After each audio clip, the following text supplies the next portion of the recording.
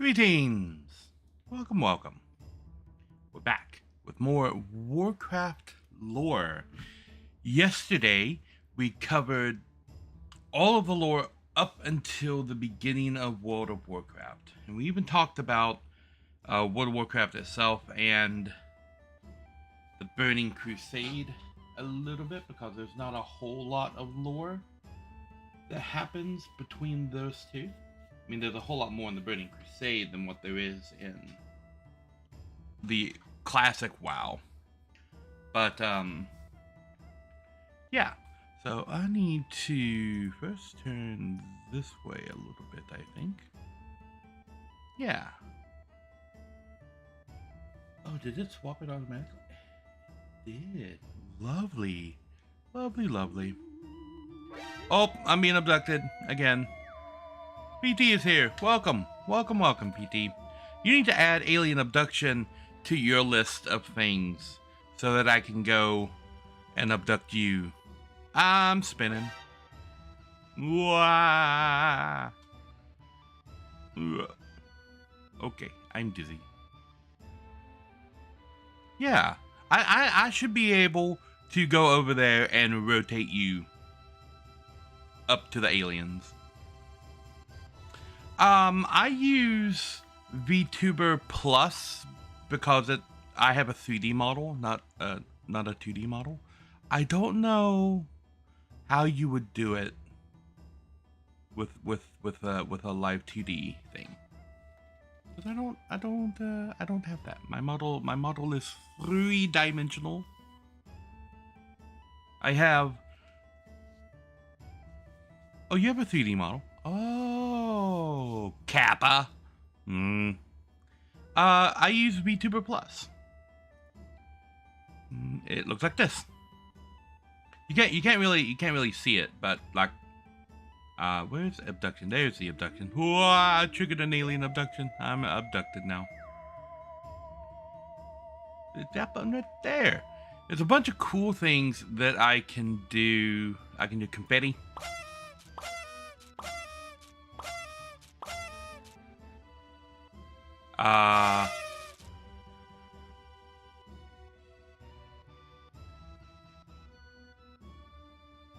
Okay, I think confetti is done. I got water. I've got that as an effect. I've got goo, which is like slime. Yep. Spin. I got bonk. I haven't put that on an effect yet.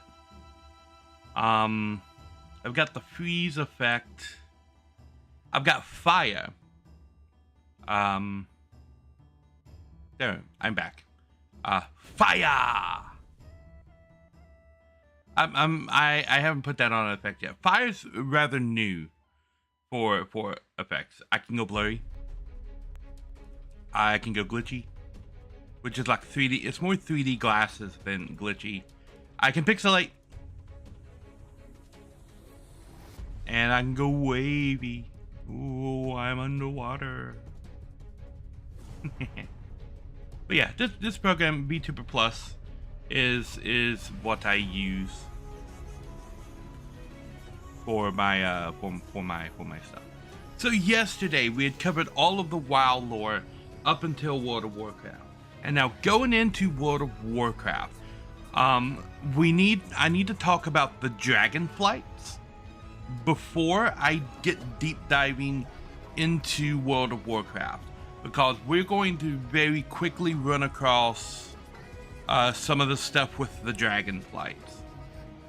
And I've got this picture. This is a loading screen from World of Warcraft Dragonflight.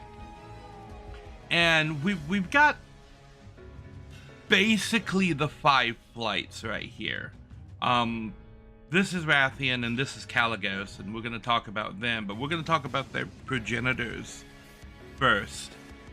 But there are 5 classifications of dragons in World of Warcraft. Welcome, Lojo. Welcome. Explain Tauren Paladins to the class. Okay, so the Sunwalkers are WoW's. In the original World of Warcraft, You haven't missed anything. I've just started. In the original World of Warcraft, they were faction-specific jobs. So there's the Horde faction and there's the Alliance faction. And originally, only Horde could be shamans and only Alliance could be paladins. And for all of the original World of Warcraft, it was like that. And then in Burning Crusade, they decided, you know what, we're going to let the Horde be paladins and we're going to let the Alliance be shamans.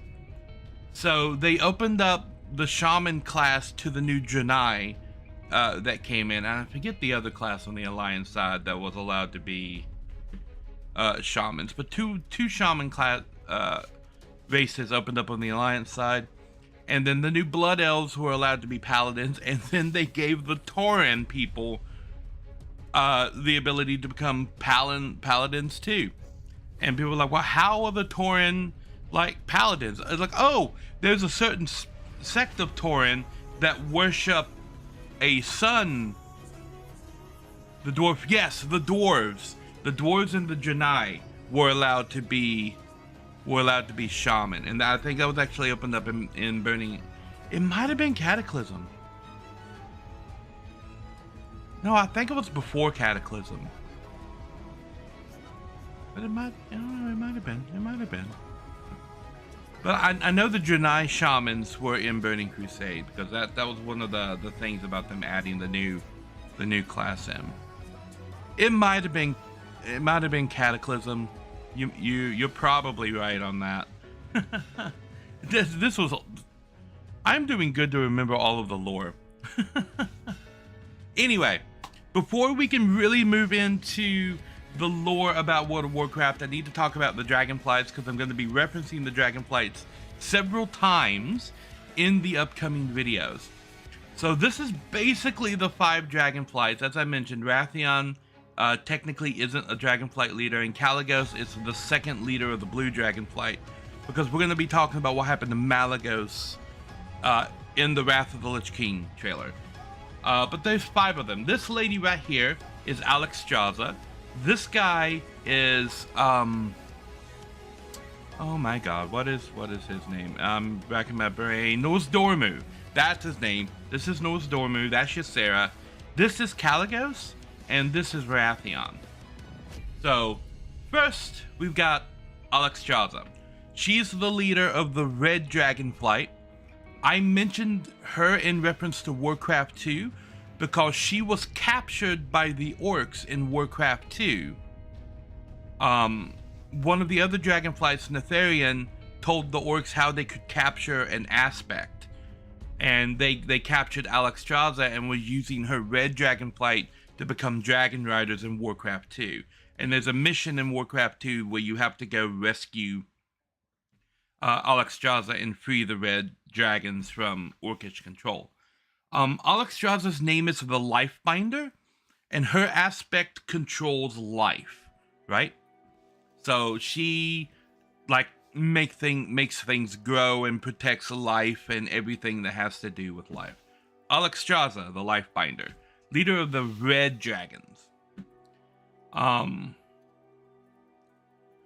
Each dragon has what they call a visage. So this is Alexstrasza's dragon form. This is key art. So this is what she looks like in dragon form. And this is her visage. So when she's not in dragon form, when she's in her more human-like form, she takes this form. And this is just an art that they made with her dragon form and her visage in the same picture. Then we got Ysera. Ysera is called the Awakened, and she is the leader of the Green Dragonflight, and this is Ysera's dragon form right there, and this is her visage. I don't have a fancy picture of her visage and her dragon form together. But yeah, and this is Ysera here. You can tell Ysera from her later replacement because Ysera has this big moon thing on her forehead. Because a lot of people have trouble telling Ysera apart from the other lady that I forget her name that replaced Ysera later. Ysera is called the Awakened, and her flight is responsible for the Emerald Dream.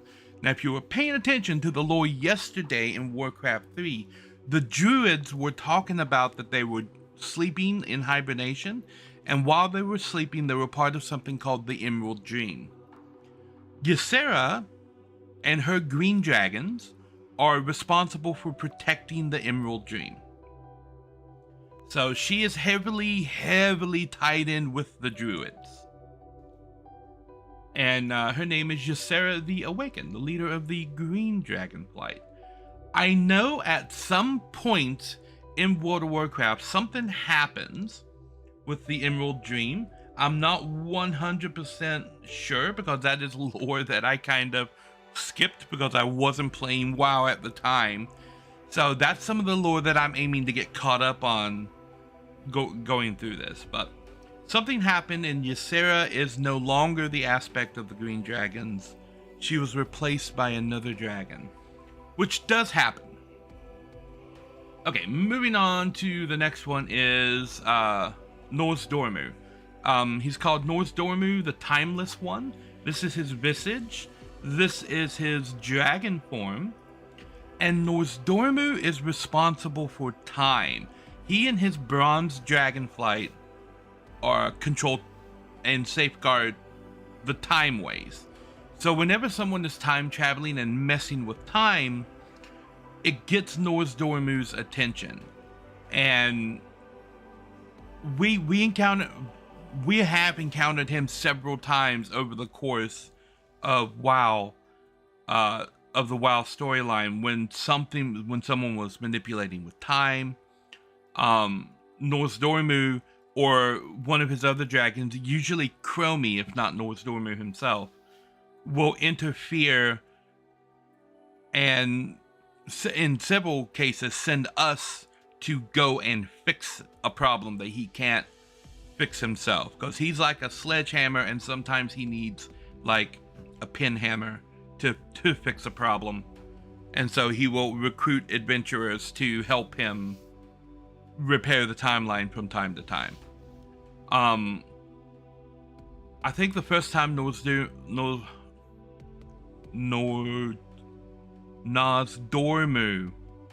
I always mispronounce it. His name is hard. Nozdormu. It's a Z first and then the R. Nozdormu. The first time he appeared was in the Burning Crusade when they added the Caverns of Time to the Narishm Desert. So, Nozdormu is still in charge of the Bronze Dragonflight. And then there's Malygos. Here we have Malygos. This is Malygos' visage. This is Malygos' dragon form. And Malygos is actually a boss in Wrath of the Lich King. And Malygos is the reason that I'm having to talk about the dragonflights before we get into like the videos and stuff. Malygos is the leader of the blue dragonflight, as you can see by all the blue and the fact that he's a blue dragon. Malygos is known as the Spell Weaver, and his dragonflight is in charge of magic. Very specifically, arcane magic is what the blue dragonflight protects. And Nozdormu had a consort, Sindragosa. This is her aspect right there. Something very bad happens to Nozdormu. His base is up in Northrend, you know, where Arthas is and all that. So, by the time the players get to Northrend, I said Nozdormu again, didn't I? This is Malygos. By the time the players get to Northrend, Malygos is very insane. He is not in the best of conditions by the time the player gets up there and meets him. But there is reasons for his insanity, and they come down to two things. Yogg-Saron, one of the old gods, and I can show you Yogg-Saron.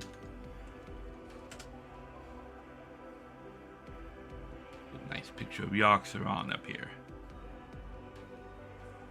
I have to click through 20 different things to get a picture of Yogg-Saron.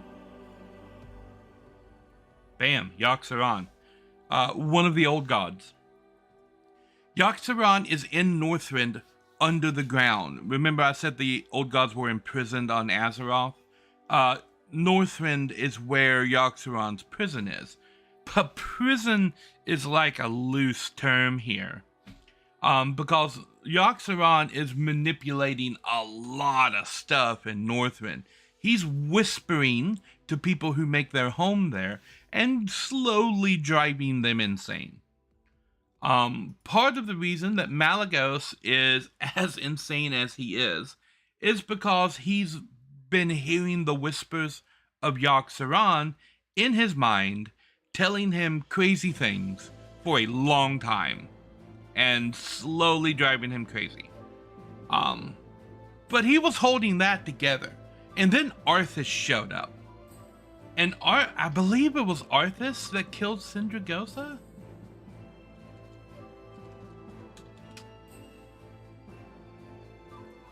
I'm going to verify this right now on stream. Who killed Sindragosa?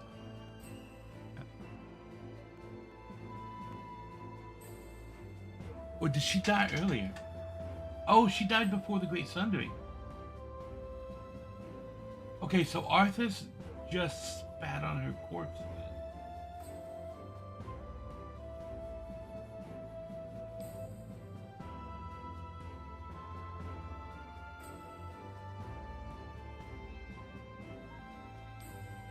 Notharian killed her. I didn't know that. Okay, so we don't need to see about Notharian. We'll be talking about Notharian too. Notharian killed Sindragosa. Okay, so Sindragosa died a long time ago. I was completely wrong on when Sindragosa died. She died well before the Sundering. The Sundering, you remember, is when the continents broke apart and the Well of Eternity was destroyed. Sindragosa died back then. But she was the beloved consort of Malygos. And then Malygos is alone, like leading the Blue Dragons. He's up in Northrend and he's being whispered to by the old gods. And then Arthas showed up. And remember Sindragosa, because when we get back to that cutscene, I'm going to show you what Arthas did that pushed Malygos over the edge and made him a threat. And Malygos is a raid boss in Wrath of the Lich King. So we had to go and kill Malygos because he was insane and he was like gonna burn the world down. And it was between both Yogg-Saron and Arthas that drove him into insanity. So I will show you what happened with regards to Sindragosa when we get to that point. But just note that Sindragosa was Malygos's basically wife, lover, and Arthas does something very wrong to her. So that's Malygos. And we mentioned Kalecgos here. Kalecgos, I believe, is his son who took over the Blue Dragonflight after Malygos died. This is Kalecgos, the current leader of the Blue Dragonflight. Then we have Deathwing. But he wasn't always Deathwing. See, this is Deathwing. This is who he was before he was Deathwing. This is his visage before and after. Before he was Deathwing, he was Notharian the Earth Warder. And he was the leader of the Black Dragonflight. And that's another of the visage of Deathwing, which we see a couple of times in Cataclysm. This is what he looked like before as Notharian in his Black Dragon form, and this is what he looks like as Deathwing. And this is his visage before and after as Notharian and as Deathwing. Notharian was always a little bit more on the evil side of things. He actually ended up going evil before he became Deathwing, to the point where Alexstrasza like kind of mollywopped him with pain.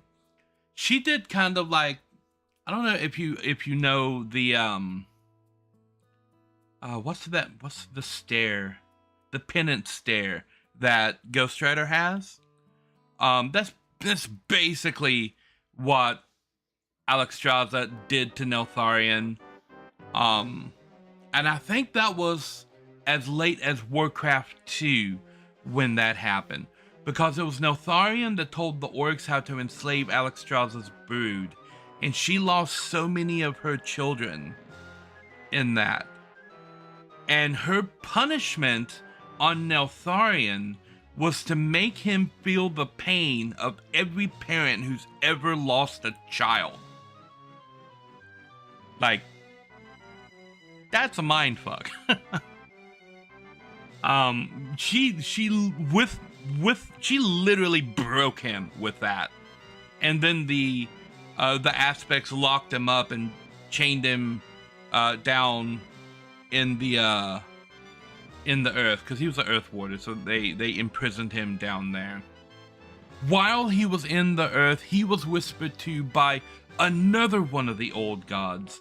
I forget which one. I think it might have been Cthulhu that was whispering to him and slowly driving him mad. Madder than what he already was. And we will be talking more about Deathwing when we get to Cataclysm. But just know that Deathwing exists. It's a little bit of the backstory of Deathwing and like things that I know that he's done. I know there's a lot more story regarding Deathwing and the Dragon Soul and the Sundering, which are all events that he was heavily involved with, but I don't know to what extent. And then there's Wrathion, who is Deathwing's son, who is not corrupted, but he does admit that Deathwing is his father. I think at a couple of different points after Cataclysm. There are a couple of different points where he admits that Deathwing is his father. I don't know if he's currently in charge of the Black Dragonflight. I don't know if there's enough of the Black Dragonflight left for anyone to be in charge of them, because there's probably like 2 or 3 that weren't corrupted and destroyed. So the Black Dragonflight is very much decimated at this point, and it's very much Deathwing's fault. But yeah, he was Neltharion the Earth Warder and then Deathwing the Destroyer. So yeah, that's a brief history of the Dragonflights in World of Warcraft. Okay, so close all of these now. And now you have a little bit of a backstory about who these people are, when we'll be able to see, when we see them and stuff, and when their stories are going to pop up. Very specifically in the Wrath of the Lich King stuff, we're going to see stuff about Alexstrasza, we're going to see stuff about Malygos and Kalecgos, and we're going to see stuff about North Stormmoon. These two don't make an appearance until much later. Like, they're there, they're mentioned, and Druids obviously have a lot of lore and stuff in the game about Ysera. And Druids encounter things with Ysera way before any of the other, like, players do. But, yeah, so now we have that, and we can go back here. Where we left off yesterday was, I'm going to go ahead and turn the music off there. Where we left off yesterday was right here. This spire is Icecrown, and Arthas had just climbed up to the top of it and taken the Helm of Domination from out of the ice and set up there on the frozen throne. And then we're here. 4 years later. 4 years have passed since the mortal races banded together. Now, not a whole lot happened against the might of the burning in the legion. original World of Warcraft. So this is a little bit recap. We did watch this yesterday. The tenuous pact between the Horde and the Alliance. He's a Lich King now. Yes. Arthas is now the Lich King. The drums of war thunder once again. So with all the story from yesterday, 4 years later, we're dumped into World of Warcraft, with the world being in the state that it was, basically in the same state it was in at the end of Warcraft 3. 4 years have passed, but not a whole lot has changed.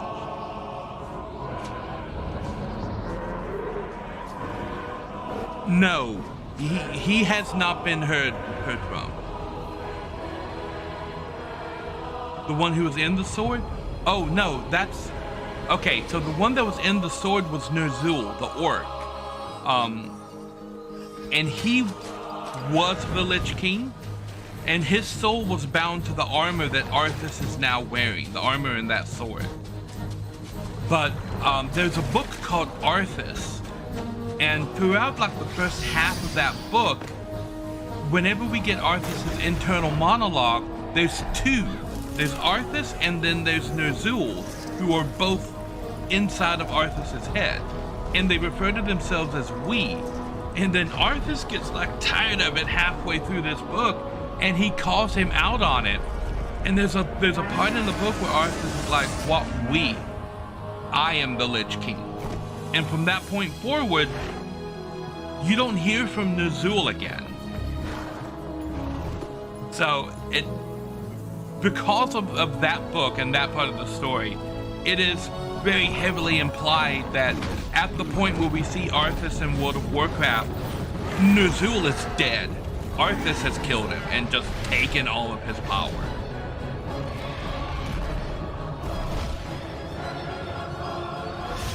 And none of the characters that we see here in this video are like of really any import. This is just like generic players fighting each other. It's a hype video, right? You got a human mage, you got a Tauren warrior, you got a night elf druid, a dwarven hunter. Like, it's a hype video. It's exactly what it was.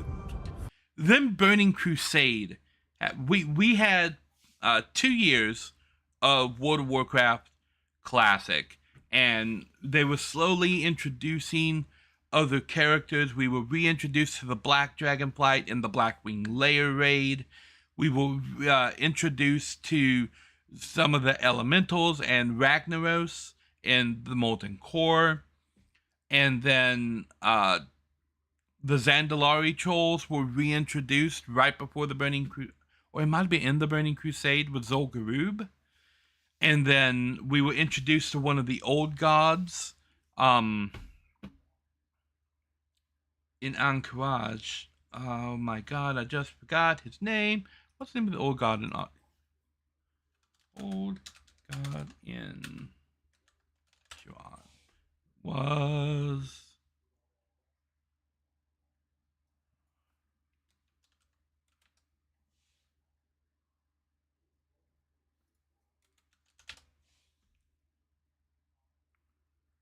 Cthulhu.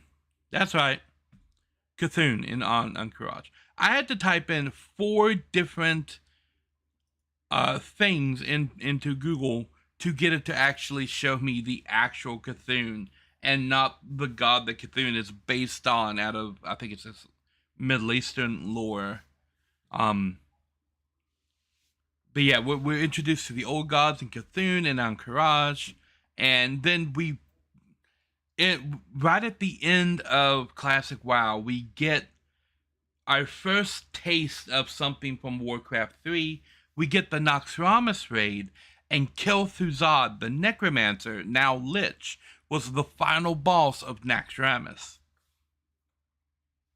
And so we were the Warcraft lore nerds that came into World of Warcraft from Warcraft 3. We were very excited when we learned, Kel'Thuzad! We get to kill Kel'Thuzad! We get to kill him again! Yes. And it turned out again and again, because he came back again after he was killed. That happens quite a few times. But that was really the only tie that we saw throughout all of Classic World of Warcraft that tied back in to Warcraft 3.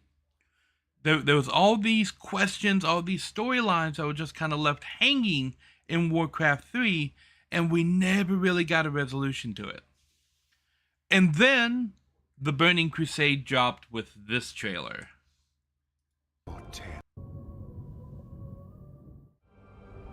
imprisoned for 10,000 years.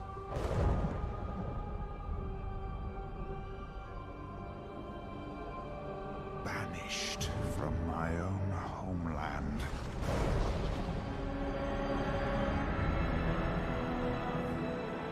This is the Dark Portal. And now you dare enter my realm.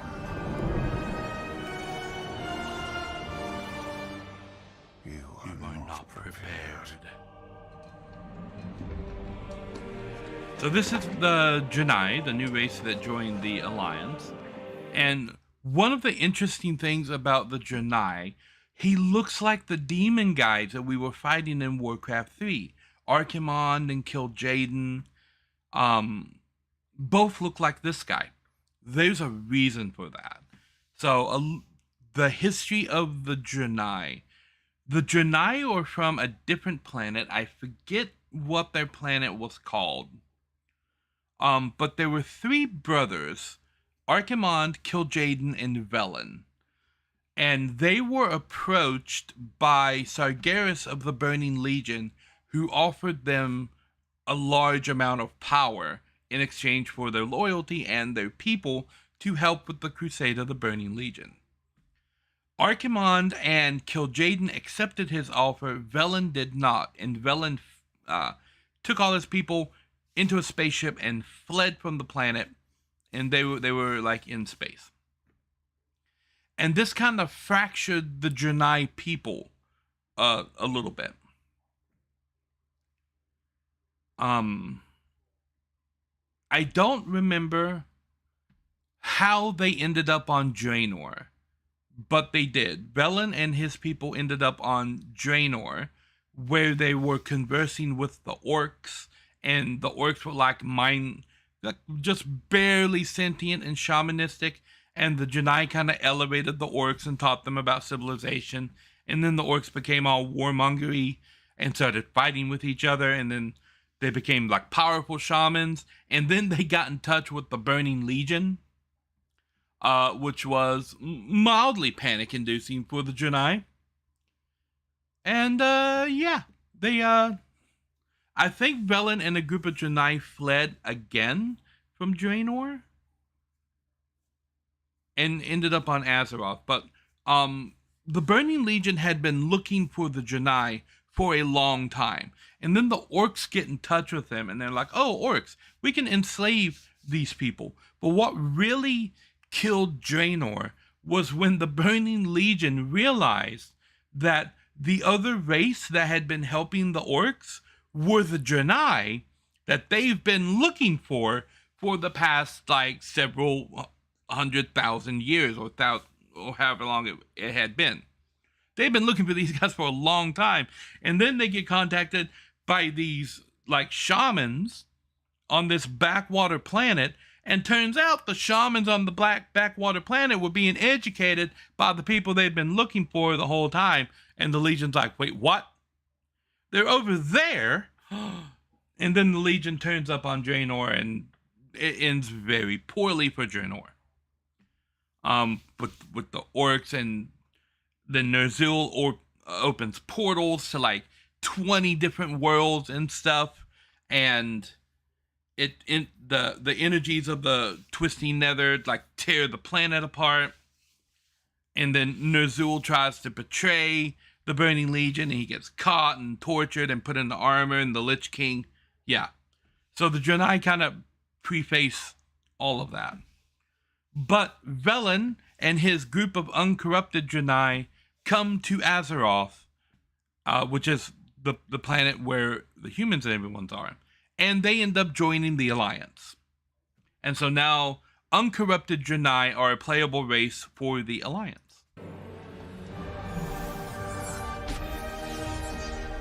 I'm sure I got some of that lore wrong and will be corrected at some point in the future. I've never played a Janai, so I don't personally know their story. And we know what happened to the Blood Elves. And the Blood Elves, looking for a place to go, eventually go to Thrall and ask if they can join the Horde. But because they were betrayed by the Alliance, they were betrayed by Kael, and so the new leader, Lothrim Artharian, approaches Thrall and asks to join the Horde, and he accepts, and the Blood Elves now a part of the Horde. And people were upset about that. People were very upset that such a pretty race was part of the Horde and not part of the Alliance. Because, like, God forbid the, quote, bad guys get a pretty race that wants to join their team. They should be part of the Alliance, because the Alliance have, like, 5 pretty races. People were actually legitimately upset that the Blood Elves joined the Horde.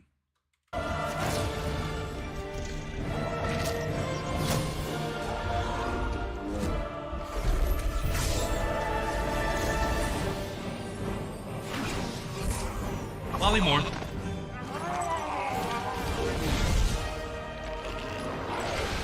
I love that he's using Hellfire, that move there, because that move damages you as well. Ah, Gul'dan, I knew thee well. Was it Alas? Alas, poor Yorick. That's a Shakespeare reference. You are not prepared. Iconic line. Beauty in the eye of the beholder. Lessons from the Twilight Zone. Yes.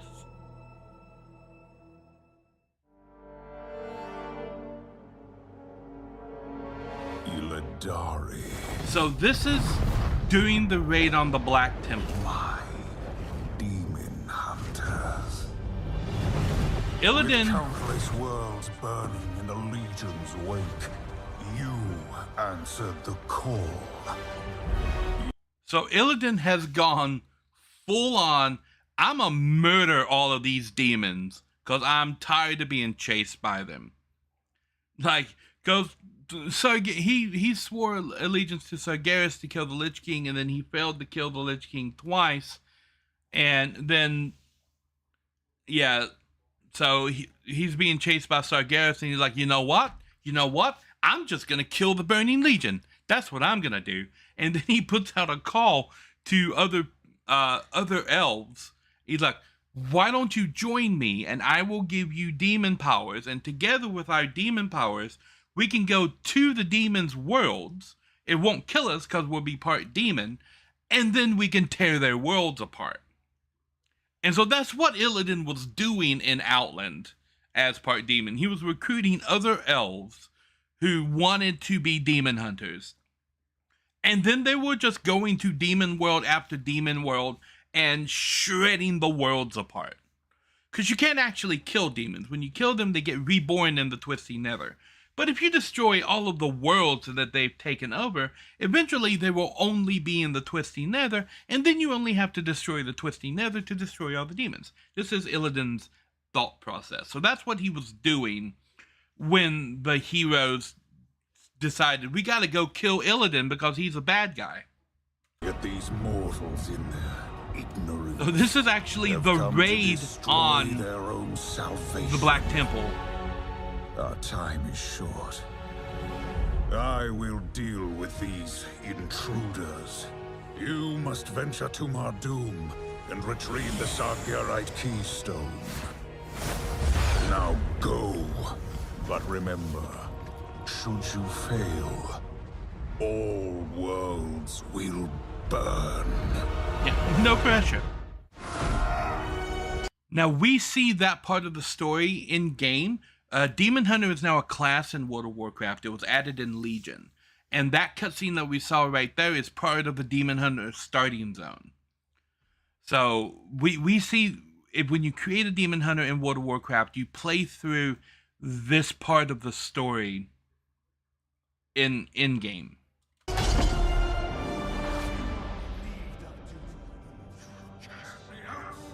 And this is when we kill Illidan at the Black Temple.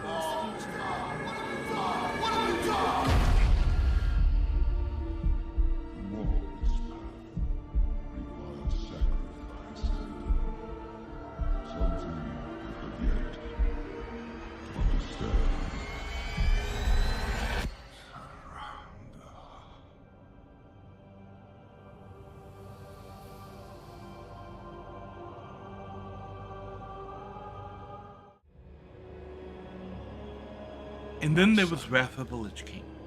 The day you were born, the very forests of Lordaeron whispered the name Arthas.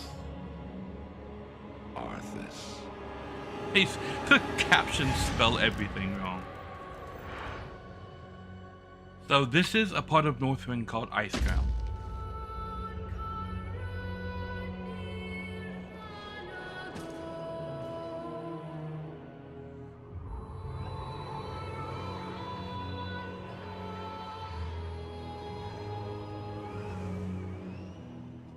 And Arthas has found something in Icecrown that is very interesting. I don't know how he found her, but he did. My child. I want Also, you to there's thrive spikes on that as you handle. grew into That a can't be weapon comfortable to hold. of righteousness.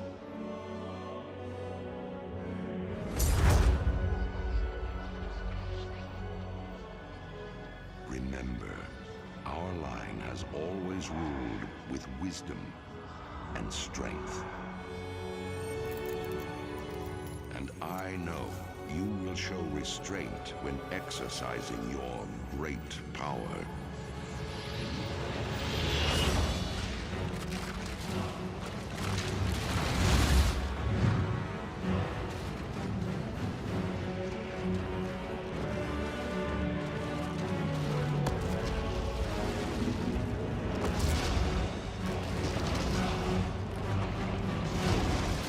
So we saw this yesterday.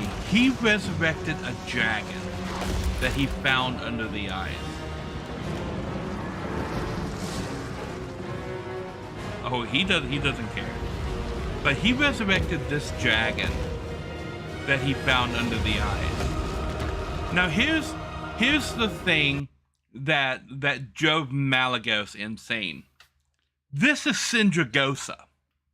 You remember Malagos's consort that died during the Sundering? Her corpse was in the ice of Northrend, because that's where she fell after Neltharion killed her.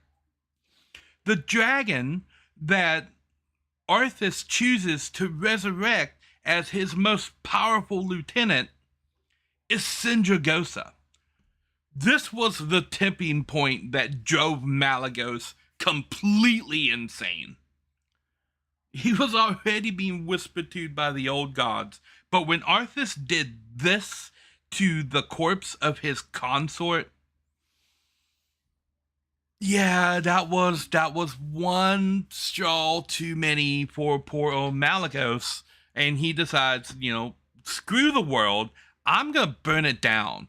Look what they're doing with my magic. Look what they did to Sindragosa with my magic. Yeah, he was mad.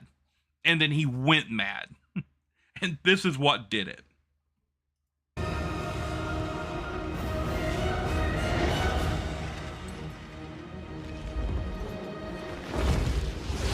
the truest victory, my son, is stirring the hearts of your people.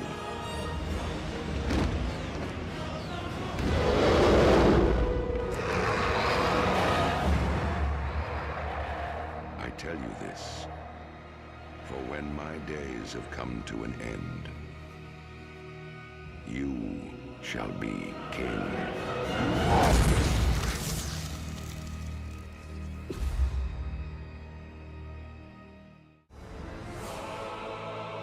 Okay. This is the Wrathgate cinematic. So, when Wrath of the Lich King launched, there was a pre-game, launch event that happened where undead appeared all over Azeroth and started assaulting the major cities. That led us to having to go to Northrend. And then you go to Northrend and the Alliance starts on one side, the Horde starts on the other side, and you start questing through the zones, and eventually you end up at a place called the Wrathgate that is blocking off access to the northern parts of Northrend that we have to get into, and it's controlled by the Scourge.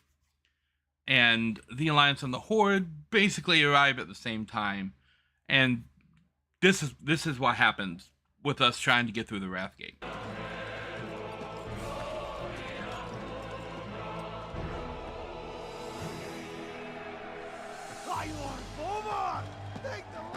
Bulvar Four-Dragon, the leader of the human paladins.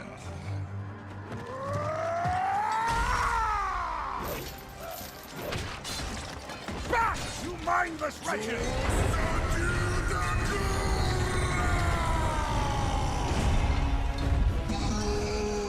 Fight on, brothers!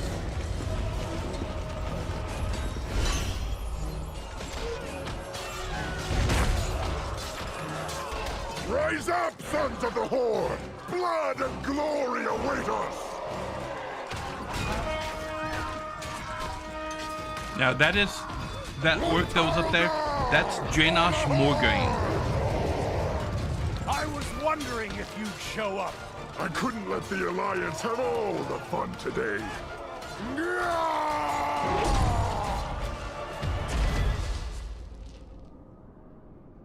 So Bulvar Four-Dragon and Dranosh Morgraine leading the Horde and the Alliance attack on the Wrathgate, respectively. The blood of your father, of your people, demands justice! Come forth, coward, and answer for your crimes!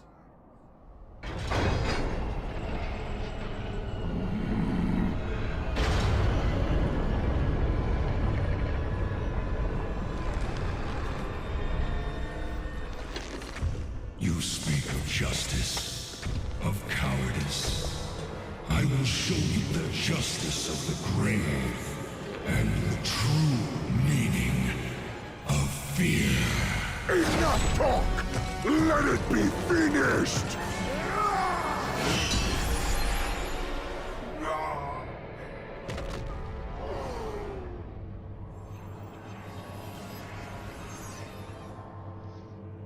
You will pay for all the lives you've stolen, Just like that. traitor! Boldly stated, but there is nothing you can. And then this happens. Did you think we had forgotten? Did you think we had forgiven? Behold now the terrible vengeance of the Forsaken! Sylvanas. Please. Death to the scourge! Sylvanas is still Death pissed. to the living! Is there a WoW name? I'm sure there is a WoW name generator somewhere. So then a group claiming to be of the Forsaken drop a plague on everybody at the Wrathgate. This isn't. Forcing the Lich King to retreat. But everybody else, dead. All can see. This is the hour of the Forsaken. We're finished. No escape for any of us.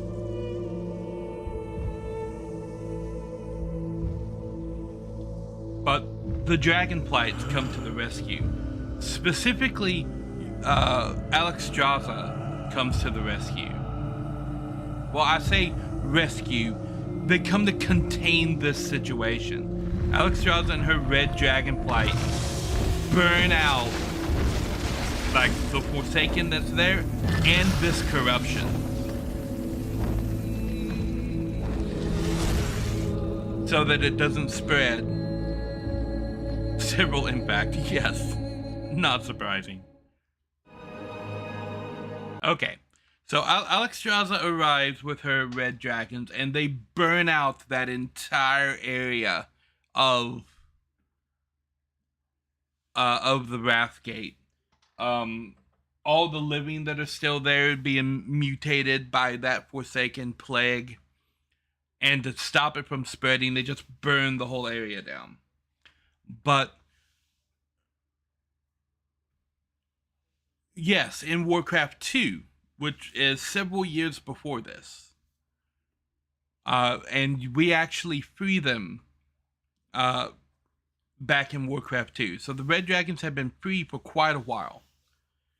And the dragons are based out of Wormrest Temple, which is in Northrend.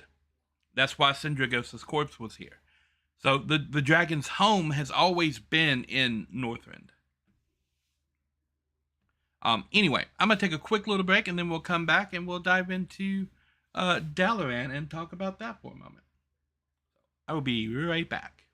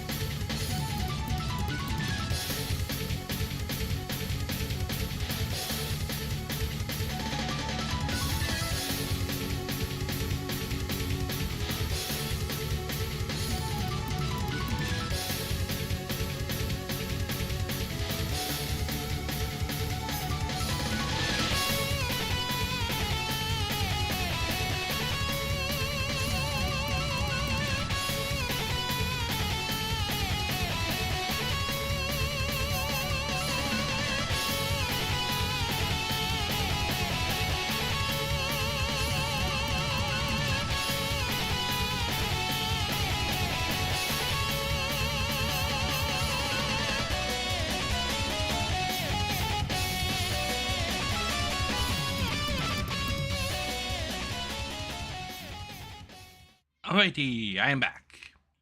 Me hit this button here. And this button. And this button and this button. Ooh, yeah. So, Dalaran. You may remember Dalaran from Warcraft 3. This was the city of the mages that Arthas infiltrated when he stole the urn that had his father's ashes in it to use for Kel'Thuzad, and was later destroyed by Archimonde when he made the little sandcastle of it and tore it down. The mages rebuilt it, and then they teleported it out of the ground straight up into the sky. And Dalaran becomes the main city for Wrath of the Lich King, because after they teleported it, they moved it to Northrend and parked it within like sight of Icecrown Citadel. How could we have missed this until now? King Varian, thank you for coming on such short notice. What's this all about? King of the Alliance, Varian Red. I've called you here to ask for your Jaina help. Proudmoore. While our efforts against the Lich King press on, Bran here has brought us frightening news of the horrors beneath Ulduar and of its dark prisoner. Prisoner? Huh. With its binding shattered, its influence unchecked, it's gonna come after us, and we're gonna be the prisoners. You can see now. They're talking about the old god, Yogg-Saron. They just found it. Then the armies of the Oh, Death no. God will march on our doorstep. You'll have to excuse me. Well, what do you propose we do?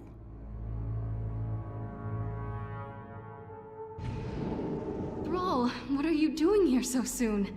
The summons sounded dire, Jaina. What's happened? Bran Bronzebeard's forces assaulted the gates of Ulduar. They battled the Iron Lords and their cursed minions.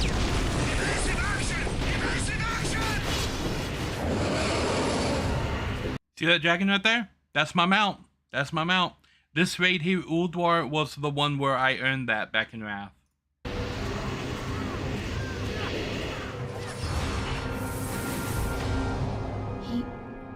He won't stop talking about this presence he felt, permeating the great halls, stirring in their minds, chilling their blood. He said, the horror that the Titans imprisoned so long ago, Yogg-Saron has awakened. I want to see this dwarf. This is Garrosh Hellscream. He is the son of Grom Hellscream. If you remember the orc in Warcraft 3 that killed Manaroth and died in Thrall's arms, the one that originally drank Manaroth's blood in the first place, this is his son.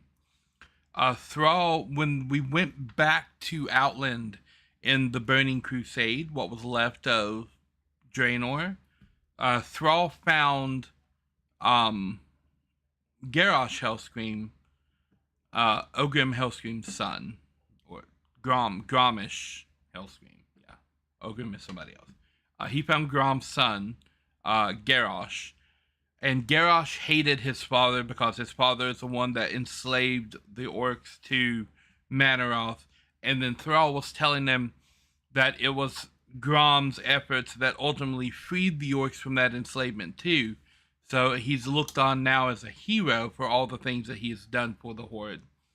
And Garrosh didn't believe him, so Thrall's like, you know what? You come with me, and I will show you the legacy of your father. So at several points throughout Wrath of the Lich King, you see Garrosh tagging along with Thrall, learning about the Horde and learning about his father. Garrosh, to see the fear in his eyes. Then we'll know if he's telling the truth. No, wait! We are going to need all the help we can get if we are... Thrall! What? What are they doing here? Let me explain. I thought I smelled the stench of Alliance pigs. Control yourself. You want my blood? Come then, dog. He's mine.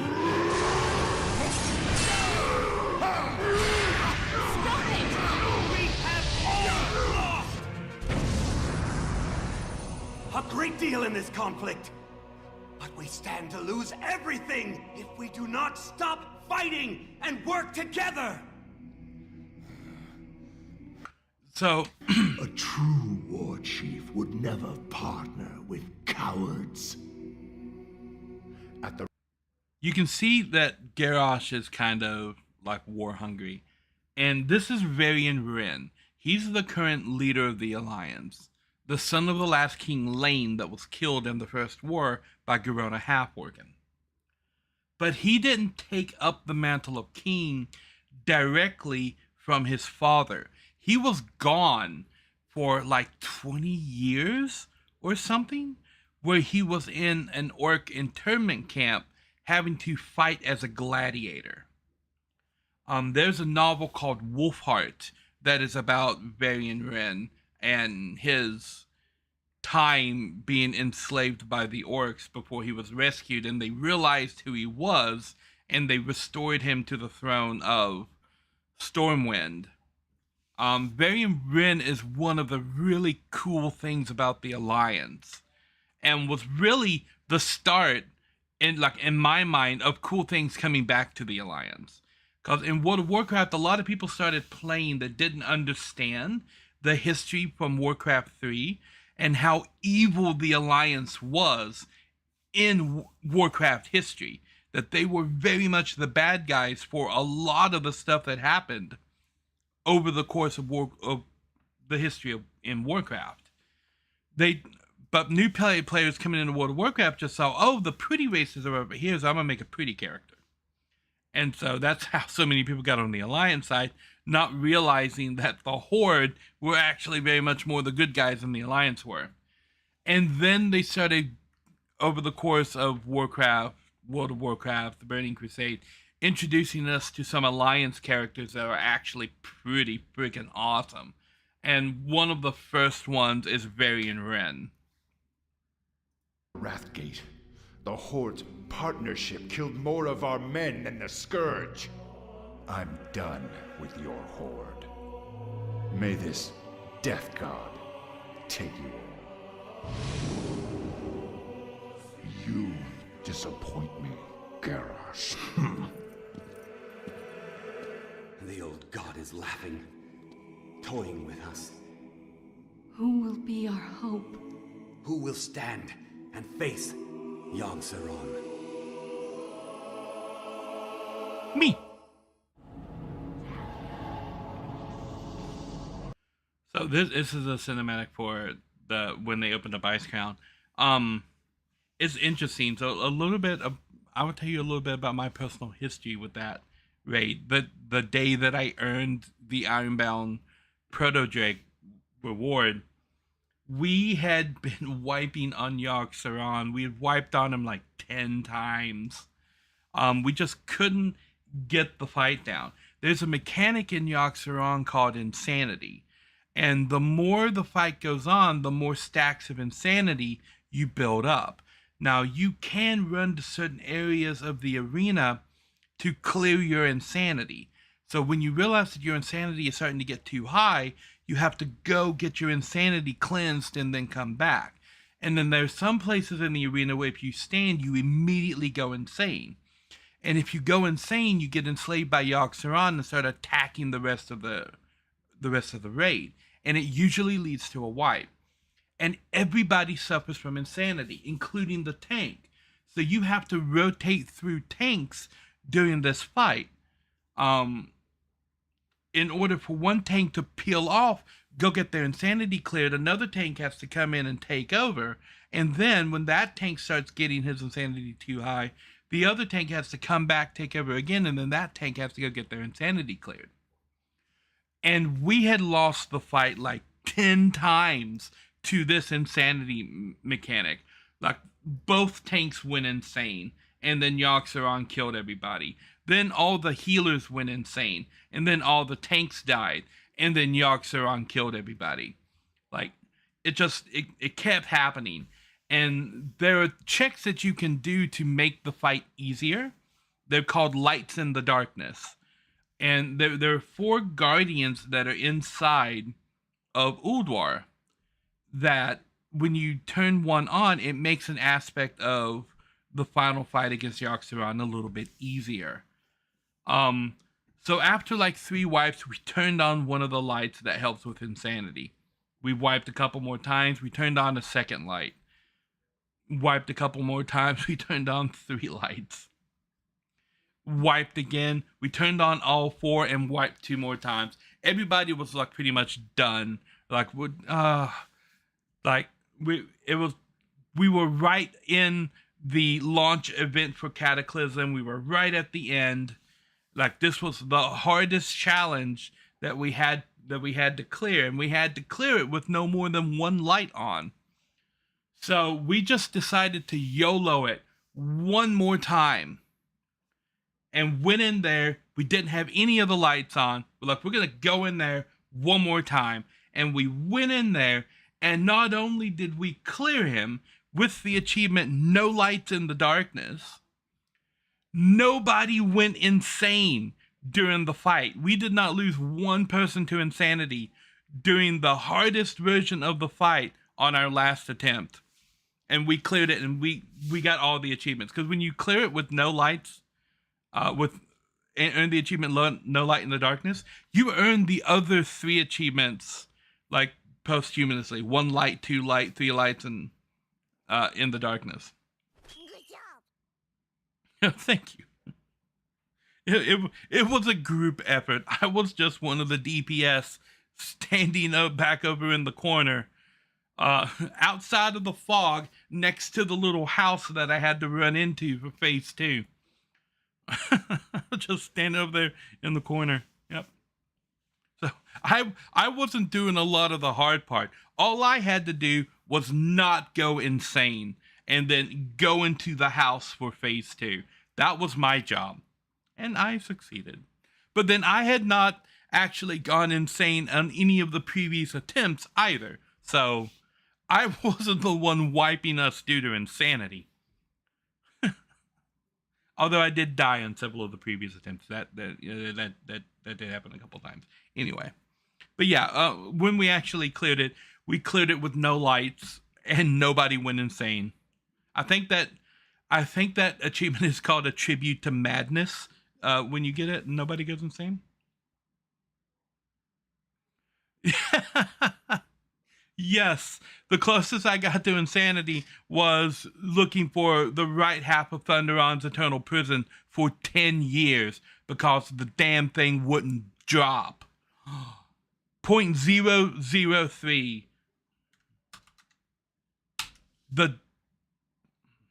I didn't type that. Okay. 0.03. There we go. The drop rate for Thunderon's eternal prison. 0.03. Not 3%. No, not 3%. No, it's less than 3%. It's less than 1%. The drop rate on this item.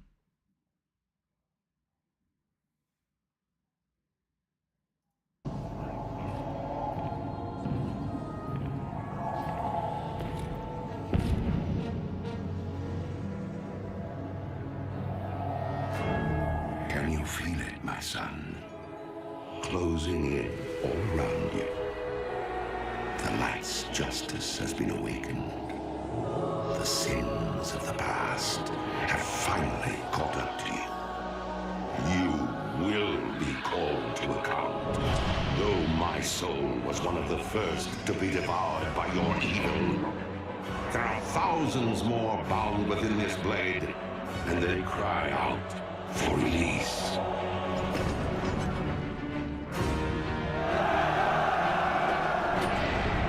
And that's Tyrion forgery. Look now to your defenses, my son. For the champions of justice gather at your gates.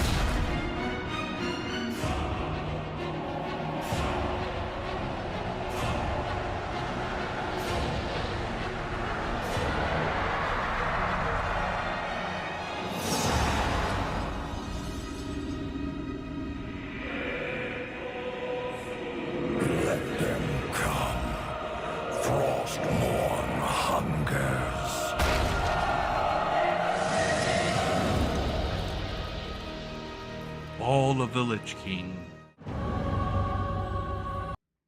Okay, now here's a thing that I can actually do right here. If you guys want, I can take you through this raid and show you how it progressed.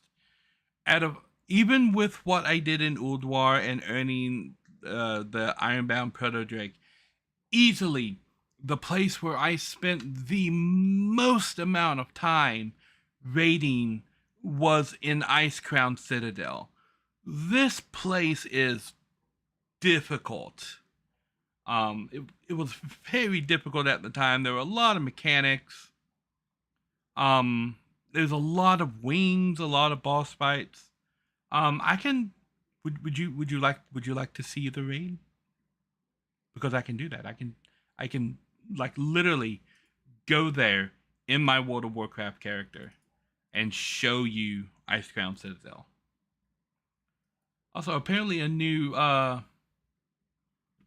Diablo expansion was announced yesterday at the Game Awards. So we can take a slight break from just watching cinematics, and I can illustrate some things in game here.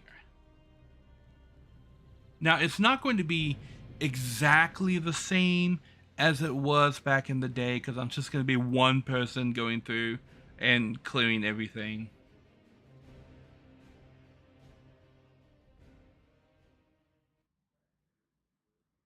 And Icecrown is actually a raid that I clear every once in a while.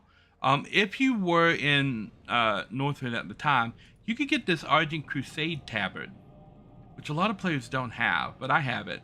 And it allows me to teleport to the Argent Tournament Grounds. So anytime I want to go to Northrend, I can teleport from anywhere in the world to the Argent Tournament Grounds in Northrend.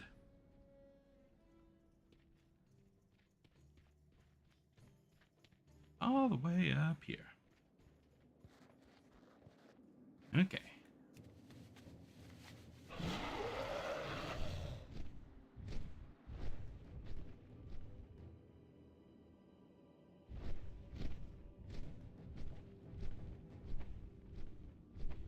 And this right here, this gigantic hole in the ground, this is where Sindragosa was. So during the cutscene where Arthas stabs the ground with Frostborn and the dragon comes up, this is where she came up at, and this is the spire that she was on. Right here, when she yelled down into the valley, is actually this little spot right over here. That's Dalaran, by the way, right there floating in front of us. And there's Icecrown Citadel. They literally parked Dalaran right next to Icecrown. So yeah, so over here is where we are going, Icecrown Citadel. And all of this, like ironwork and stuff, Arthas built while he was up here in Icecrown.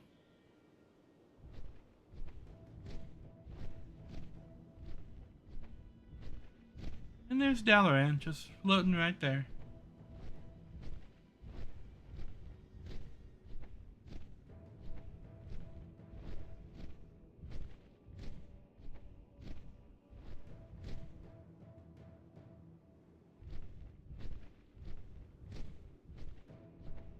Now, there are 4 versions of this raid. Oh, I have mail. Red mail. So we saw the battering ram that busted the door down, and that's it right here. I can't actually go into this version of the raid because I actually cleared it last night looking for the job. So we'll go to the 10-player version, which should be open. I cleared the 25-man heroic last night by myself, so we'll go in the 10-man heroic today. And I can actually clear everything except for one instance in here that I can't do, that we're gonna have to try and sneak around. But all of this area right here at the front is easy and open. Oh, is all of heroic cleared because I cleared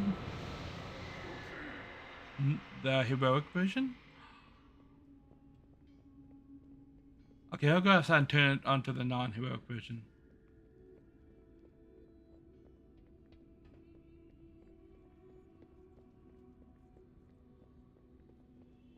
No, it still put me in the 25 man.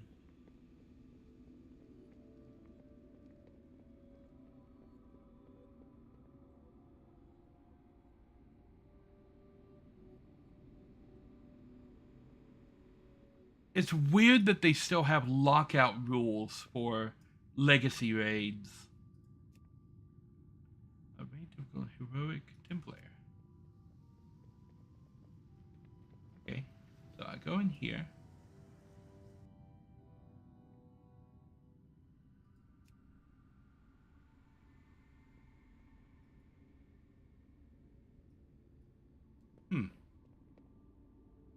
Okay, I'll turn off heroic. I might not be able to show you guys Ice Crown because I have cleared it earlier. So we'll go to normal 25 player.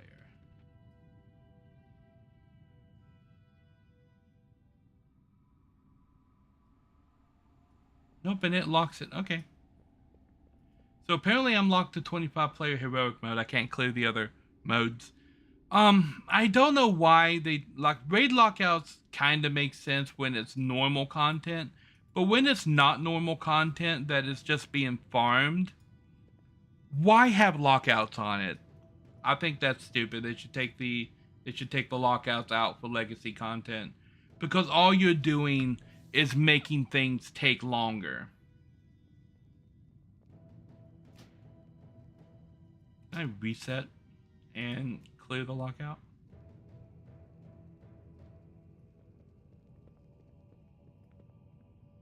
Oh, that's so set for difficulty 10 player normal.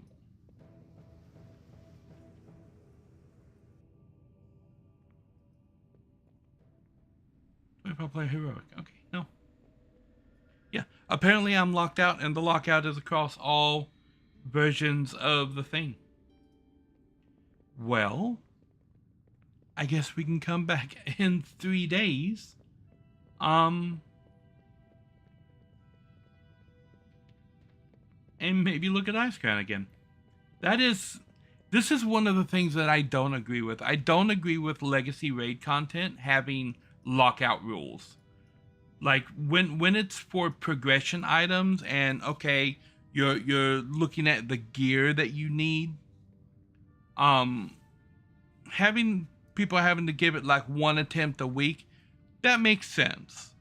But when it's old content and you're just looking at, okay, someone's coming in here to farm the mount or to farm a particular item that only drops off of one boss because they want that appearance. Making them having to do it once a week is what leads to things like taking 10 years to get a legendary item that isn't even useful anymore because it's part of the first base expansion of the game. It has no practical positive benefits. There's no reason for legacy raids to still have a lockout where, oh, you can try once a week to get the one item that you need on here. And we're still going to give the item a 0.03% drop rate. But you only get to try once a week. Yeah, that's stupid. Well then, I guess we'll go back to Orgrimmar and continue our journey through the cinematics and stuff.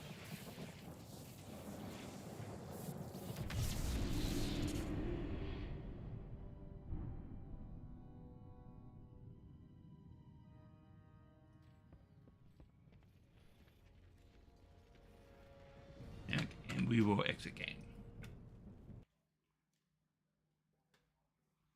Okay, but anyway, we go through Ice Crown and we eventually wind up at the Lich King and we beat him. And that's what this is.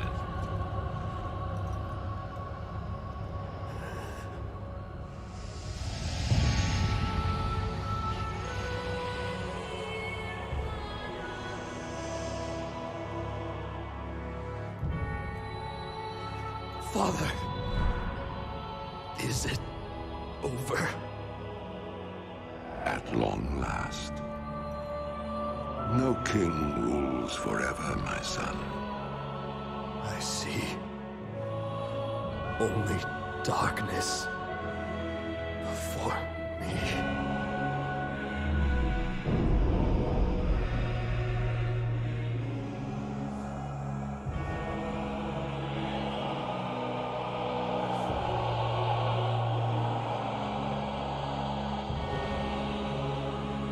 Without its master's command, the restless scourge will become an even greater threat to this world. Control must be maintained. There must always be a Lich King.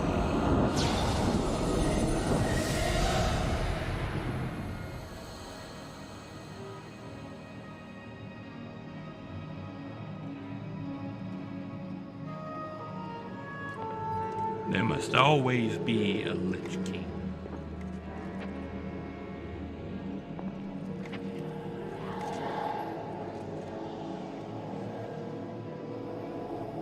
And so this is of such a burden. This is Tyrion Forgery. He took over as leader of the Argent Crusade after Bolvar Foredragon was poisoned by the Scourge and then burned at the Wrathgate. Now, two interesting things happened in Icecrown prior to this point.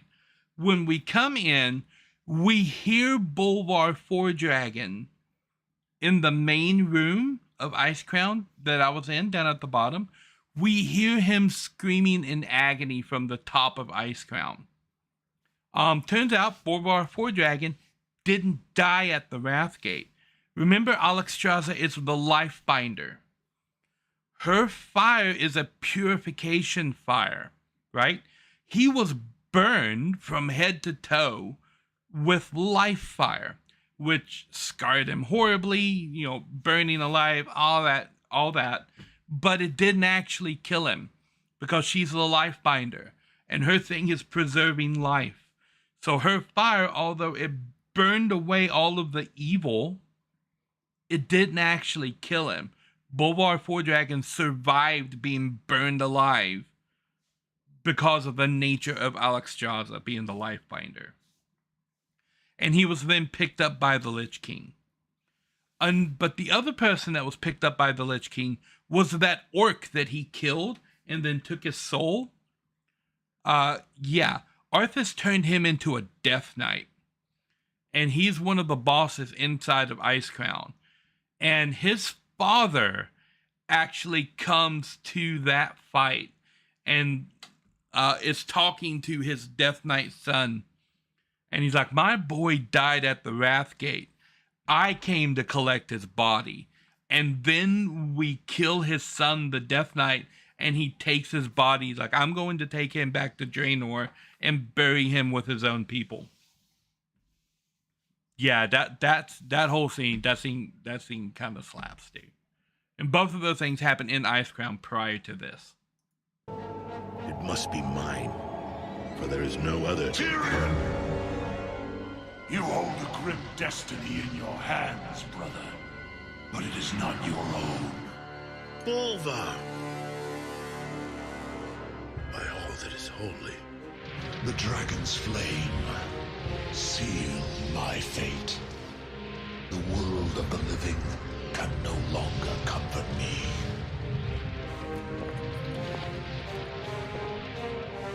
Place the crown upon my head, Tyrion. Forevermore, I will be the jailer of the damned. No, old friend. I cannot. Do it, Tyrion! You and these brave heroes have your own destinies to fulfill. This last act of service is mine.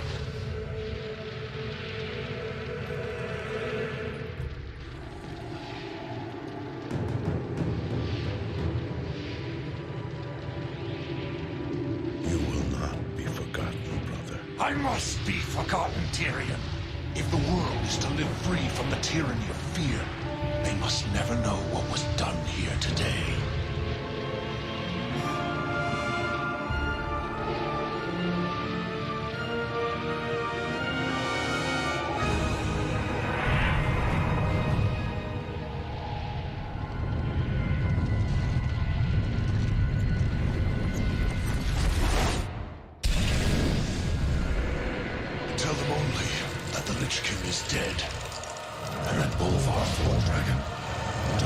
with him. Now, go. Leave this place and never return. Pain. Agony. Okay. And that is where we end Wrath of the Lich King, with Bolvar Foredragon burned by Alexstrasza's fire, but not dead because she's the Lifebinder, takes the Helm of Domination and becomes the new Lich King. So, for all of Cataclysm and Pandaria, yeah, Arthas is dead. We killed him at the top of Icecrown. But his father, whose spirit was in the sword, is who told this paladin right here, Tyrion Fordring, that there always has to be a Lich King.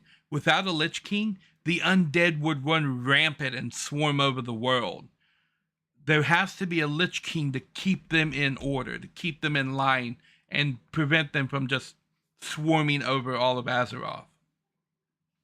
Everybody was released from the sword. So, we shattered Frostmourne.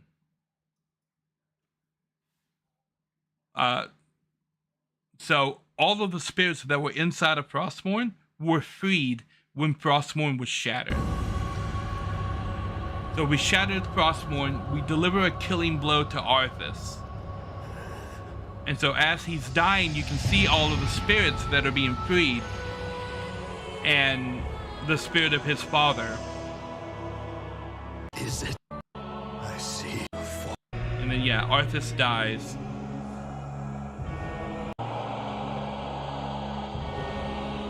And then, Without its master's command, the restless scourge will become an even greater threat to this world. Control must be maintained. There must always be a Lich King. A Lich King. So that's what Tyrion was wrestling with right here. Tyrion was gonna do it himself. The weight of such a burden. But then, Bolvar Foredragon is still alive. But it is not longer. And he becomes the new Lich King. I must.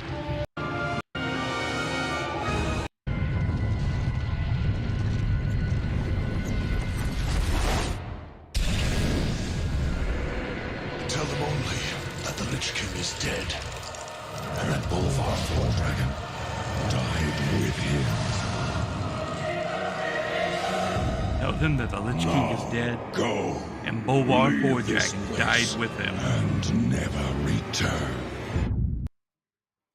So that's where we end Wrath of the Lich King. There's a new Lich King, but it's Bolvar Foredragon, Holy Paladin of the Light. And we think that Ner'zhul is completely dead because Arthas killed him, and now Arthas is dead. So the only thing that's left inside the Helm of Domination is the power to control the undead scourge. And Yogg-Saron, who had partially corrupted Arthas, is also dead because we killed Yogg-Saron in Ulduar. So that's where we leave that. And then only a handful of people know that there is still a Lich King. The majority of people don't know. So you as the player knows because you were there when Arthas died. Tyrion knows. And the leaders of the Horde and the Alliance knew. And Sylvanas Windrunner knew. Because all of them were there inside when Arthas, and I think Jaina Proudmoore also knows. They were all there when Arthas died. Then Cataclysm. Pain. Agony. My hatred burns through the cavernous deeps.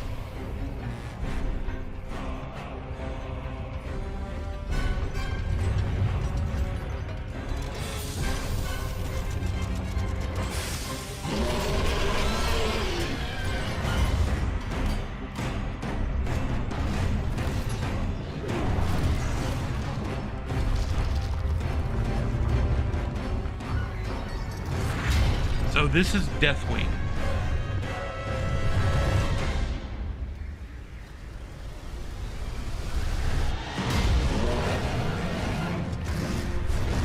The world heaves with my torment. Its wretched kingdoms quake beneath my rage.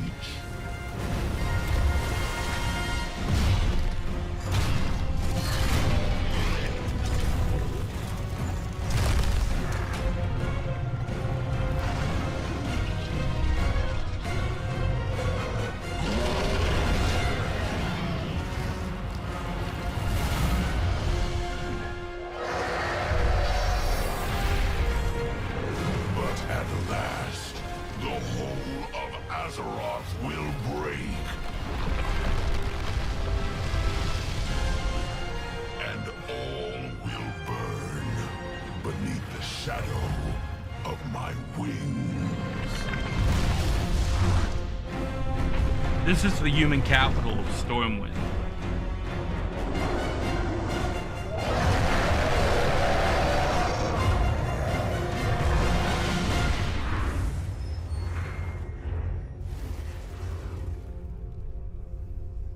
They got the classic on that. But a couple of interesting things with Cataclysm.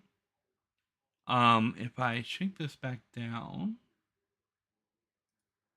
let me duplicate this. This is a website that shows some of the loading screens from the different expansions. So this was for Classic. This is what it looked like in the Burning Crusade. This is what it looked like in Wrath of the Lich King. We have Sindragosa. She flies over and she lands right there. And this has sound, but I have this muted. Unmute, please.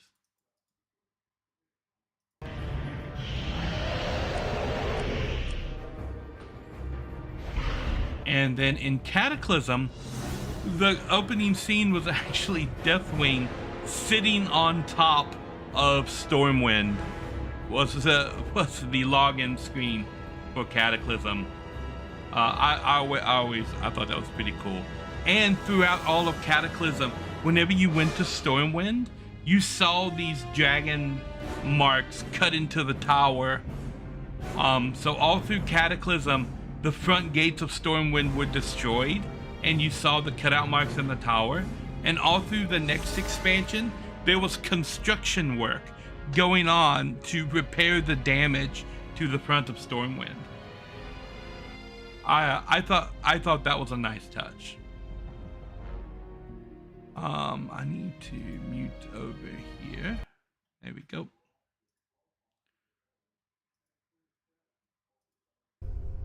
Oh, one of the other cool things about Cataclysm is that randomly, if you were like out questing in Cataclysm, you would get a warning in the zone that you were in throughout all of Cataclysm.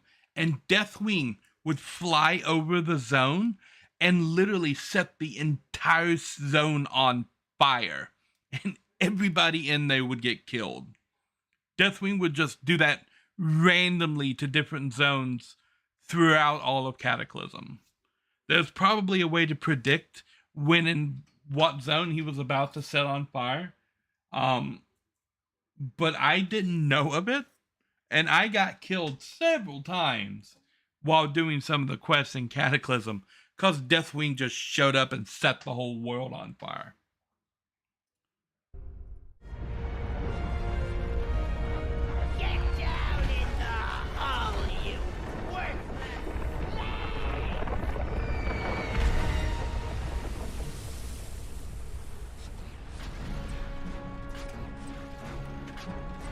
Oh yeah, and this is when the goblins joined the horde. We were supposed to have these stupid slaves to Kalimdor days ago. I'm not taking the fall for this one. You're the one who got us lost. What does it matter? Gallywix is gonna have both our heads. Shh! Did you hear that?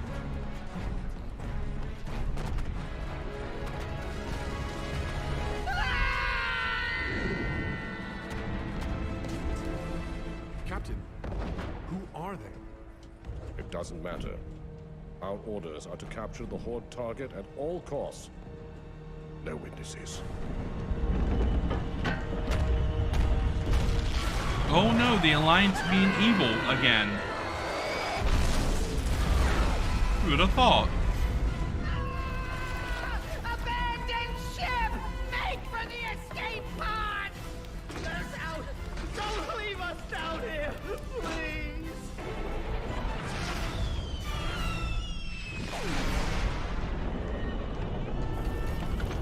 Don't leave us! Come back! No!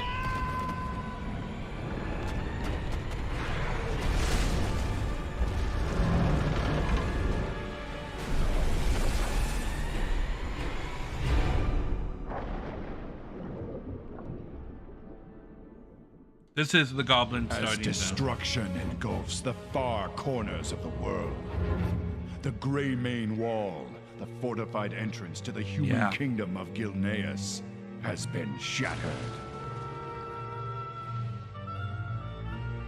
It's where the Ghanaians joined the Alliance. Yet, those who were once human have become something more. They're werewolves!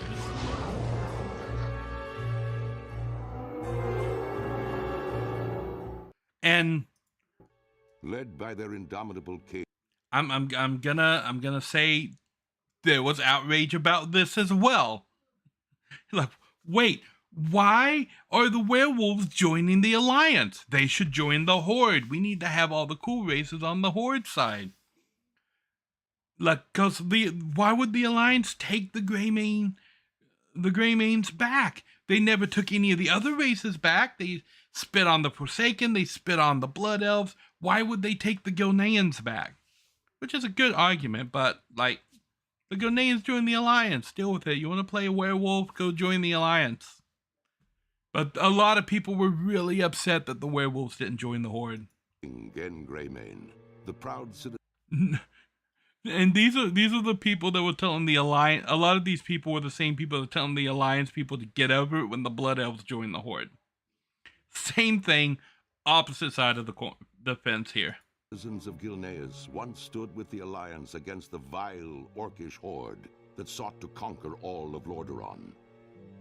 Gilneas survived, but in the chaotic years following the Second War, the mighty kingdom drew ever inward. Distrustful of their former allies, the Gilneans erected a mighty wall at the borders of their land, closing off their nation and their hearts from an ever-darkening world. Now, many years later... And this is true. The city of Gilneas is right outside of the undead starting area, on the way down to the lower part of the Eastern Kingdoms, and throughout all of Vanilla, Burning Crusade, and Wrath of the Lich King, you could go to the Ghanaian wall, but it was a big wall that was locked and you couldn't get past it. As the seemingly unstoppable undead scourge marches across Lordaeron, human civilization once again teeters on the brink of destruction. As war and terror close in all around them, the citizens of Gilneas are faced with one terrible truth. Their mighty wall cannot hold back the dead for much longer. And worse, rumors of a new threat have arisen within the kingdom's borders, of feral nightmare creatures that walk upright as men, but hunt and howl as wolves. We don't know how many intruders we're dealing with.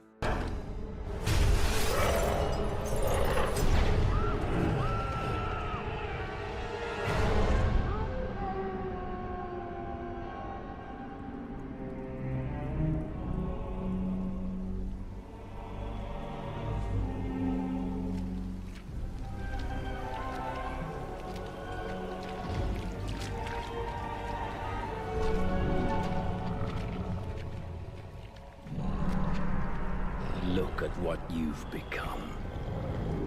Those cursed beasts. They've left you nothing more than just another wretched mongrel. Do you even remember what you did to your friends? Your kind, haunting the wilds unchecked, until we found you. They've kept you alive because they still believe you can be saved.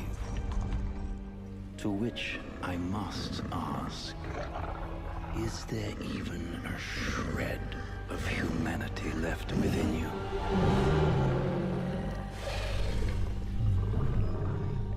Perhaps we will find out soon enough.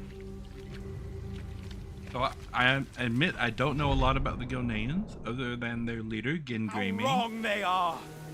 We will fight them in the fields until the last trench collapses and the last cannon is silenced.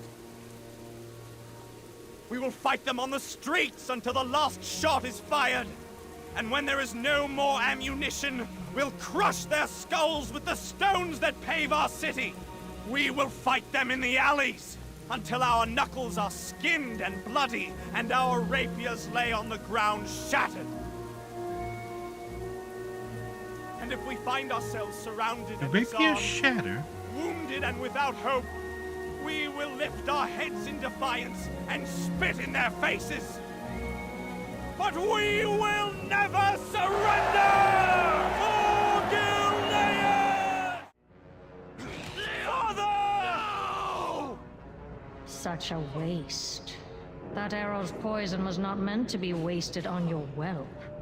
We'll meet again, Greymane. We did it, Father. We took back our city. We took back. May the light bless the spirits of our ancestors, for they've chosen to allow my son to rest upon this holy ground. It is here, surrounded by the heroes and patriots of Gilneas, where he belongs. You were a true man of the people, Liam. Unlike any royal Why is I've she ever naked? met. We'll make them pay for this. Gilneas will remember your courage forever, Liam. We'll return, Liam. I swear this to you. The world has been broken. A new age has begun. The Alliance and Horde can only cling to hope. Deathwing has returned. The Fire Lord has risen! We must send word to the others! Let us hurry. Firelands raid. I Faces remember that. extinction. Trolls once ruled the mightiest empire this world has ever Oh seen. yeah, Zulaman returned. Yet look at you now. Zuldrak has already fallen to the Scourge. Its gods consumed as death descended on its people. Zul'Farrak, once the shining jewel of Tanaris, is now nothing but a wasteland. Divided, you are weak, but we Zandala. Now, I should point out that the fall of Zuldrak was not because they were weak. One was taken over by an old god. Like what are you gonna do against that? It fell to Cthulhu before it fell to the Horde and the Alliance. Nari can offer you a future undreamed of. Jindo of the Gurubashi, would you see the greatness of Zul'Garub restored? Join us, and the Zandalari will make it so. Dakara of the Amani, summon your followers to Zul-Aman. Together, we will make Zul'Jin's murderers weep for mercy. Brothers, hear us now! We Zandalari have returned to reclaim the former glory of our people. To see trolls retake the lands that are rightfully ours. And to crush any foolish enough to stand in our way. From the wreckage of the Cataclysm, the Troll Empire will rise again!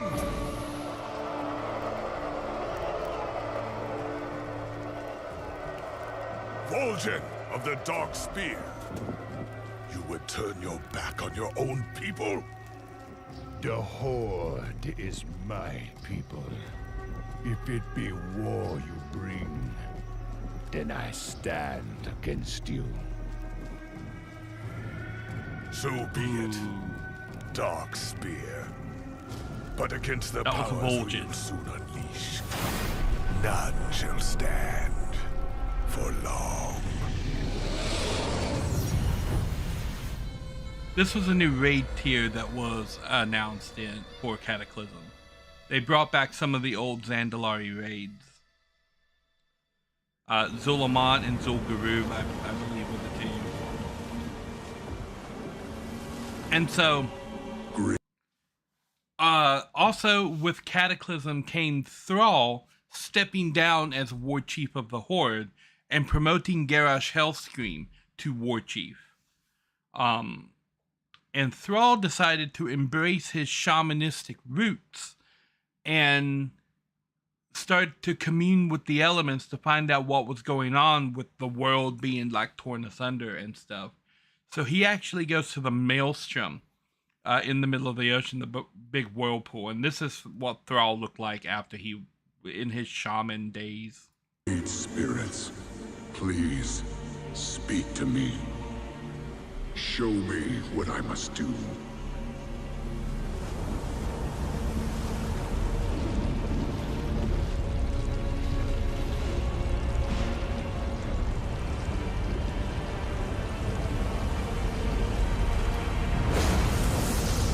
You called, little shaman. And the Fire Lord has answered. You and your kind thought that the fires of doom had been quenched. This world and all that you hold dear exist only to burn. The end comes, son of Durotan. The final hour of twilight. And there is nothing you can do to stop it.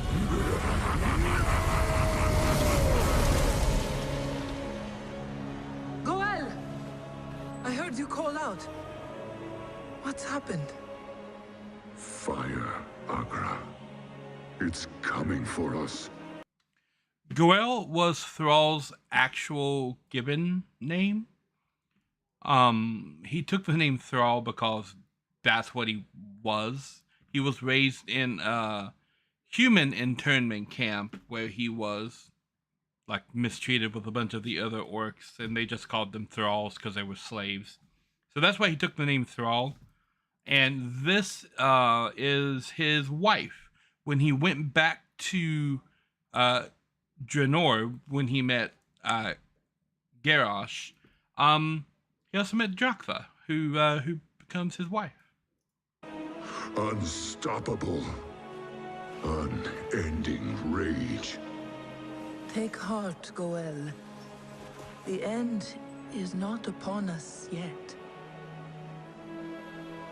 Whatever comes, I know we will face it together.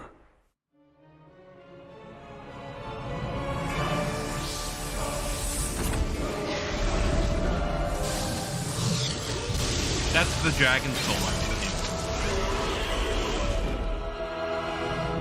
And oddly enough, that's how Sindragosa died. Notharian used that artifact to kill Sindragosa. Does it mean his wife died? As far as I know, no. His wife and his son are still alive.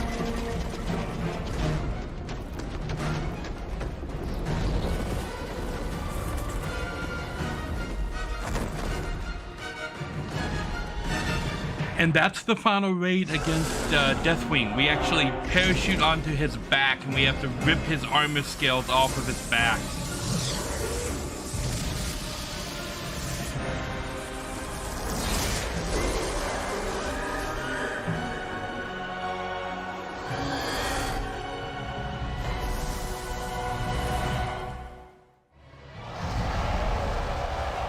I am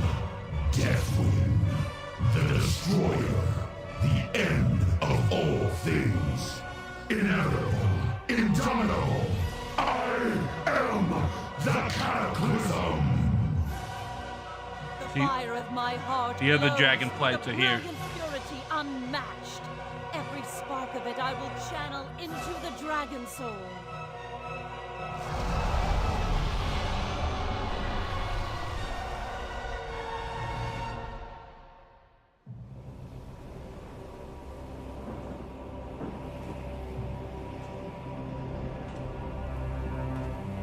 I can feel the elements awakening, rejoicing.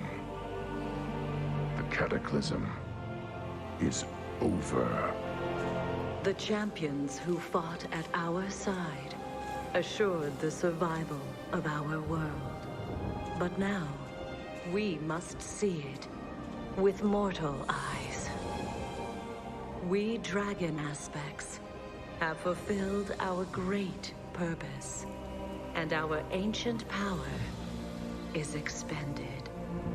But though our day draws to an end, life endures, and new generations will be born. Today's victory belongs to all who stood against the shadow. You are Azeroth's true guardians, and the future of this world is in your hands. For the dawning of the Age of Mortals has begun. Okay, so the dragon aspects lose their power because they poured it into the dragon soul and used it to destroy Deathwing. Okay, so I'm gonna take a little break here and then I will be right back.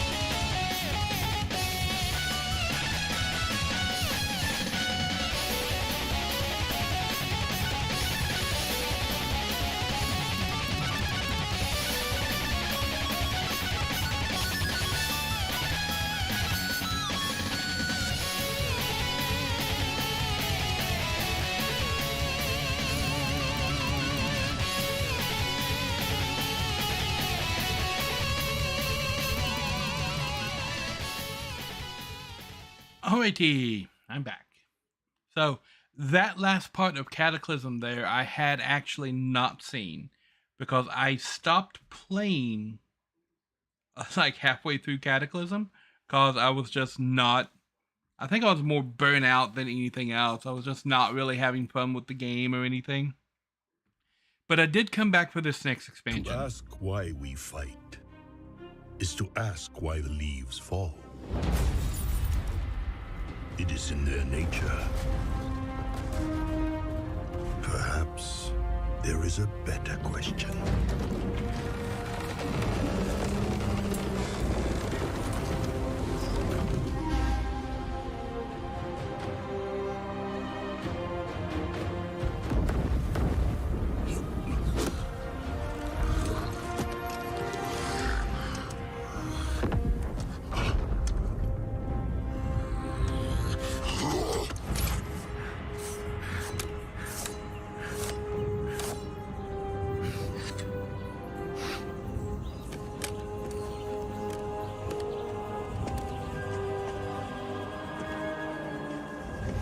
I love that they went back and they got the orc and the human from the Warcraft 2 box art to be in this cutscene.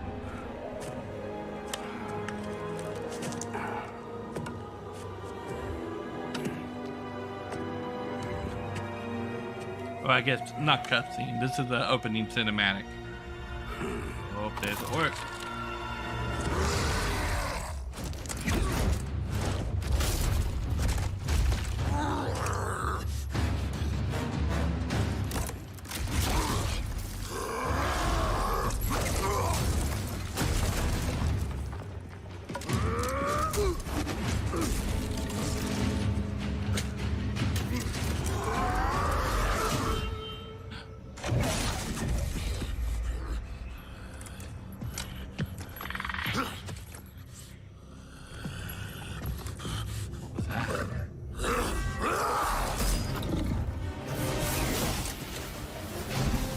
Chen Storm Stout. You remember Chen, right?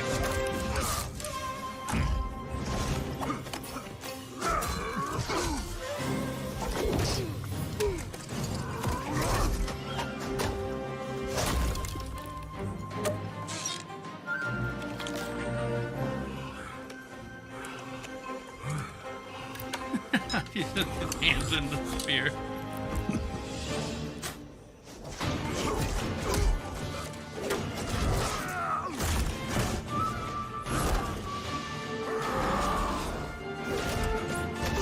Storm Stout is the Kung Fu Panda.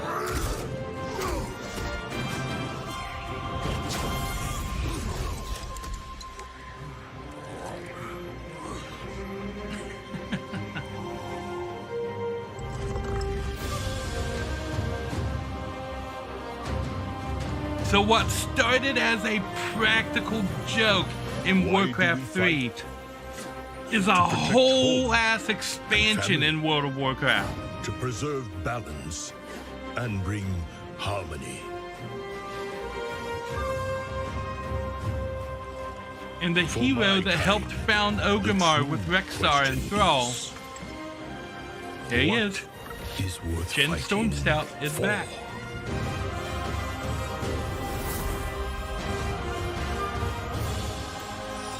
Alrighty. The VODs will always be here.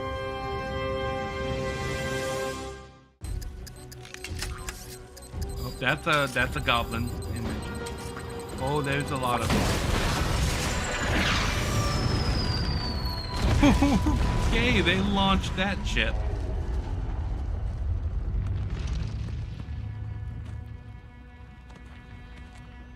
Hello, Panda Man. And lady? Asa. Okay, this is Asa. Was she taken by the Shah?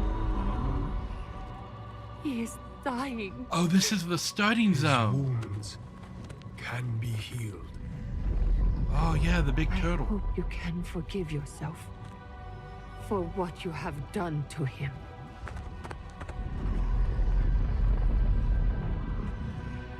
Oh, so the explosion was to blow the ship out. Oh, because it stabbed him when you crashed on him. Yeah.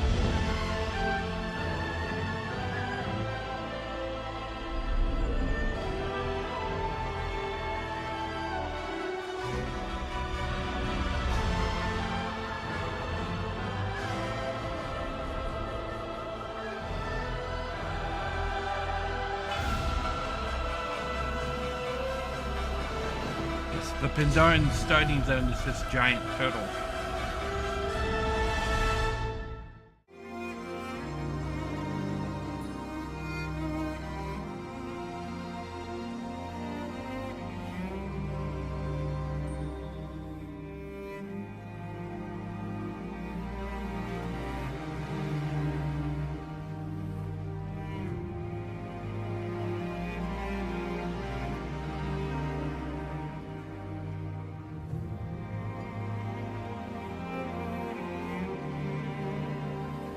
Is that Theramore?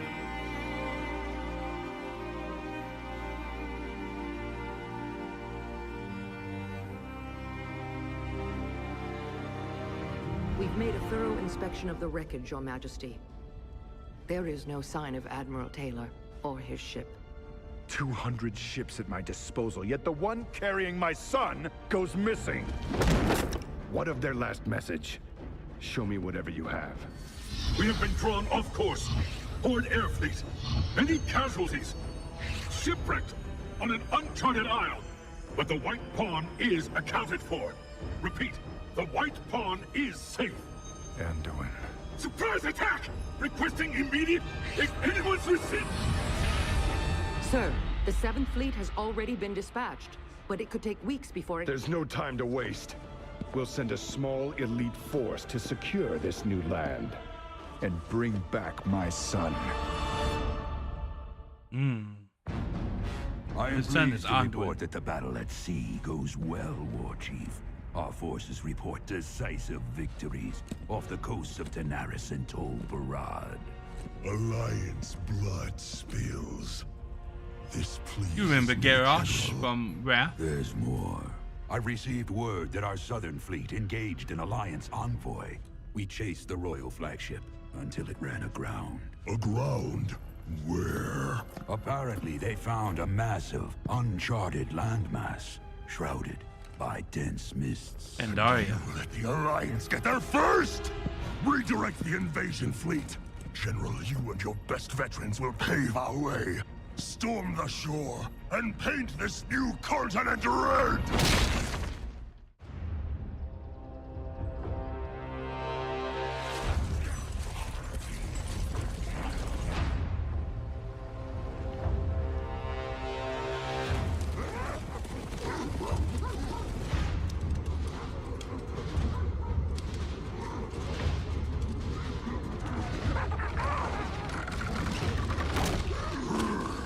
So monkey.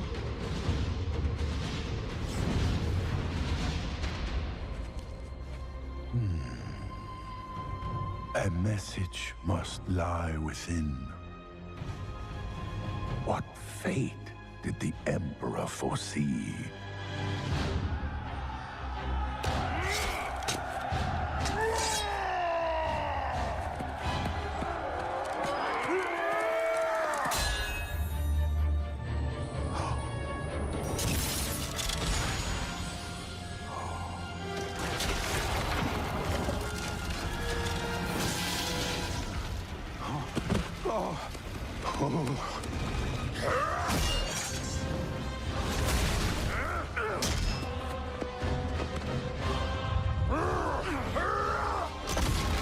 Is that the Shaw of hatred that was portrayed there?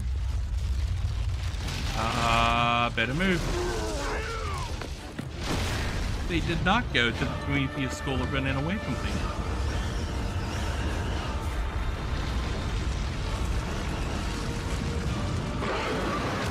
They did, however, release the Shaw of hatred.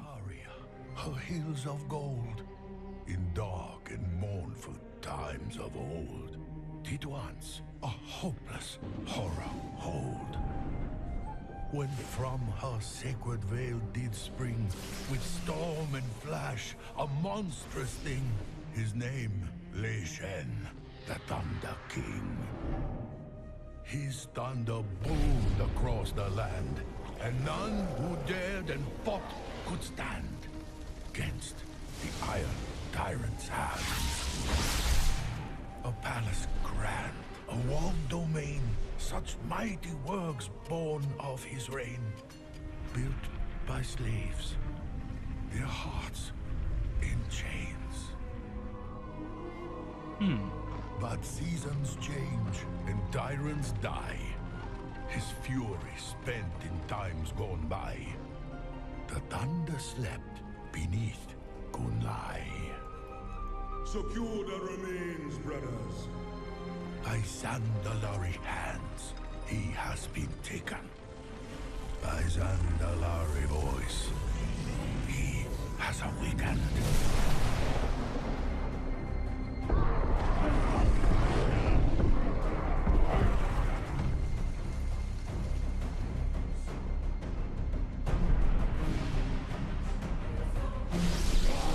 I have done this raid in the past. I think only once or twice.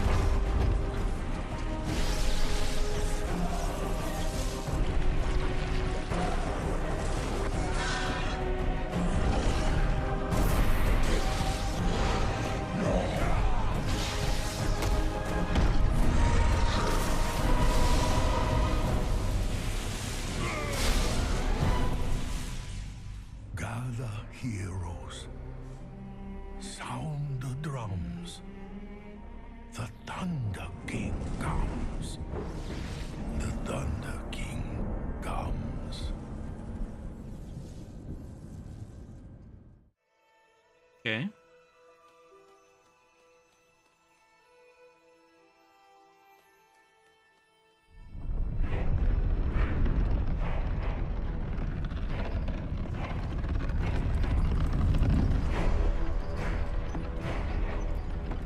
That's a big bomb looking thing.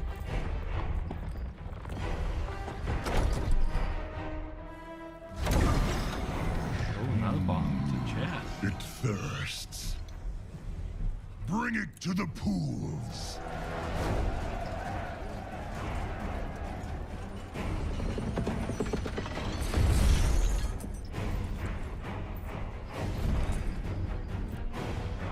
I don't know if I would trust a bridge like that. Enough! You have run rampant for far too long, Hellscream. But that stops now. Step aside, Pandaren. You confront a force beyond reckoning. Your father dabbled in powers beyond reckoning. Where is he now? Ooh, okay. Okay.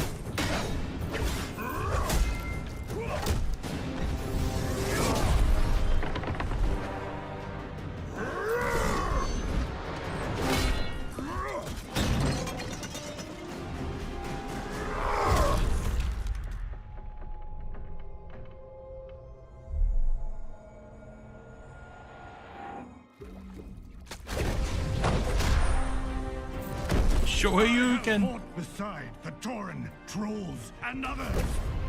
You are nothing like them. They are no longer part of my horde!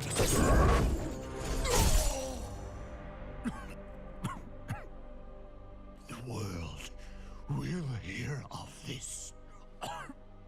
They will come for you. Yes, I'm counting on it. The armies of the world will come for me.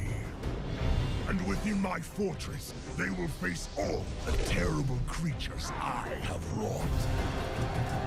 The boundless power I have mastered. And one by one, they will fall at my feet. Anyone who would rise against my new horde will be impaled upon the spires of Orgrimmar! You Pandaren tried to bury your hate and your anger. But such power cannot be contained.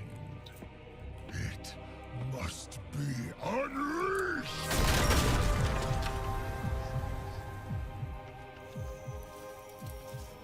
A time will come when you will answer for your crimes. I answer to no one!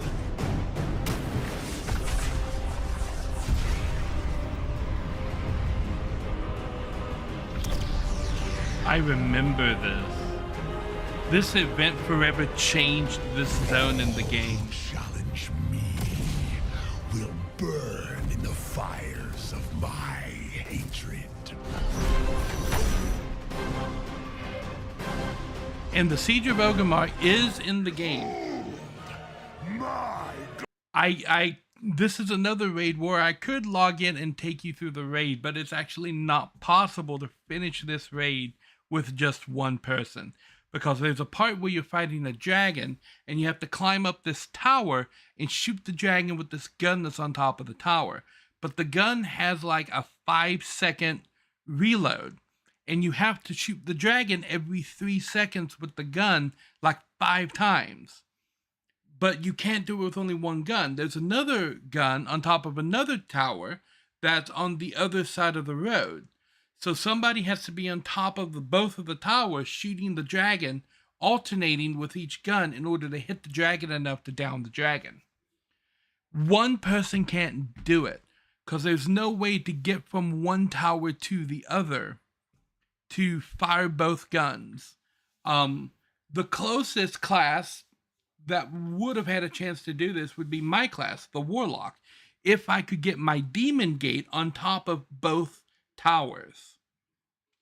But the problem is that you can't use, it's very difficult to get the Demon Gate on top of both towers. I don't know if you could actually do it. I've never managed to do it, but I think the Demon Gate also has a cooldown. And I can't use my Demon Circle to do it, even though I could put the circle on top of one tower and then run to the other tower and like shoot one gun, then teleport to the other tower and shoot the other gun. But then I'd have to go back to the other tower to shoot the other gun, and my Demon Circle only teleports one direction.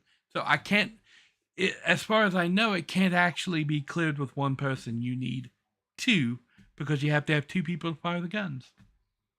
All the monsters and everything in the raid can easily be killed by just one person now because we overleveled this by so much. But because of this mechanic, you can't clear this raid with only one person. Glorious destiny!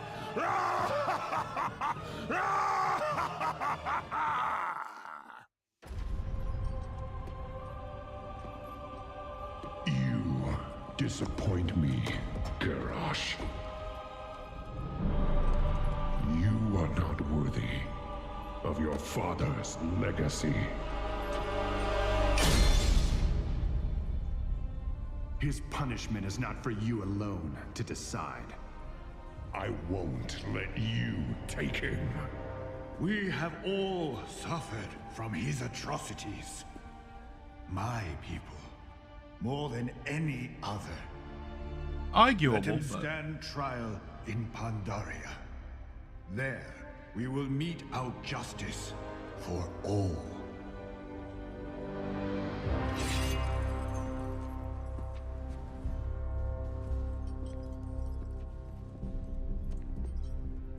The Horde needs its true war chief, now more than ever. Yes, but it was you that held the Horde together during this madness. It was you that protected our honor. From this day forward, Vol'jin, if you lead, I will follow. I am not worthy. so Am not worthy. this is Bane Bloodhoof, Cairn's son. This is Lothar Martherin. He leads the Blood Elves, whose outfit I have clearly taken inspiration from. But this is Bane Bloodhoof. He is Cairn's son. Bane Bloodhoof is the one that we had to go and rescue in one of the missions at the end of Warcraft 3. The reason that Bane is now in charge is because that Cairn was killed by Garrosh Hellscream before the start of the Cataclysm expansion. There's a book. This is a book I actually have on my bookshelf across the room over there called The Shattering that tells the story of the events leading up to the Cataclysm. And one of the things was a mock grab between Karen and Garrosh. And Garrosh actually cheated and used poison during the fight with Karen and ended up killing Karen. And Bane took his place. So this is Bane Bloodhoof, the new leader of the Taurens. And this is Gallywix, the leader of the goblins who joined the Horde in the Cataclysm expansion. And of course, we know Sylvanas Windrunner from Warcraft 3, where she was very heavily influential. But I will give my all. And then Vol'jin, who's just awesome. Ugh, look at them. Already they plot against us. Seize this moment, Wherein. Dismantle the Horde. Now, this is Jaina Proudmoore. Now, it's interesting that Jaina is very anti-Horde at this point. This has to go back to when the goblins dropped that bomb on Theramore Isle. She was on Theramore when the bomb went up. It was a mana bomb. And she was the reason that a lot of the people on Theramore actually survived. But it taxed her greatly to protect all those people, which is why her hair is now white instead of the blonde that it used to be. She's got this one stupid blonde and all of this other white hair. The attack on Theramore Isle was ordered by Garrosh, and she criticized Thrall heavily for stepping down from the Horde, and then for not stepping back up and leading the Horde after he saw how evil Garrosh was. He saw it as not his responsibility to lead the Horde anymore. He was doing other things. He had a family now. He was protecting the elements. The Horde wasn't his problem now. Jaina saw that as cowardice on Thrall's part, and she was very, very anti-Horde, especially through this part of the story. With all the evil that Garrosh was doing, and then Garrosh banishing all of the other races out of the Horde, because the Horde is for the orcs. It started with the orcs. It should always be the orcs.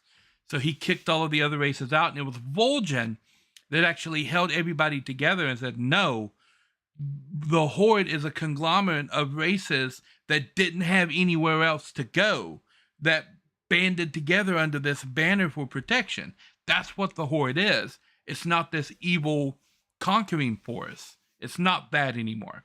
And Vol'jin held everybody together, which is what Thrall was talking about when Thrall just named him War Chief. And the Alliance saw that too.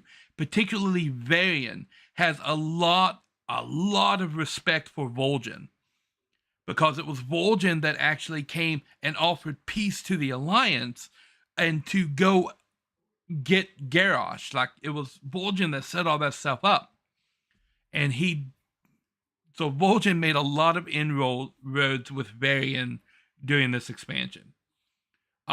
Jaina feels very betrayed by the Horde. She feels betrayed by Thrall because Garrosh attacked her and killed a lot of her people, inflicted grievous wounds on her, and Thrall could have stopped it, but he didn't.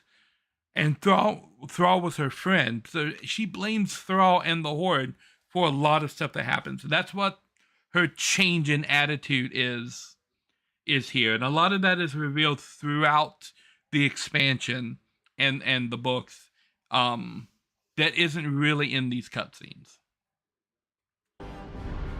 Guardsmen!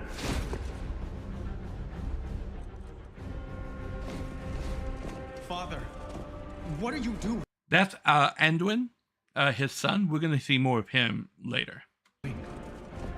What a king must do. I will speak to your war chief.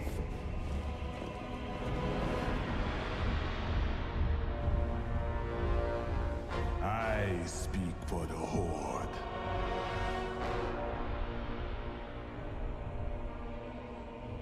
Very well. The Horde has committed heinous crimes, Vol'jin.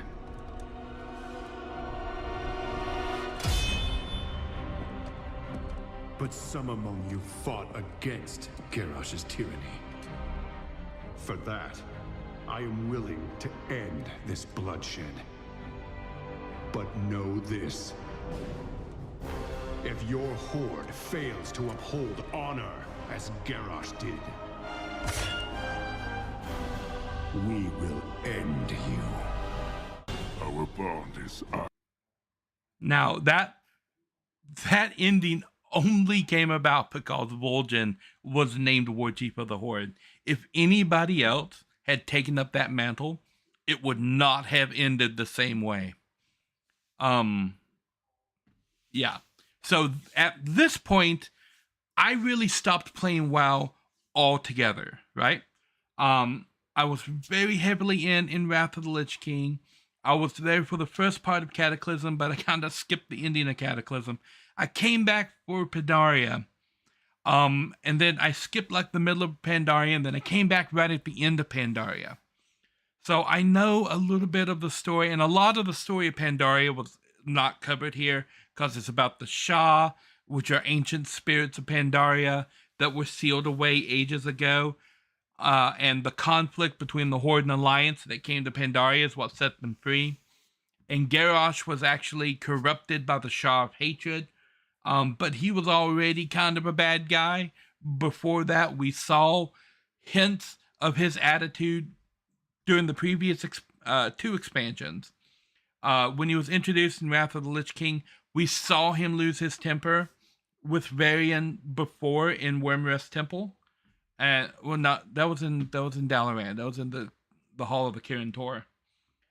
And then over the course of Cataclysm, you see him do more and more evil things over the course of that game. And then he just goes full on villain mode in Mists of Pandaria. And then he's captured and he's on trial with the Panda people. And then this is the next expansion, the Warlords of Draenor, which also features Garrosh very heavily. And I've played hardly anything in Warlords. Our will unbreakable. Who will stand against us? Now, this is interesting because I recognize a lot of these people here. This is Ogrim Doomhammer. This is Grom Hellscream. This is, I believe, Durotar, Thrall's father. This is Gul'dan. So these are the old war chiefs of the Orcish Horde on Draenor for the different factions of the orcs. Against us.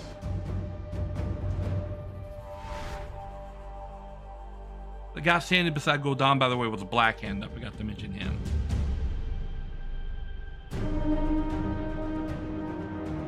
War.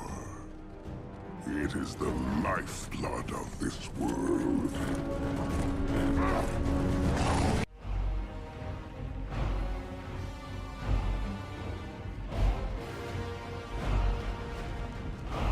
This is the opening cinematic.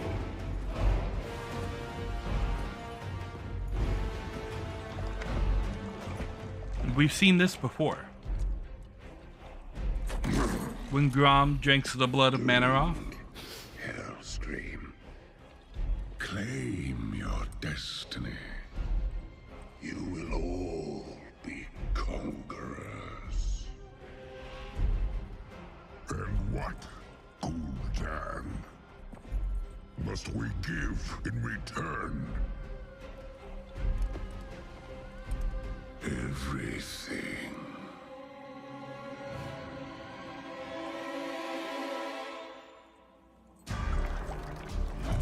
Doesn't drain.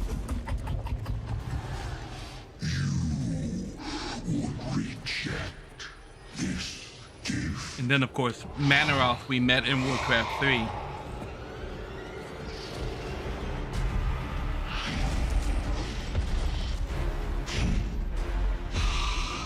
And did you bring these mongrels here? Just to watch you die?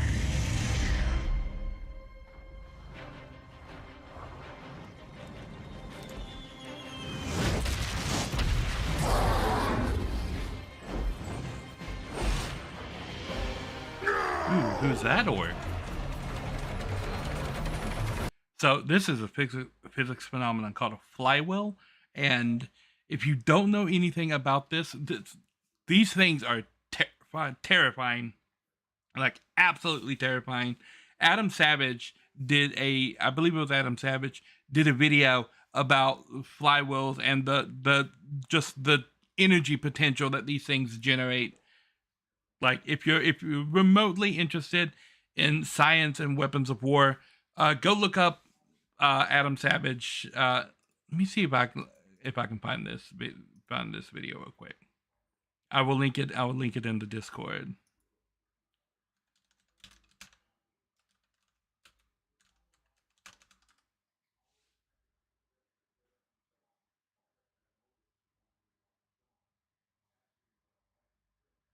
Let's see.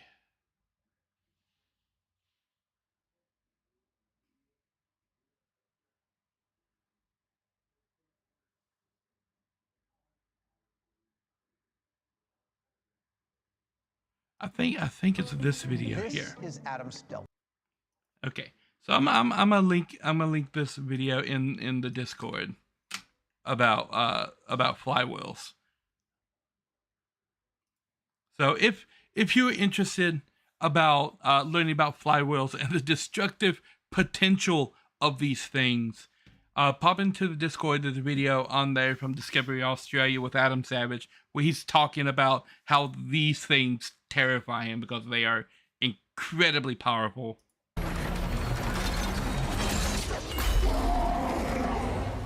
They've chained Manaroth to a pillar and stabbed him with a spear.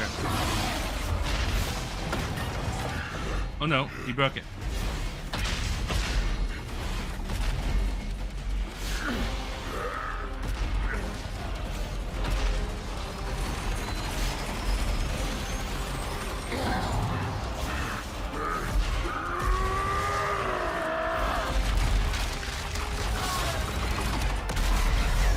Boom. This time, he aims for the head, and he puts Gorehowl right in the middle of his forehead instead of his chest. Oh, we saw this before. This is how Grom died. Somebody saved him.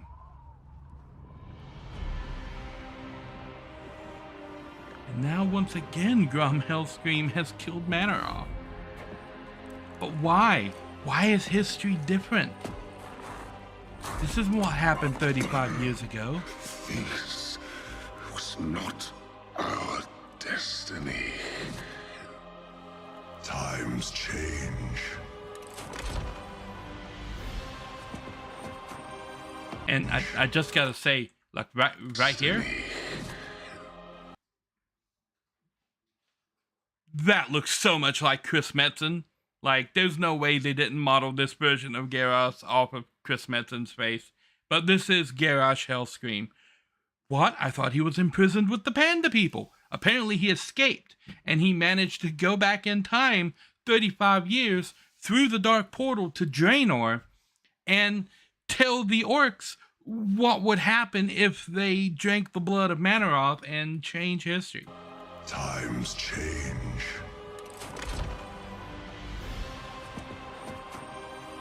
And save his father. That axe is called Gorehowl.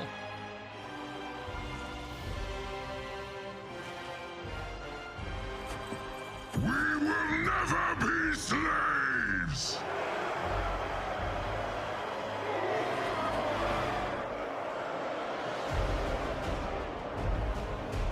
But we will be conquerors. The construction of the Dark Portal.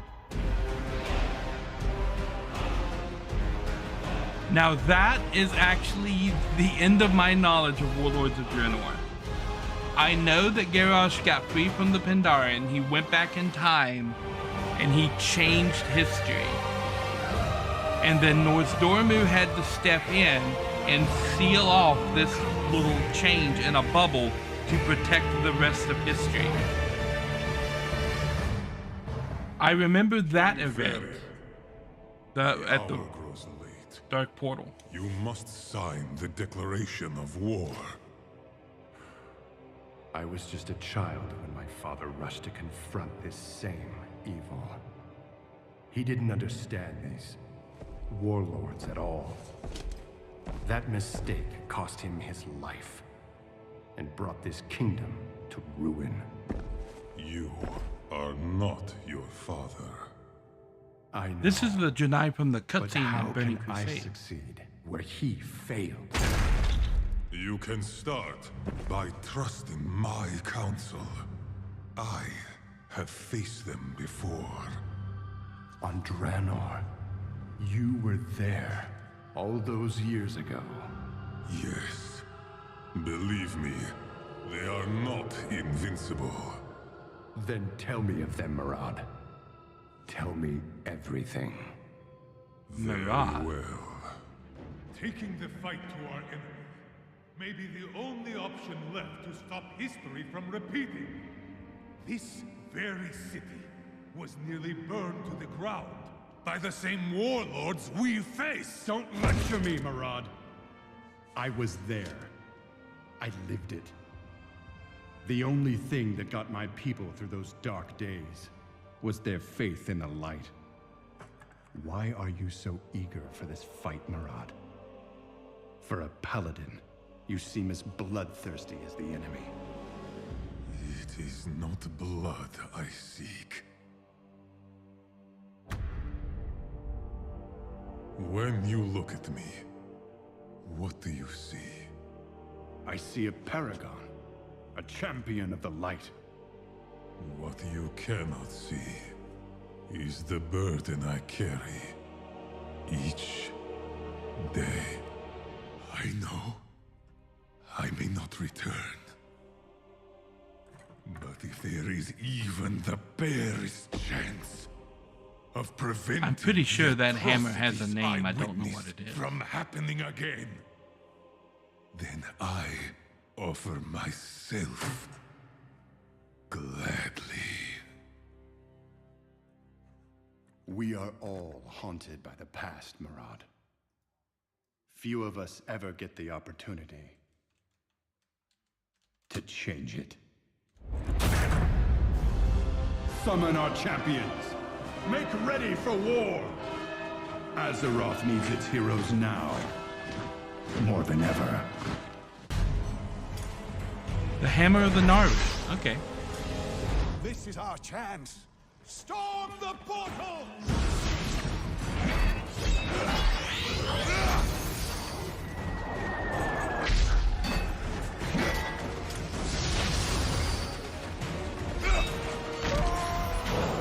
That guy just got... Oh. So that guy's name is Vindicator Murad. I do know that. Seek out Gul'dan if you truly wish to stop the Iron Horde. It's Gul'dan! Gul'dan powers the portal! Look, the portal grows weaker. Hold that front. Our work is nearly done. Do not delay, mortal. I can feel the life essence of your armies fading. There will be time for regret later. We will meet again. Look what dragged itself through my jungle. Fresh. Yes, Garrosh Hellscream escaped from his confines in Pandaria and managed to go back in time 35 years through the Dark Portal and prevent the orcs from being enslaved to the Burning Legion. I don't know the mechanisms around how he escaped.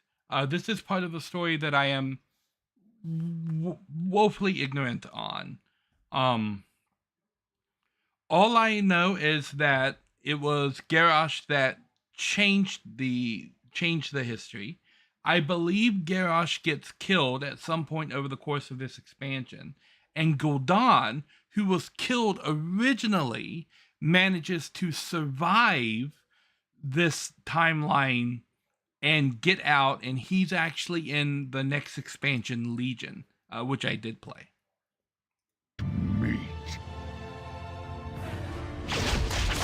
You have entered my arena, strangers.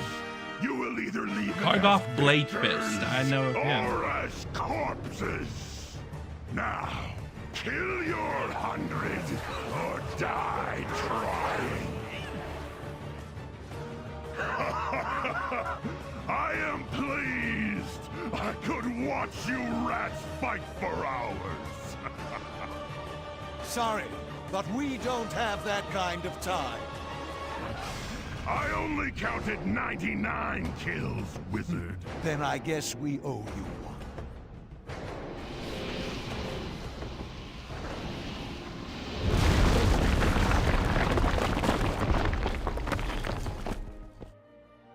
Who's there? Oh, I'm glad I'm not the only one fighting these monsters. Help me! Worthless. Ner'zhul is still alive in it. Of course Ner'zhul is still alive in this timeline. This is Ner'zhul, the orc that became the Lich King. How is this part of the story related to the Lich King storyline? So this is 3 expansions after the Lich King. The Lich King storyline wrapped up in Wrath of the Lich King, and it ended with Bulwark Dragon being the new Lich King. Then Garrosh was promoted the War Chief of the Horde in Cataclysm, and then the Pandaren thing happens. We go Deathwing. Garrosh goes crazy and like super evil, and Vol'jin becomes the War Chief of the Horde. And so like this is just more things that happened after the Lich King part. But Ner'zhul was once an orc on old Draenor in the events that happened in the real timeline 35 years ago. Ner'zhul was tortured outside of time for 10,000 years, which turned him into the Lich King. But this is him. This is the guy that became the Lich King. Not so fast, Ner'zhul. Yes, step closer. I will bury you alive for the glory of the Iron Horde. Get us out of here! Khadgar is a mage. This is Khadgar here. He was Medivh's apprentice, and he's the one that went and got Lothar to tell him that Medivh had been corrupted by the Burning Legion, and brought him back, and was responsible for Medivh originally getting killed. There is no turning back. We press on, through the very jaws of the beast. What good are a Blackhand. slave against? Now, Blackhand was one of the orcs that went through the Dark Portal to Azeroth, and he was killed later on Azeroth by Ogrim Doomhammer. A Black Rock war machine!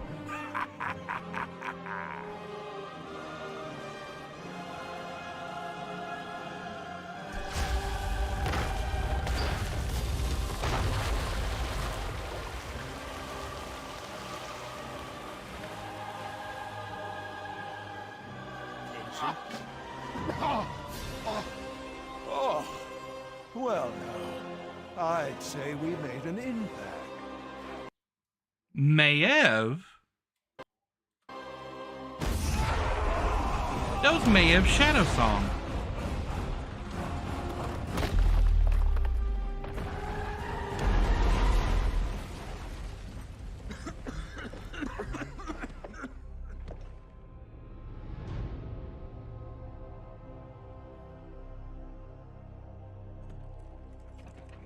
Are you so eager to meet death? Look then upon the countless faces of your demise. Rise up, Iron Horde!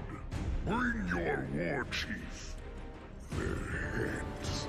I have seen you and your armies win many hard-fought battles across Draenor. We now face our greatest challenge as we attempt to unite against the Iron Horde. Yeah, that's the garrison. That's Behold, the Dark Star falls now upon you. The Iron Horde will prevail, and all that stand against us will die. So this is Velen, the leader of the Janai, the third of the brothers. He's brother to Archimonde and Kil'jaeden.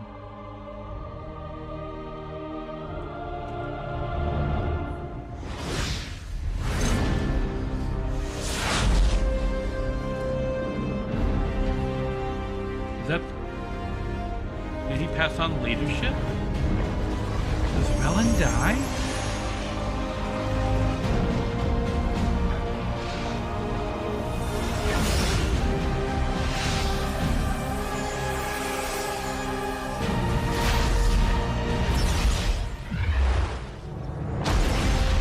That was a corrupted Naru?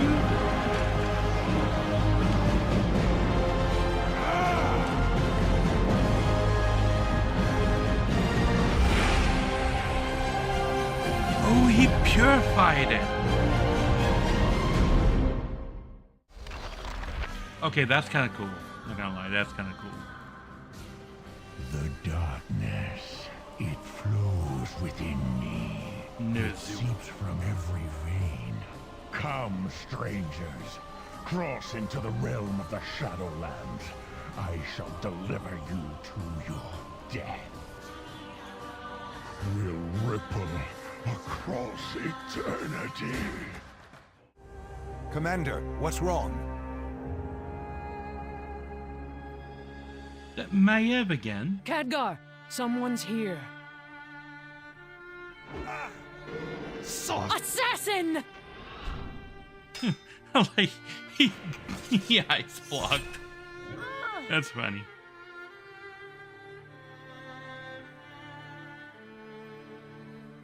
Gul'dan sends his best. I knew it. You should have stayed back at the garrison, Archmage. Nonsense. I had that handled. Cool as a cucumber. Mm-hmm.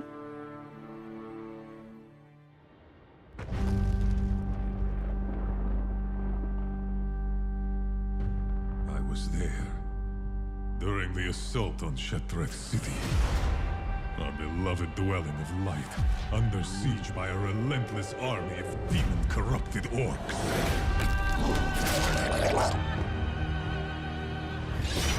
I witnessed countless acts of brutality, unspeakable horrors from atop the wall.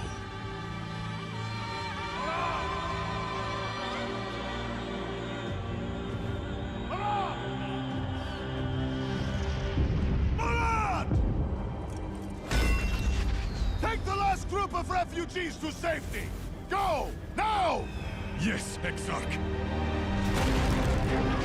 I did as I was commanded. I gathered the refugees, led them away from battle.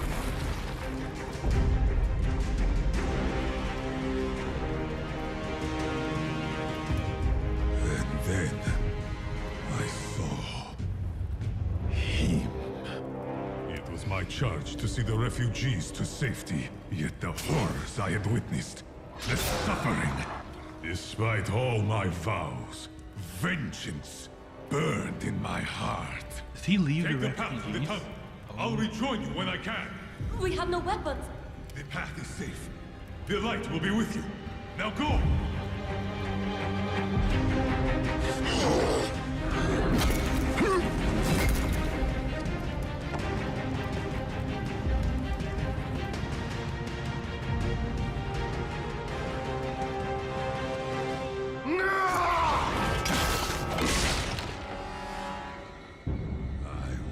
Avenge the countless Branai who had perished!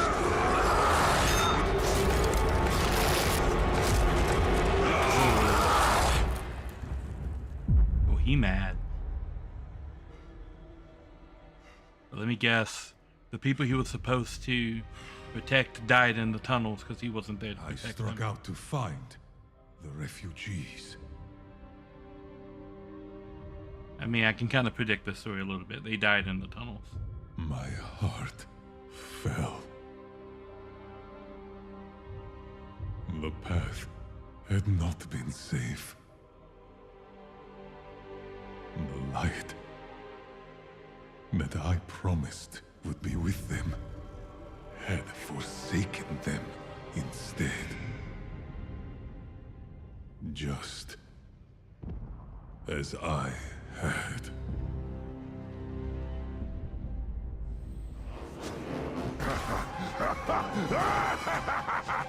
Didn't anyone ever tell you not to play with fire?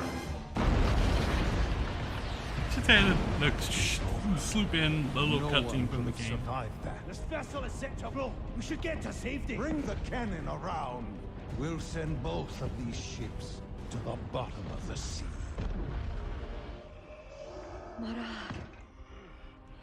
Does Marad die? In the light, we are one.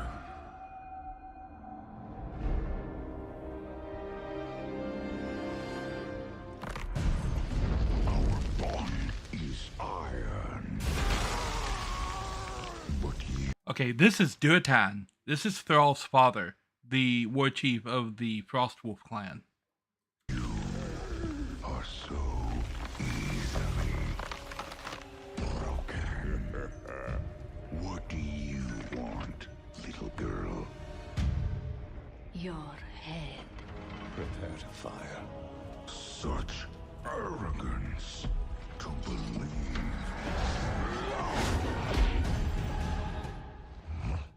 Together.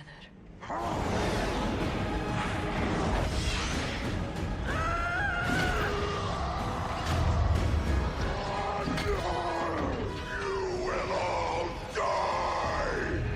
Just you.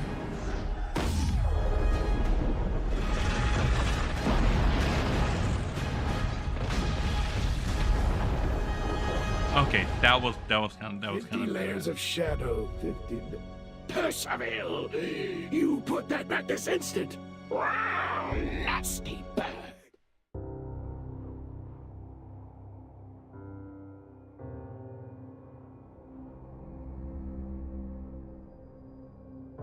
Does Thrall 1v1 Garrosh?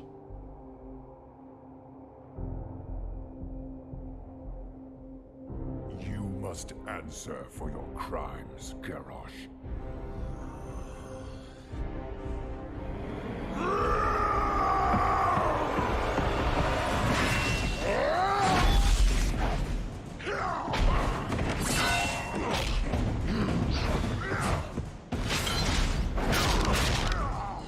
All I did. I did it for the Horde! You failed the Horde!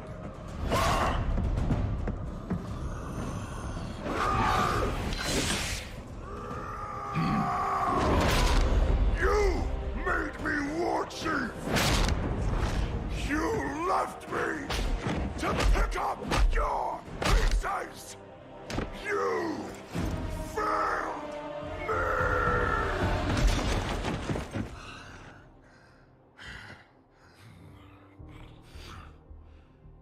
You never had the strength of a true warrior. I do not rely on strength alone, Garrosh. My power is all around you. Yeah.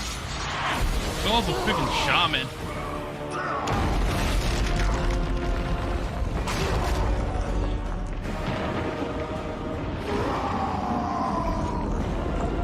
You made me what I am. No. You chose your own destiny.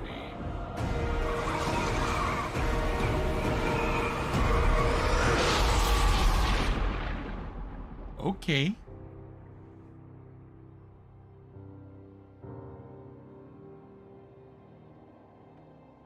Okay.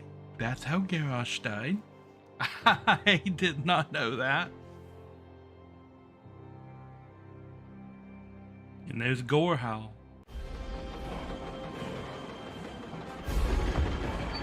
Okay, we're going to pause right here. I'm going to take a quick little break and I will be right back.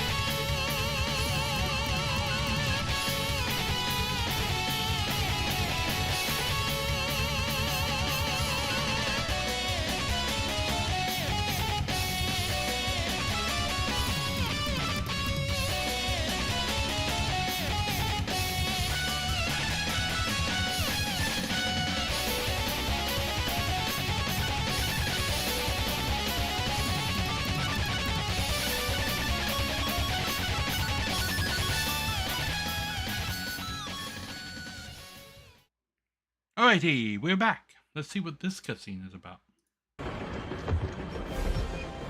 How dare you show your face here, Warlock? You promised conquest, Grommash, yet brought these clans to ruin. Your men have died for nothing. My soldiers died with honor. Did they? And what about your son? Garrosh, my son. You have lost everything. There is only one choice. Drink and fulfill your destiny. Your poison would damn us all! Your iron will is legend. I will enjoy breaking you. Who will be the first to accept this gift? Power such as mine for any willing to serve. Kilrog. You have seen your fate. You know what must be done. Kilrog!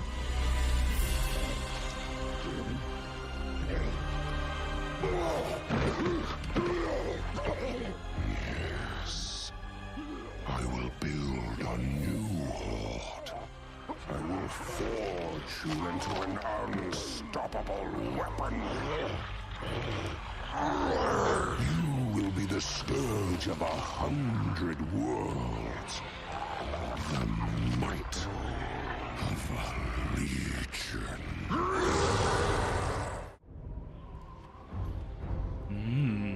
You were to be the first, Hellscream. You were destined to be my greatest champion.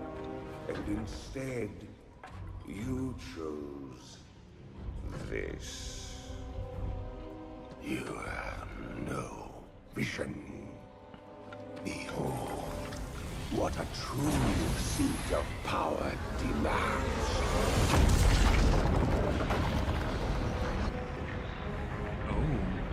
A citadel of hellish fire worthy of my masters. Oh, is that how Hellfire Citadel got made? Of all who would dare to defy us. They will defy you. Fight if you must, Hellscream. It is no matter. In the end, we all serve the Legion. Fury of Hellfire. So this is the last patch of Warlords of Draenor.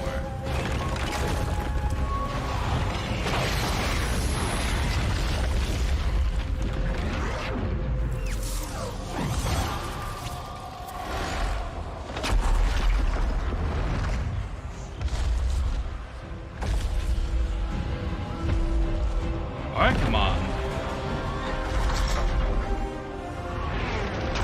Oh, of course. In this timeline, he's not dead. Well, I guess he is now. You made a pact.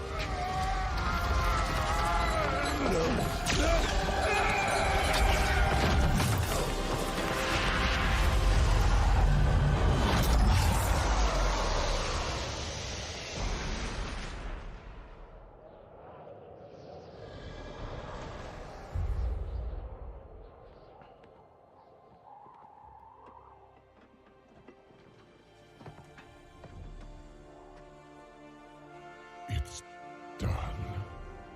Gul'dan failed. Draenor is free!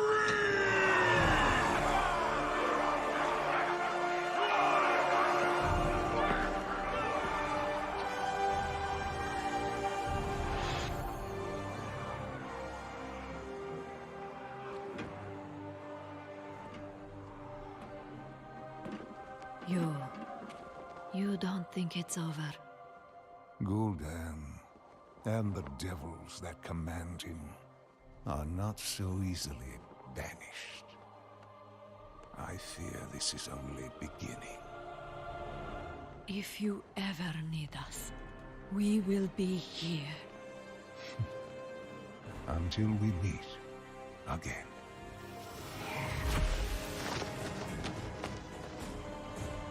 A great man once told me, in the light, we are one.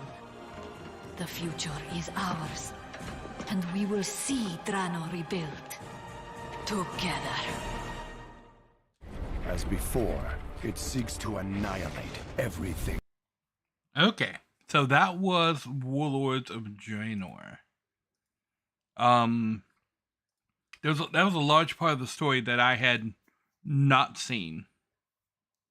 He's the Raven. No, he's not the Raven. Medivh is the Raven. So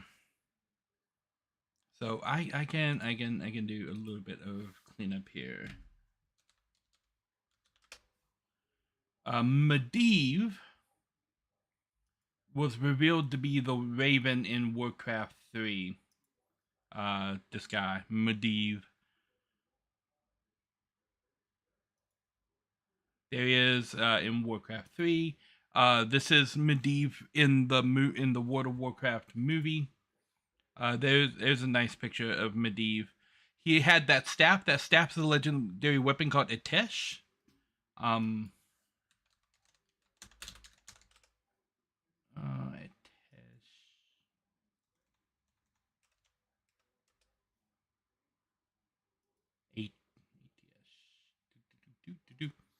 ATS, the Great Staff of the Guardian.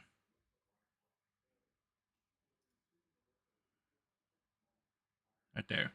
ATS, the Great Staff of the Guardian. It was a legendary weapon that was introduced in the Burning Crusade in the Karazhan raid that was later removed. It could be assembled via quest prior to the release of patch 3.0.2 when Naxxramas was moved back to Northrend. Because you had to go inside of Naxxramas and get an item that was a piece of the staff. When Naxxramas was moved back to Northrend at the beginning of Wrath of the Lich King, it became impossible to complete the staff because the item that you had to get was no longer inside of Naxxramas.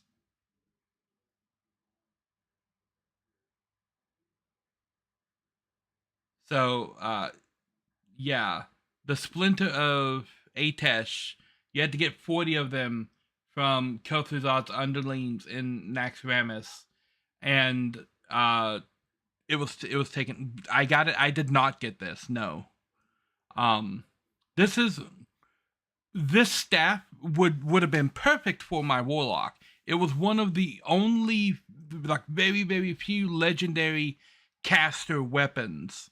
But when it was removed from the game, if you didn't have it prior to Wrath of the Lich King, you didn't get it anymore.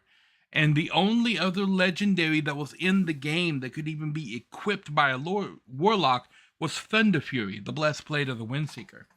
Which is why I started to go after Thunder Fury, because I couldn't go after Atesh, because it had been removed, which was sadness. So I ended up going and getting Thunder Fury instead of getting Atesh, because I would have absolutely grinded out and got Atesh if it were possible. It is possible to get this staff in the Burning Crusade Classic, though. So if you, because that takes place before Wrath of the Lich King, and now much more of the player base knows about this staff, it's possible if you're raiding in some of the classic content that you can still get this. This is another questionable thing by Blizzard as to why they would take this out. Because all you have to do is let Kel'Thuzad's underlings continue to drop this item, the Splinter of Atesh. And if they did that, even if Naxxramas moves to Northrend, if they still drop the pieces, you can still assemble this staff. Because it's a very iconic staff with the Raven on top. But yeah. Khadgar was Medivh's apprentice and is now using Medivh's staff. Khadgar took over as the guardian of Tirisfal after Medivh was killed. And he basically took up the mantle that Medivh was carrying, including his staff. And all the way up until when Khadgar is killed, spoiler, later on Khadgar gets killed, he wielded the Atesh, the Great Staff of the Guardian. But yeah, this is a legendary weapon that I did not get. That I really wish I had. because it looks really, really cool.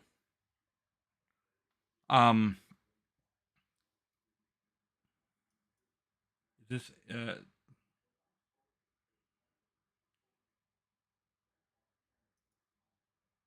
I don't even know if they have the tooltip for it. That's for the achievement. That's for the demon.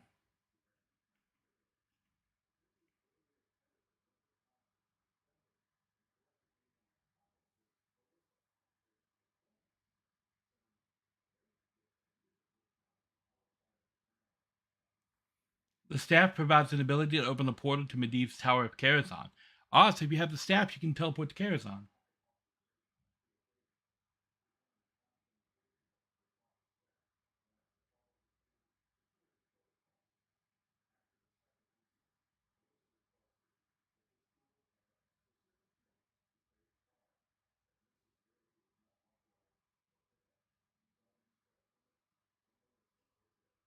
Okay.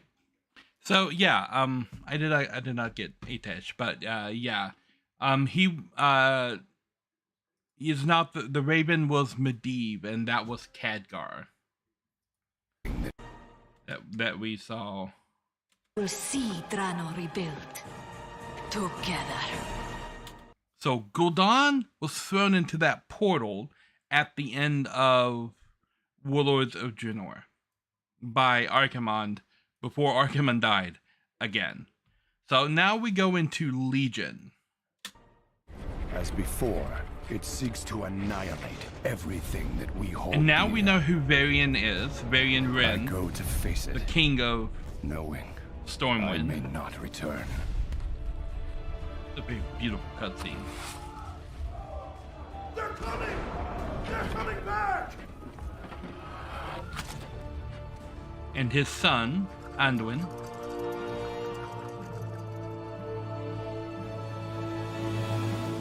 All my life I have lived by the sword. I've seen kingdoms burn and watched brave heroes die in vain.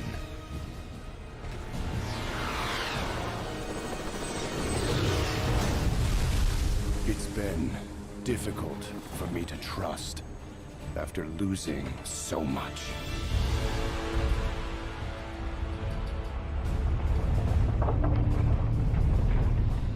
But from you, I have learned patience, tolerance. Okay. It's interesting to note that Sylvanas Windrunner is now the war chief of the Horde. Vol'jin dies in the Warlords of Draenor. He lasts exactly one expansion as war chief. And I believe he's killed by Garrosh? I don't know. Vol'jin.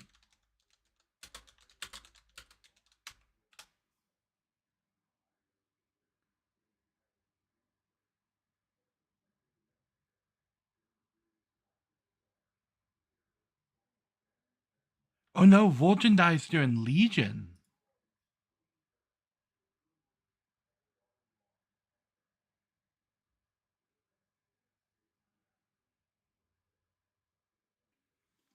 Okay, so apparently Vol'jin dies here. Sylvanas is not the war chief yet. And faith. This event is called the Battle of the Broken Shore.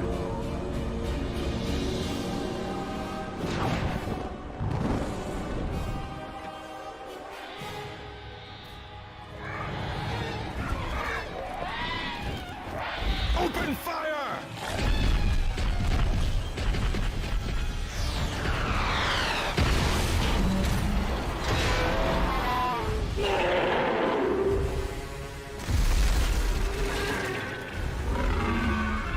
Infernals look a lot meaner. Man, this looks really good.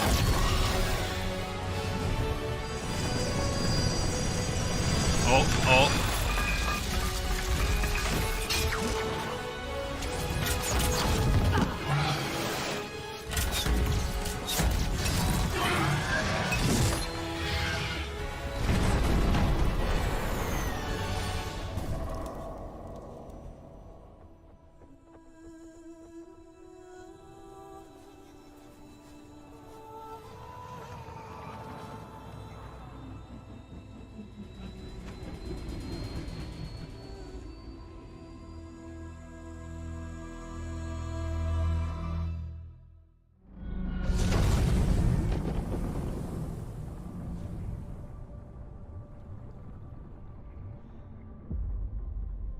no. Anduin, I now believe, as you do, that peace is the noblest aspiration. But to preserve it, you must be willing to fight. Okay, I want to take a moment and talk about his sword, which I haven't mentioned yet. I've mentioned many of the other legendary weapons, but Varian's sword is called Charlemagne, and it's actually the fusion of two Night Elf weapons. I believe one of them is called Shalator, and the other one is called Helamain, and they fuse together into one sword called Charlemagne, but you can tear it apart into two different swords if you need to, which is a really cool, unique aspect of his weapon. It is really a one-of-a-kind weapon, like all of the other legendary weapons.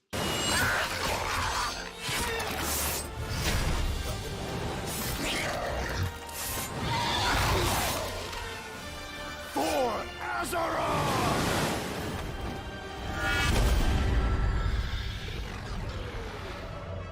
The Legion cannot be stopped. And now you will fall.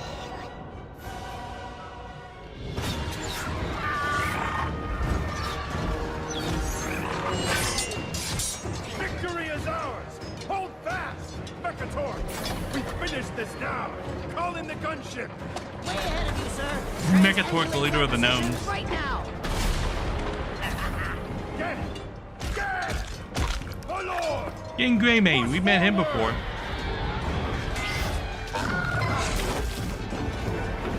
And get Windrunner's archers to clear the skies!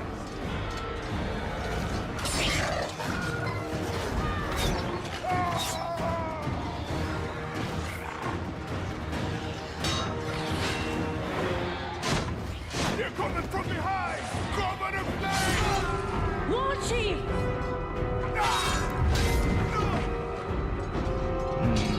This is where Vol'jin dies.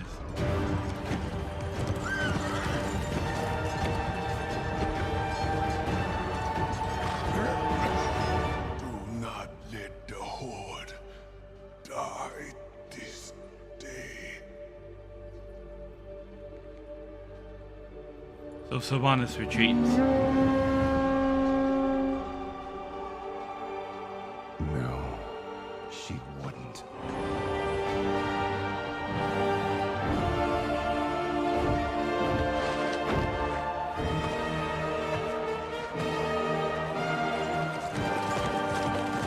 Those flying beings, the Valkyr, they used to serve the Lich King. But with the Lich King died, instead of going under the control of the new Lich King, Baron Fordragon, they freed themselves and Sylvanas took them into the Forsaken. A good portion of what the Lich King controlled, Sylvanas now controls. Without the Horde, we'll be overrun! We must retreat! Get everyone to the gunship. Everyone! Fall back!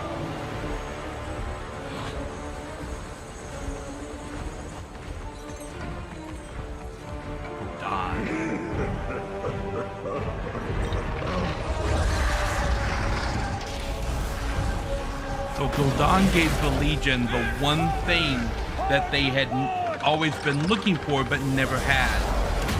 The location of Azeroth.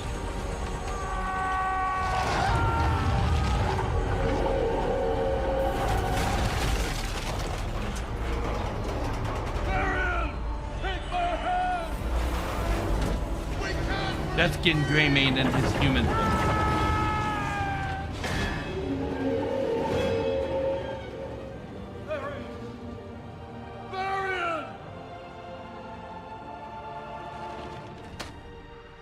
Take this to my son.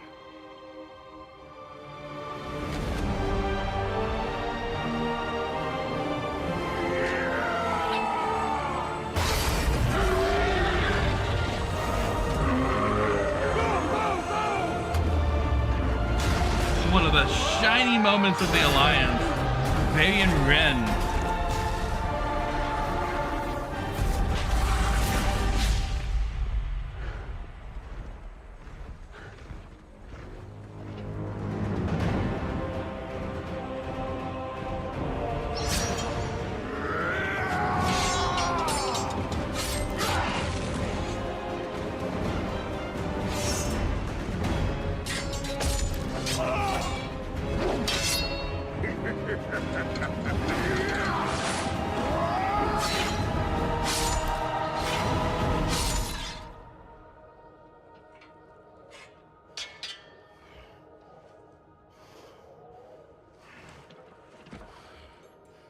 You will be remembered as the king who sacrificed his life for nothing.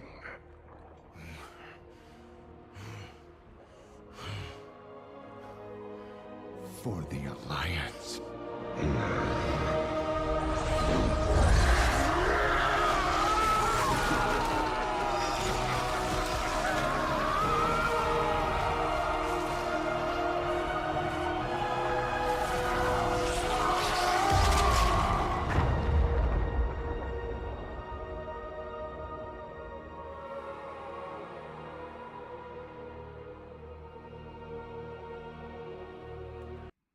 Oh. Boy.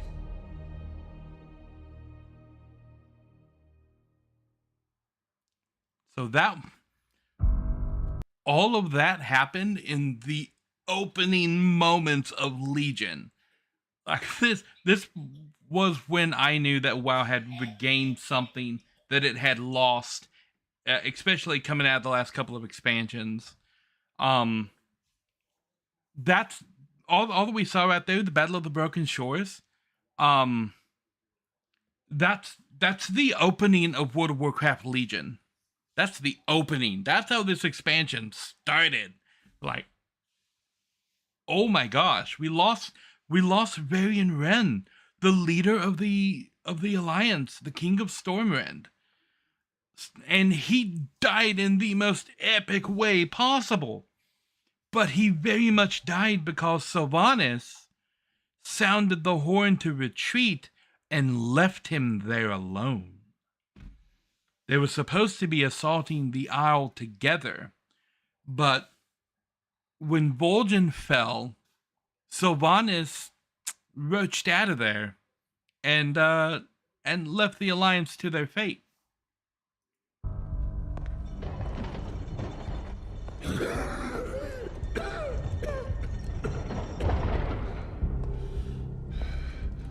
Windrunner, come forward. War Chief. The lower spirits say death will claim me soon. In the end, death claims us all. But the Horde will live on. I have never trusted you.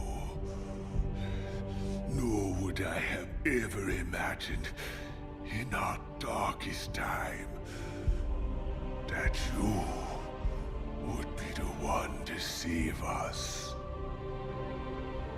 The spirits have granted me clarity, a vision. They whisper a name. Many will not understand. But you must step out of the shadows and lead.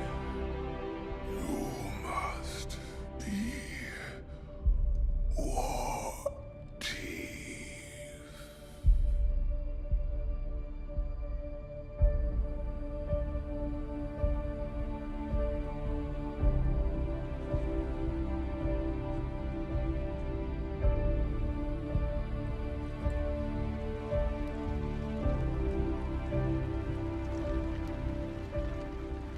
Vol'jin is dead.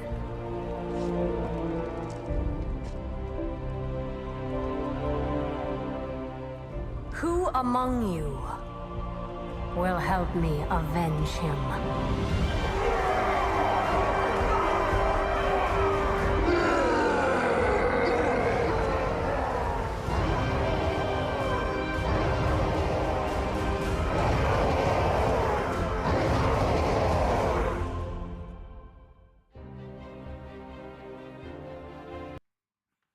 So, not to be outdone, Kirin Tor moved Dalaran again from Northrend to the Isles of Argus, so that once again Dalaran is the capital city of this expansion, which means Dalaran is now in 2 locations in the game. If you go to Northrend, Northrend is still in the condition it was in at the end of Wrath of the Lich King, which I showed you earlier when I went there, and Dalaran is in Northrend. But if you go to Argus, Argus is still in the location that it was in, or is still in the state that it was in at the end of Legion, which means Dalaran is also at Argus. But that's not the end. There's actually a 3rd Dalaran as well. We'll get to that a little bit later.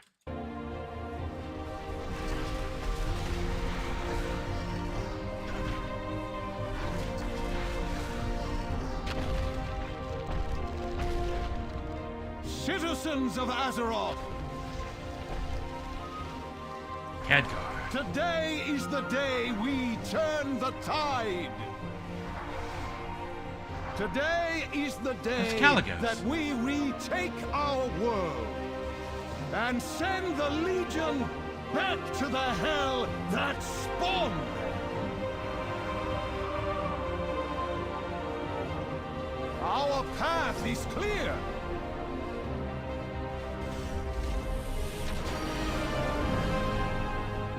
Oh, that was an arcane explosion. Await on the Broken Isles!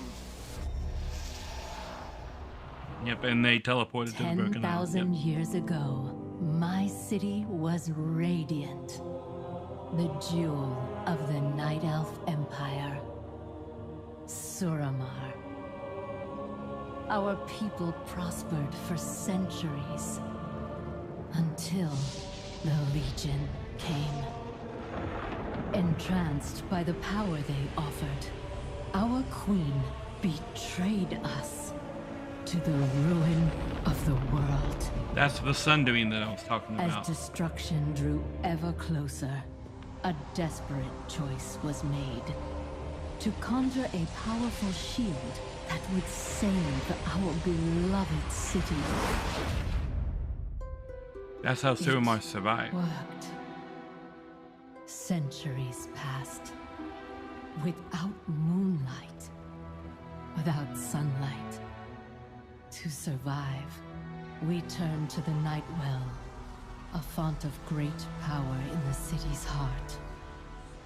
Slowly, it changed us.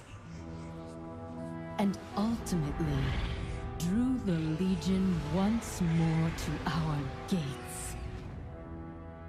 They offered us a trade. The Nightwell for our lives. As the Elders planned their surrender, some of us rebelled. We failed. Now the devils have taken Suramar. And by the curse of the Nightwell, I am damned to wither away. As my city burns.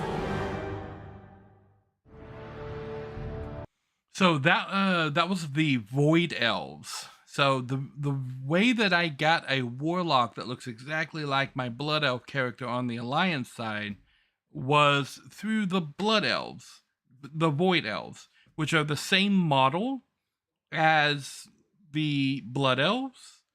So I made a Void Elf that was exactly like my Horde character. The only difference is the eye color. Blood Elves have green eyes, Void Elves have blue eyes. But the same skin tone and everything, which is how I got my Warlock on both the Horde side and the Alliance side to look exactly the same. I used the Void Elf race, which means I had to level another Alliance character up to where I could go into Suramar and unlock the race on the Alliance side. And then I don't know what happened to that character. I think I just deleted that character, and made my my Void Elf Warlock. which I need to finish leveling. But it's interesting, the story of Suramar here, because the Void Elves are from the Suramar that was protected inside the shield, but there were other people in Suramar that were outside of the shield, including Queen Azara, who made the original deal in the first place. And those Night Elves became the Naga.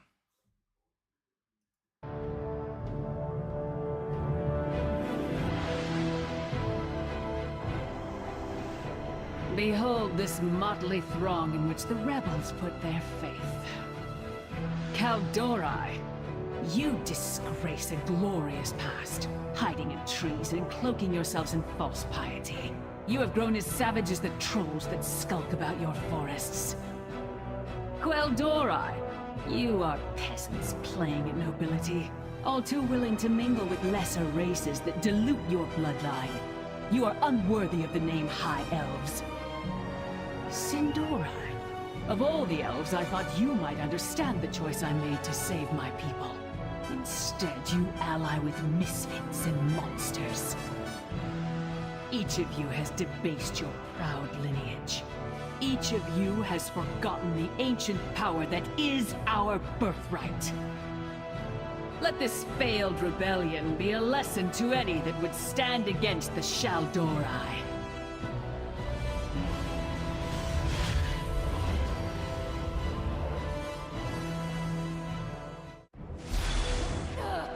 Treacherous banshee!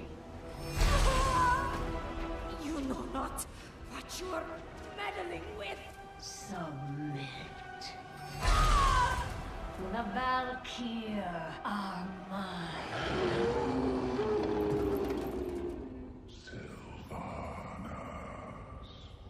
Your quest for immortality has left you vulnerable. I will have my vengeance! For Barium! Is that that is Greymane, yes.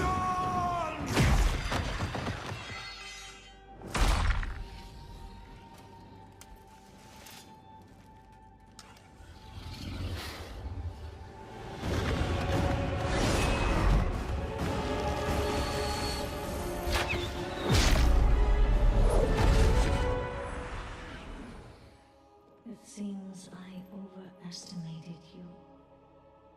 Old wolf. Yeah, that's King Greymane. Oh, he's got your lantern.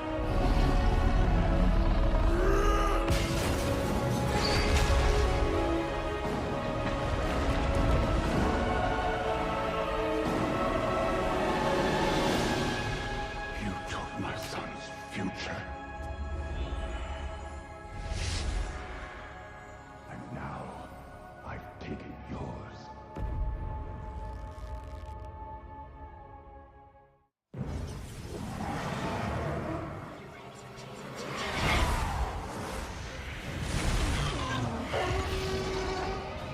Is that your sheriff?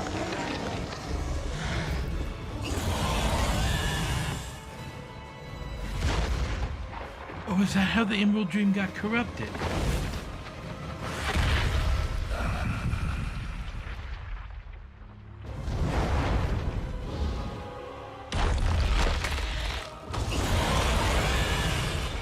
Wait, is Ysera a raid boss?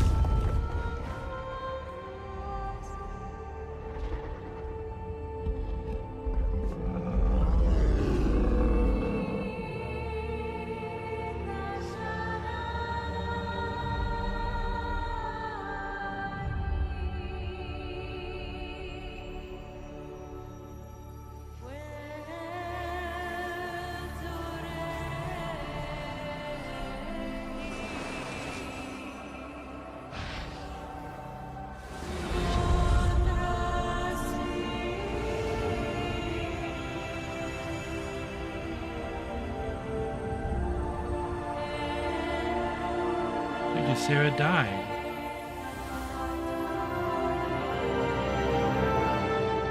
And they turned her into Elune turned her into a constellation. Okay.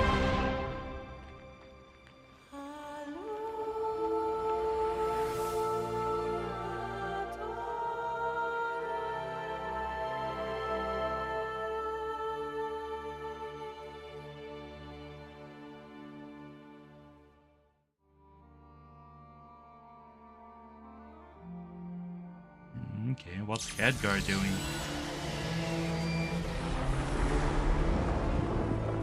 It's a Narishm. Azeroth, I pray that this, the final plea of the Army of the Light, has reached you intact. The 1,000 Years' War has reached its peak, but the nightmare is far from over. This vessel represents our ultimate sacrifice. It must reach the Prophet. He is the key. Velen has asked for this burden, but it is what fate has deemed. Succeed, and the light may yet endure. Fail, and all worlds will burn. The same message that Illidan gave. You will not fail. Fail and all worlds will burn? Turalian? That was Turalian? The Master has been gone for so very long. Turalian was the one that went through the dark portal with Sylvanas' sister, Ilaria, to close it from the other side. Gust. It's maddening. Whatever is one to do to pass the time. That carousel. I've gone and made a mess. Now, where was I? It is. Yes. Our unannounced visitors. Preparations must be made, for the Master will return to Karazhan soon. Once again, the Burning Legion has returned. Stronger, more determined than ever before. I venture to Karazhan on a mission of desperation. This goes without saying, but be on your guard. I sense something. A presence I've not felt since. Okay, Obi-Wan. Another year of slumber. No, that was Darth Vader. I wonder if Medivh will ever awaken. Does our old friend dream? Is he trapped in nightmares? This is who I am. I was tainted from birth, polluted from before my conception. A bad seed grown to bear bitter fruit.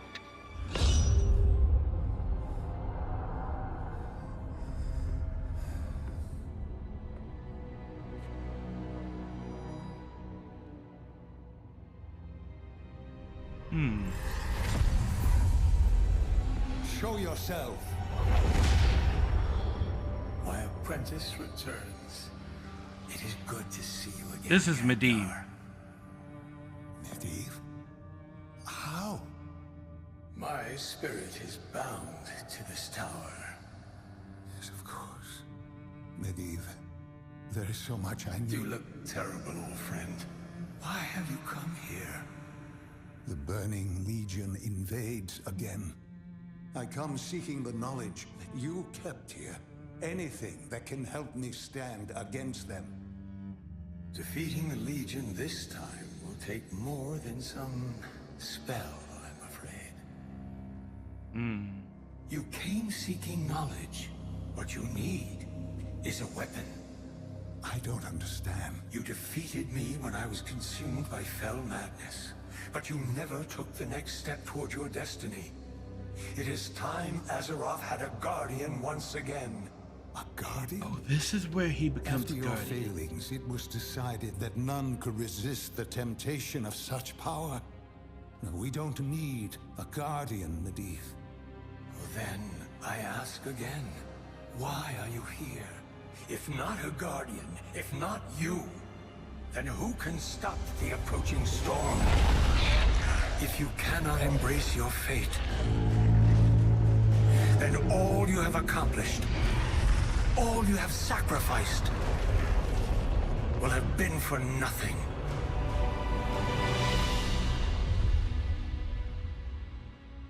Even If I said yes, none now remain to bestow the powers of a guardian upon me. I remain. Yep. I knew this day would come.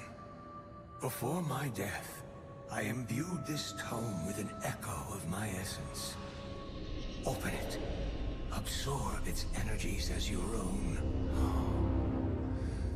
No, I cannot. I should not. The fate of Azeroth rests in your hands, Khadgar.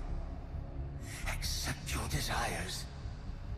Show the Legion the true might of a guardian. Be honest with yourself, if not with me.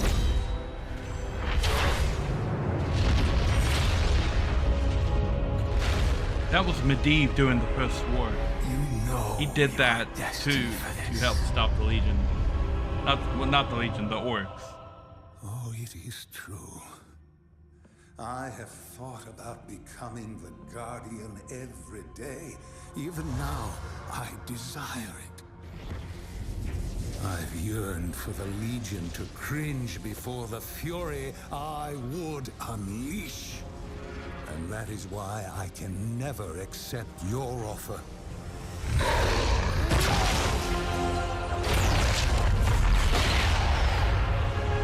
Oh, so he never does take up the Guardian role. Your will is strong. My brethren were right. You would have served the Legion well. I will never be the Legion's pawn. And this tower will not be its den!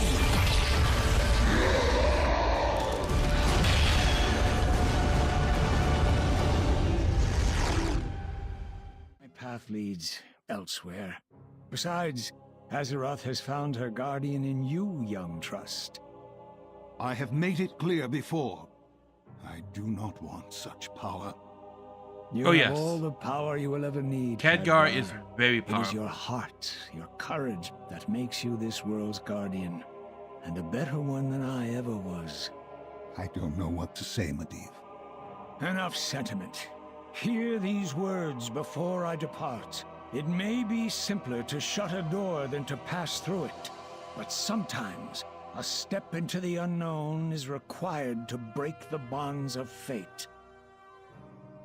There is much that lies ahead for all of us. Farewell. Yes, that was a fake Medivh in the tower. It was a demon pretending. I must Medivh is words. Still very Until next time, much around. I came to Karazhan seeking knowledge.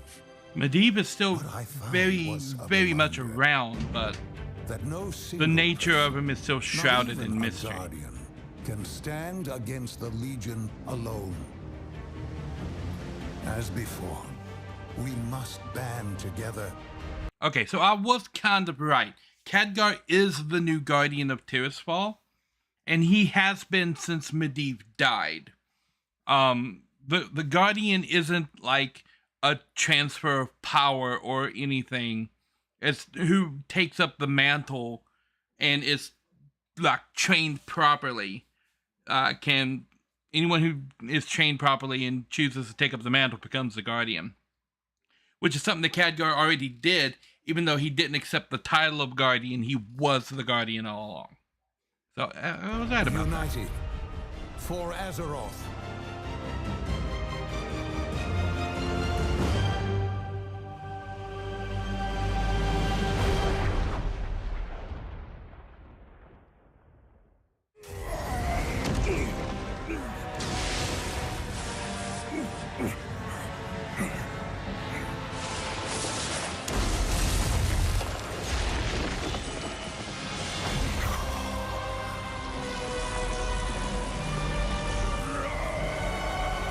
So that's Gul'dan.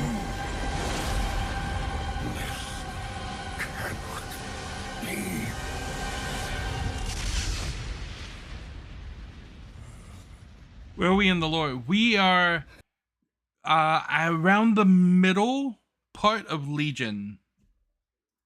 The middle towards the end of Legion.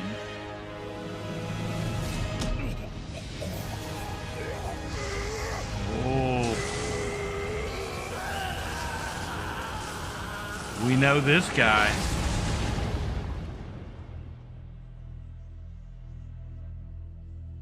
Yeah, I guess the part you really know nothing about. What I have seen. You know what we face. Now, mortals, follow me into the abyss. For the Legion's true master. Okay, Velen is alive. I thought he died before. Also, this is a group of people. Oh my gosh. Okay. I know a couple of these people. She's a demon hunter. This is Prophet Velen. This is Khadgar. Have yet to reveal themselves. Among them, this is Kil'jaeden. Monster who hunted my no. people. No, yeah, that is Kil'jaeden. The stars. Kil'jaeden. Kil'jaeden is Velen's brother. The bad elf lady who only cares about revenge? Yes, this is the version of Gul'dan that is from the alternate timeline in the Warlords of Draenor. The original Gul'dan was killed. Oh my god, who killed him the first time? I don't even remember who killed the original Gul'dan, but he was killed during the First War. Prophet Velen, the leader of the Draenei, this is his brother, Kil'jaeden. His other brother, Archimonde, was actually killed twice. Kil'jaeden has this nasty little scar on his eye, courtesy of us, because at the end of the Burning Crusade, after we killed the Black Temple, the last raid that was added into the Burning Crusade was the Sunwell. And at the end of the Sunwell, they actually open up a portal and Kil'jaeden starts to come through the portal, and then we just kind of mollywop his ass and shove him back down into the portal. And he has a nice little scar to remember us by. So he's kind of mad at us for that. Day I took the fell fire into my veins, I saw my destiny. A grand crusade that would reach the ends of creation. That was the vision. Apparently not. Our crusade will prevail. Everything Not we've done Sargeras. has been by your design. And all we have to show for it is failure. Perhaps you lost sight of our destiny. I mean, he's not wrong. I overestimated your resolve. I paid for that destiny with my world. Yeah. The time has come. Argus is not looking cool right now. Done.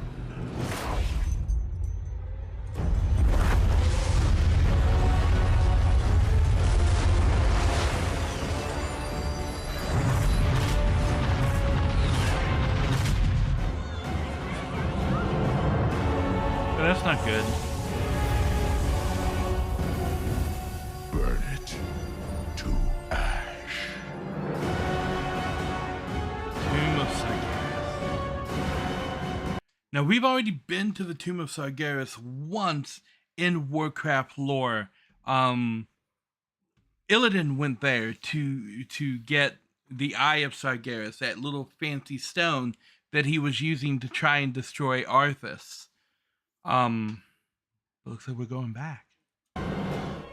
Behold the world that shall be your tomb! Argus! Your reality is sundered! What have they done to you? Our fates. And now we beat the crap out of Kil'jaeden again. Argus will be your tomb. Now, I remember I said that the Draenei were originally from another planet, and then Velen and a group of Draenei left on spaceships and ended up on Draenor. Argus is the planet they came from. This is what the Burning Legion did to it. And the Burning Legion did a very similar thing to Draenor but technically on Draenor, it was Ner'zhul's fault because he opened up like 20 different nether portals and the twisty nether tore the planet to pieces. At least we will have died fighting. Our war isn't over yet. Also, Illidan is back, and yeah, I don't remember all of the points of Illidan being brought back, but he returned because when he's defeated at the Black Temple and we all leave, right after that, somebody went to the Black Temple and recovered his body and healed him. He wasn't completely dead, I think is how that story goes.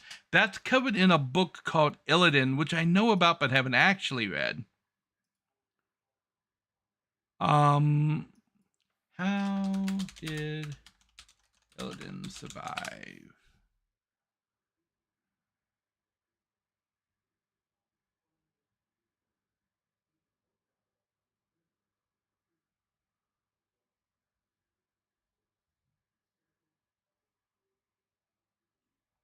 Okay, Illidan Stormrage. Boop.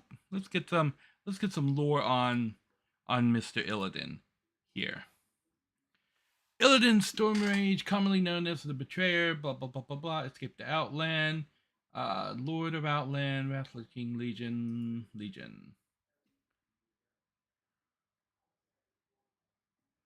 After the fall of the Black Temple, his corpse was taken by May of Shadowsol to the Vault of the Wardens. Cordana Felsong led Gul'dan from an alternate universe to the Vault of the Wardens, where Illidan's corpse was imprisoned, as he was the key to the Azeroth's downfall by the Legion. Gul'dan brought Illidan's body to Blackrook Hold, where he was trying to separate his soul from his body. And then a Naru called Zira, which Naru? This one. The Light Mother.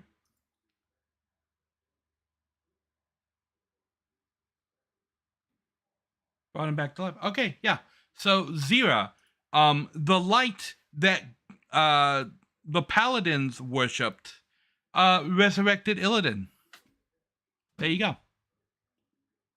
That's how Illidan survived.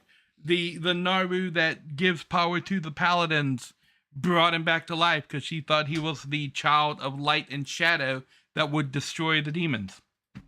Yeah. So there you go. The Paladin God is responsible for Illidan coming back. But we're going to pause right here. I'm going to take a quick little break and I will be right back.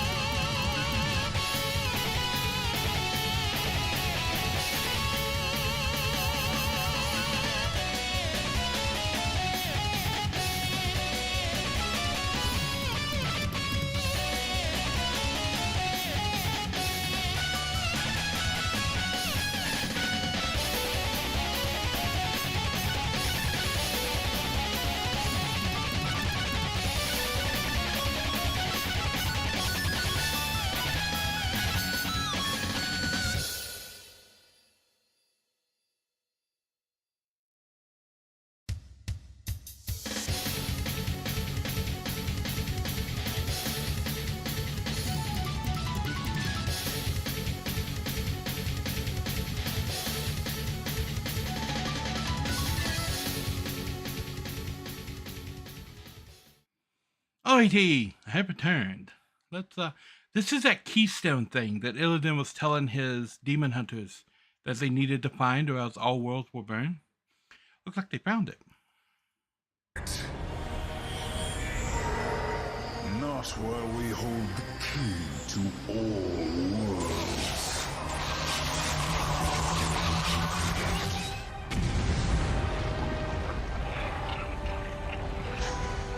Khadgar, take us home.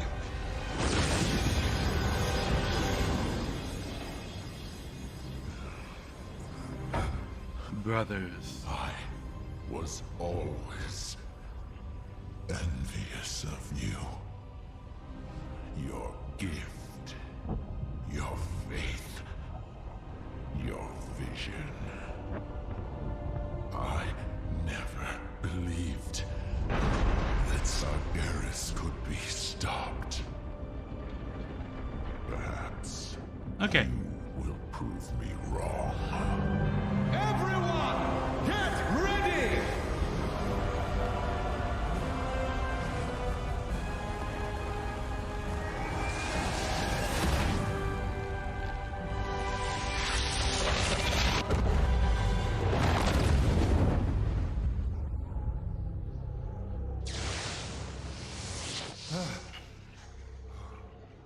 Is everyone all right?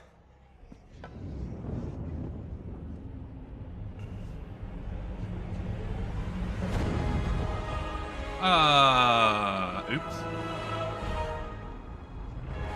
What have you done? Sometimes the hand of fate must be forced. Must be forced. Okay. Well, Argus is here now. Here. He's again. This is where his father fell. Oh, the boy has never known the horrors of the Legion as we have. No. Oh, the boy knows. I haven't.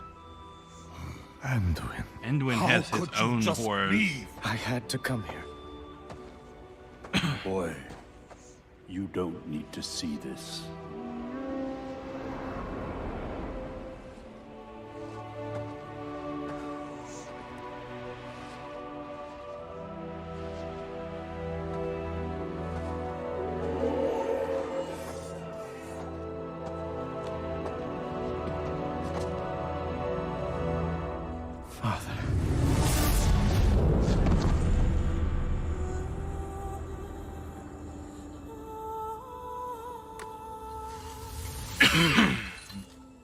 You never surrendered.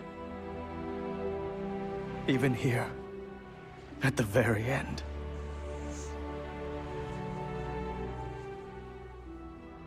I cannot do this, Father. I can't be the hero you were. I can't be the king you were. Anduin, your father's actions were indeed heroic. They were his challenge to us, his people, to never let fear prevail, even at the very gates of hell.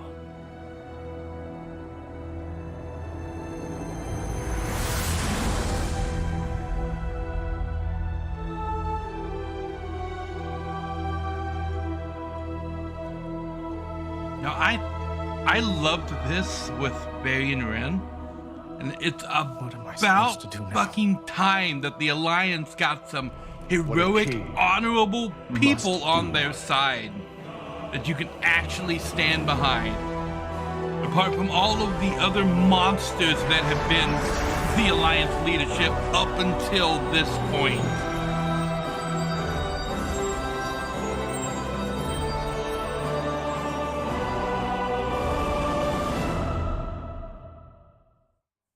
We must find the Army of the Light. With them fighting alongside us, the Legion will fall. We must find... Your mother and father yet live, Arator. I am sure of it. But for now, stay focused on the fight to come. The Legion grows desperate. We should strike now, while their attention remains focused on Azeroth. You are right, Illidan. This may be our best chance to gain the upper hand. So the Alliance have been defenders in the past, but most of the horrible things that have happened to Azeroth happened because of the Alliance directly. Like, yeah, the Orcs invaded, but the Orcs never would have been able to invade Azeroth if not for the actions of some of the members of the Alliance facilitating it, particularly Medivh. During the Third War, the Orcs tried to flee from the conflict. Thrall took what was left of the Orcs, all of them, away from the Eastern Kingdoms where the Alliance was, to Kalimdor. And the Human Alliance followed them over there and continued to go to war with them when they could have just left them be, which is what the Horde wanted. So the furthering of the war was the humans' fault. The Scourge entering into Azeroth and the whole undead thing, that was the humans' fault. The fall of Quel'Thalas happened as a result of the Scourge, so not directly the humans' fault, but indirectly. But then them treating the remaining High Elves as second-class citizens and starting to throw them in prisons and stuff, that was 100% the humans' fault. That's why the Blood Elves joined the Horde. When the undead were freed and started to remember the lives of who they were before, the reason the undead ended up joining the Horde is because the humans wouldn't accept them as anything but abominations.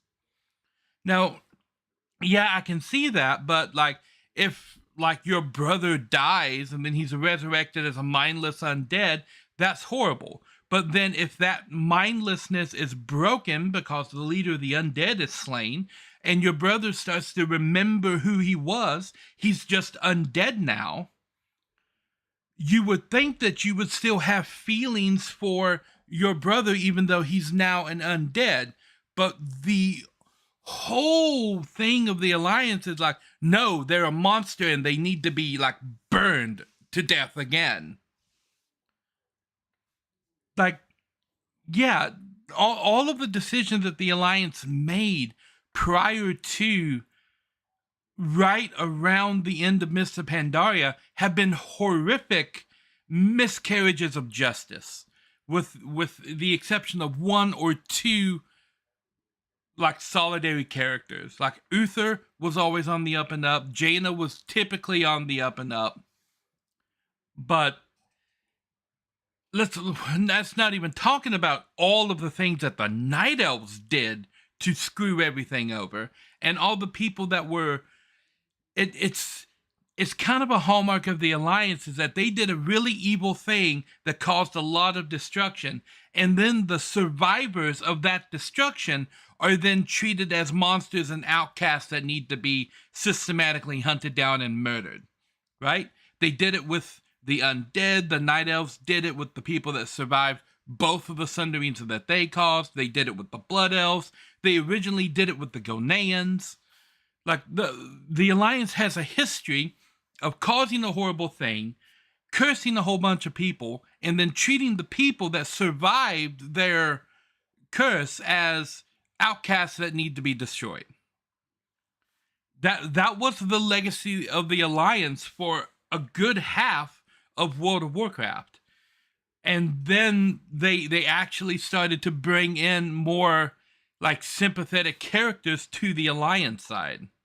That was the entire reason that the Horde was so popular in the Burning Crusade, Wrath, and early Cataclysm days. The reason that the Horde was the one that people were like making the rallying cry for the Horde, and everybody was getting like so hyped about, was because the Horde were the honorable ones. The Horde were the ones that were taking in all the refugees from all these Alliance catastrophes that were trying to be killed. So the Horde had the honor that people respected, and the Alliance had none of it. And then they started to flip the script, and we started to see more evil actions coming out on the Horde side, and finally some nice, honorable people on the Alliance side. And it started with Wherein Nari, it continued with his son Anduin, it continues with Gen Greymane, who's a really awesome character. I'm still not a fan of the Night Elves. They don't have many redeeming characters. I know people say Malfurion, but Malfurion did a lot of shit and not really getting any flack for it. They blamed a lot of stuff on Illidan, but I should point out that both Tyrande, Malfurion, and Maiev Shadowsong all made the exact same mistakes that Illidan did, but Illidan is the betrayer, and they get off scot-free. Like, yeah. My little rant on the Alliance. But I'm a huge fan of Wherein Nari. There's a book called Wolfheart that explains his story in depth. It's a fantastic book. And he has a fantastic story. And I think his death here and the impact that his death has on his son is another fantastic bit of storytelling. I was very, very well and very, very impressed with the storytelling in Legion. Lend me your strength, champion. We will open the way together. The Exodar has long been crippled by the crash that brought us to this world many years ago. Every spare moment, every resource has gone toward the birth of a new vessel. Our instrument of retribution. The way is open. Come, children of Argus, allies, champions. The Vindicar. Oh. Wait a minute. Is that a holy dreadlord? How did I miss that? Was this a character that I just missed? Waits. We will meet with the army of the light. I do want to also address, you probably noticed in Warlords of Draenor that these cutscenes started to get really, really good. Whereas before that in Cataclysm and in Wrath and in Burning Crusade, they were very stilted and the characters just kind of stood there rigidly and talked and only their mouth moved. And now they're like breathing, they're moving around, they're framing them properly with the rule of thirds. They're turning towards the camera but not looking at the camera. This is because there was a group of players that were making machinima of World of Warcraft. And they were making some really, really good videos. Speaking of, reset my avatar there. They were making some really, really good videos that were getting everybody's attention. They were getting the attention of the WoW development team to the point, and I do kind of love this about different people on the WoW development team, is that eventually they get to the point where they said, why are we trying to copy this and just do it, right? That was something that happened in Mr. Pandaria. When they were making the opening scene, they kept talking about this Pandarian, and they kept saying, he's like Chen Stormstout from Warcraft 3. And that statement got bounced around so much that finally someone just asked, well, why don't we just make it Chen Stormstout? And then everybody just kind of stopped and like, there's no reason we can't make it Chen Stormstout. A similar thing happened here. They saw the machinima that these guys were putting together. I forget what the name of their channel was. And the development team was like, we need to do that. We need to copy what they're doing and do that. And so they tried to do that. And they tried through all of Mr. Pandaria to copy their style. And put that as, which is why we see an upgrade in the way the cutscenes are done from Cataclysm to Mr. Pandaria.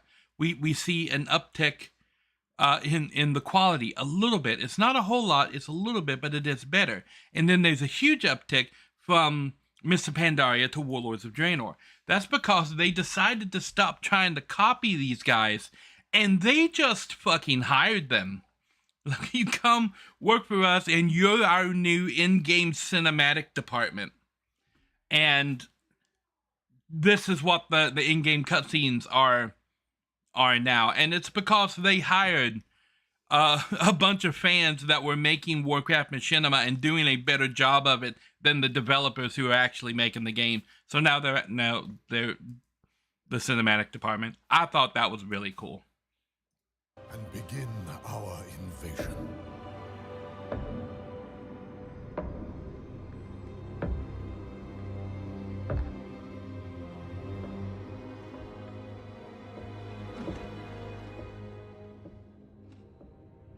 Does he understand what you're truly asking of him? Do any of them? We follow the path of the light, no matter where it leads. Your faith has always been your weakness. When your closest allies fell to darkness, you didn't stop them. When the Legion swept over your world and took your people, you didn't make a stand.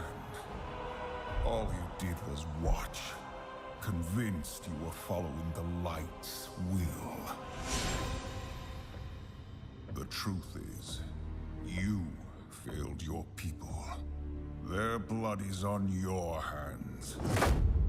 You will never understand what I did to save my people. Oh. The light is holding you back. It's time. I think Illidan uniquely understands. Prophet, we are ready. Proceed.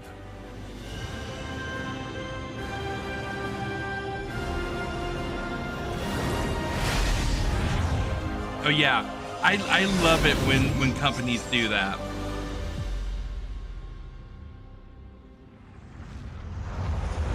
Hire fans because they're literally doing things that's better than their in-house production. Where is your army of the light?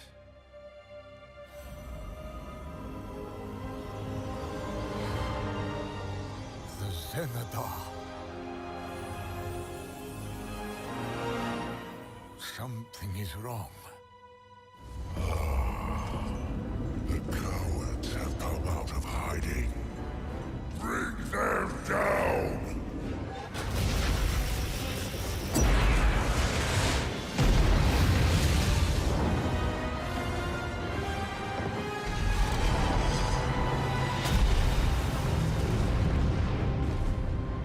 The Legion will fire again soon! What are your orders, Prophet? We make our stand. The last battle for Argus has begun. There are no guards this close to their weapon. This is no mere siege weapon.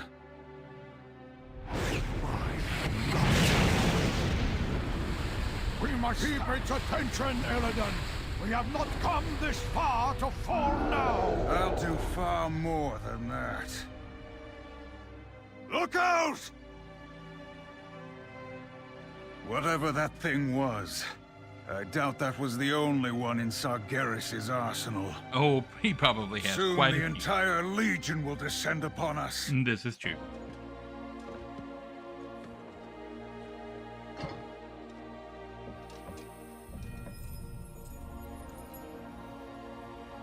Oh, they're bringing the Nari back to life.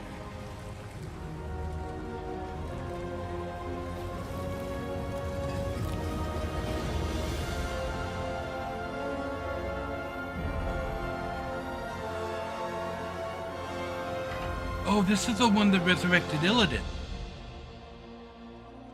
We are blessed to be in your presence once more, Zira. Turalian, you have Hold. found the chosen one. This is Turalian.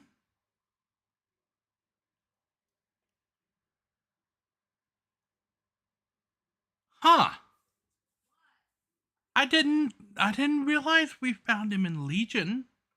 I know we found Delaria in the next expansion, but I didn't realize that they were in Legion. Huh. So Turalyon is interesting. Turalyon was a hero in Warcraft 2. And when they were trying to close the dark portal, they needed to close it from both sides. So Khadgar stayed on this side of the dark portal, and Turalyon, with, I guess, then his girlfriend, Ilaria Windrunner, went through the dark portal to close it from the other side. Yeah. Ilaria Windrunner is Sylvanas' sister, by the way, Sylvanas' older sister. So this is Turalyon who went through the dark portal.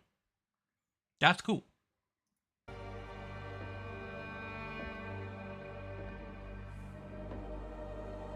Illidan, from birth, the light in your eyes held such promise for the future.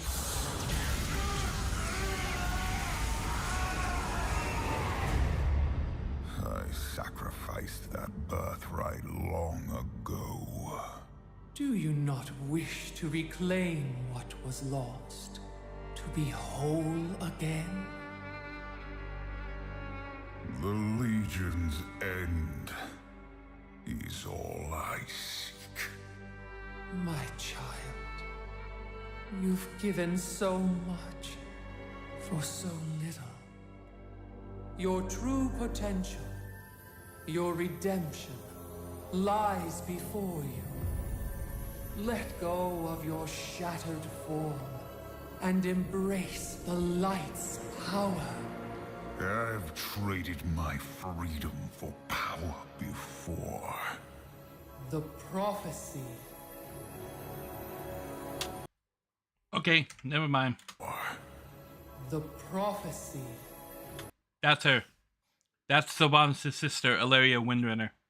Okay, so she's the other person that went through the dark portal with Turalyon. She's back in this expansion, so there we go. This is Sylvanas' big sister, Ilaria.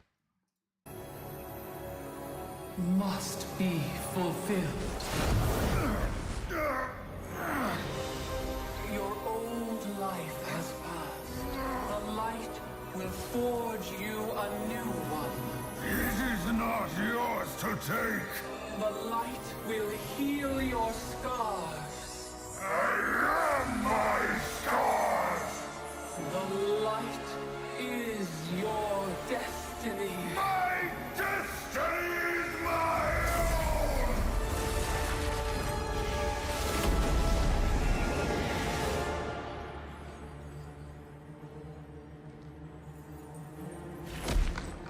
Damn, he killed her.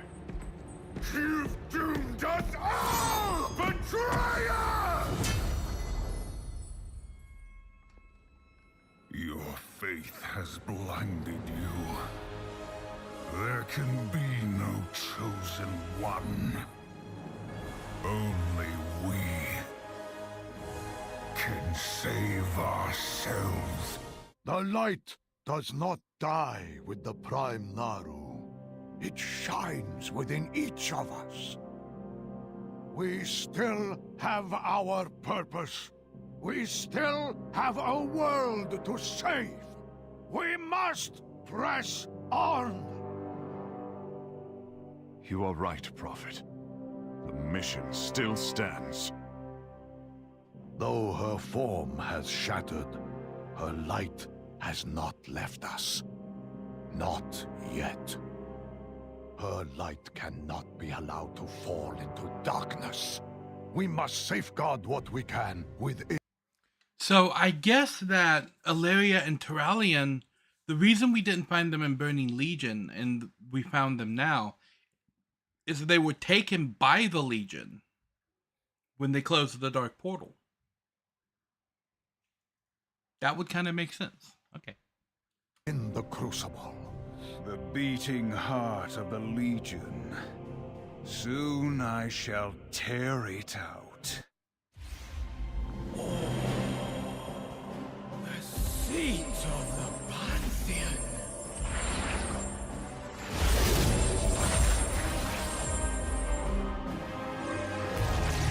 These are the Titans.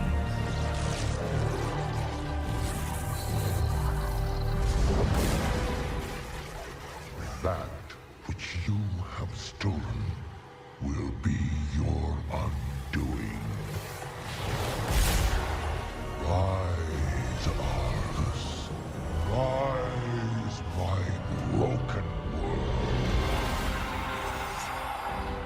Mortals, the time has come to fight for the fate of your world. You have done well, mortals. It is time. We must gather our strength. So, want to point out a couple of things in this scene. Remember Arthas's best friend that was killed with Frostmourne? Guess who this is? This is Mirrodin Bronzebeard. This is Arthas's friend that died at the hand, that quote, died at the hands of Frostmourne. He had other things. The Titans were not finished with good old Mirrodin. These guys here are the Titans. The Titans is why he's about. We actually see him over the course of a couple of the expansions. I think we learned in Cataclysm that Mirrodin was in fact not dead. We find him in one of the Titan forges, like Ulduar was a Titan construct that was a jail for Yogg-Saron. We find Mirrodin in another one of those. He's all like metal ghosty now. But yes, this is Arthas' friend that died from Frostmourne. These guys here are the gods who created the universe, right? These are the Titans. They are the like second to highest level beings in the Warcraft universe. And at the start of this scene here, let me back it up a little bit. You see that they're each sitting in chairs, right? But one chair is empty. That's because one of them is missing. You may have heard me mention Sargeras, the guy who's leading the Burning Legion that we're all fighting against. This is his seat. Sargeras used to be one of the gods, one of the 7 gods that like built the universe. But they found that there were demons on the outskirts that were starting to like come into the universe, and Sargeras was sent to stamp out the demon threat. So how did he become leader of the demons, you may ask? Well, he came to the conclusion that the only way to stamp out the demon threat was to eradicate all life in the universe and basically start over.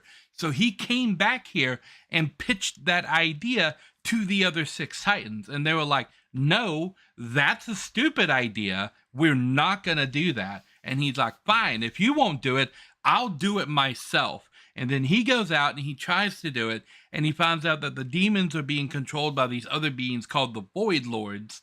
The Void Lords are the ones that sent the old gods to Azeroth.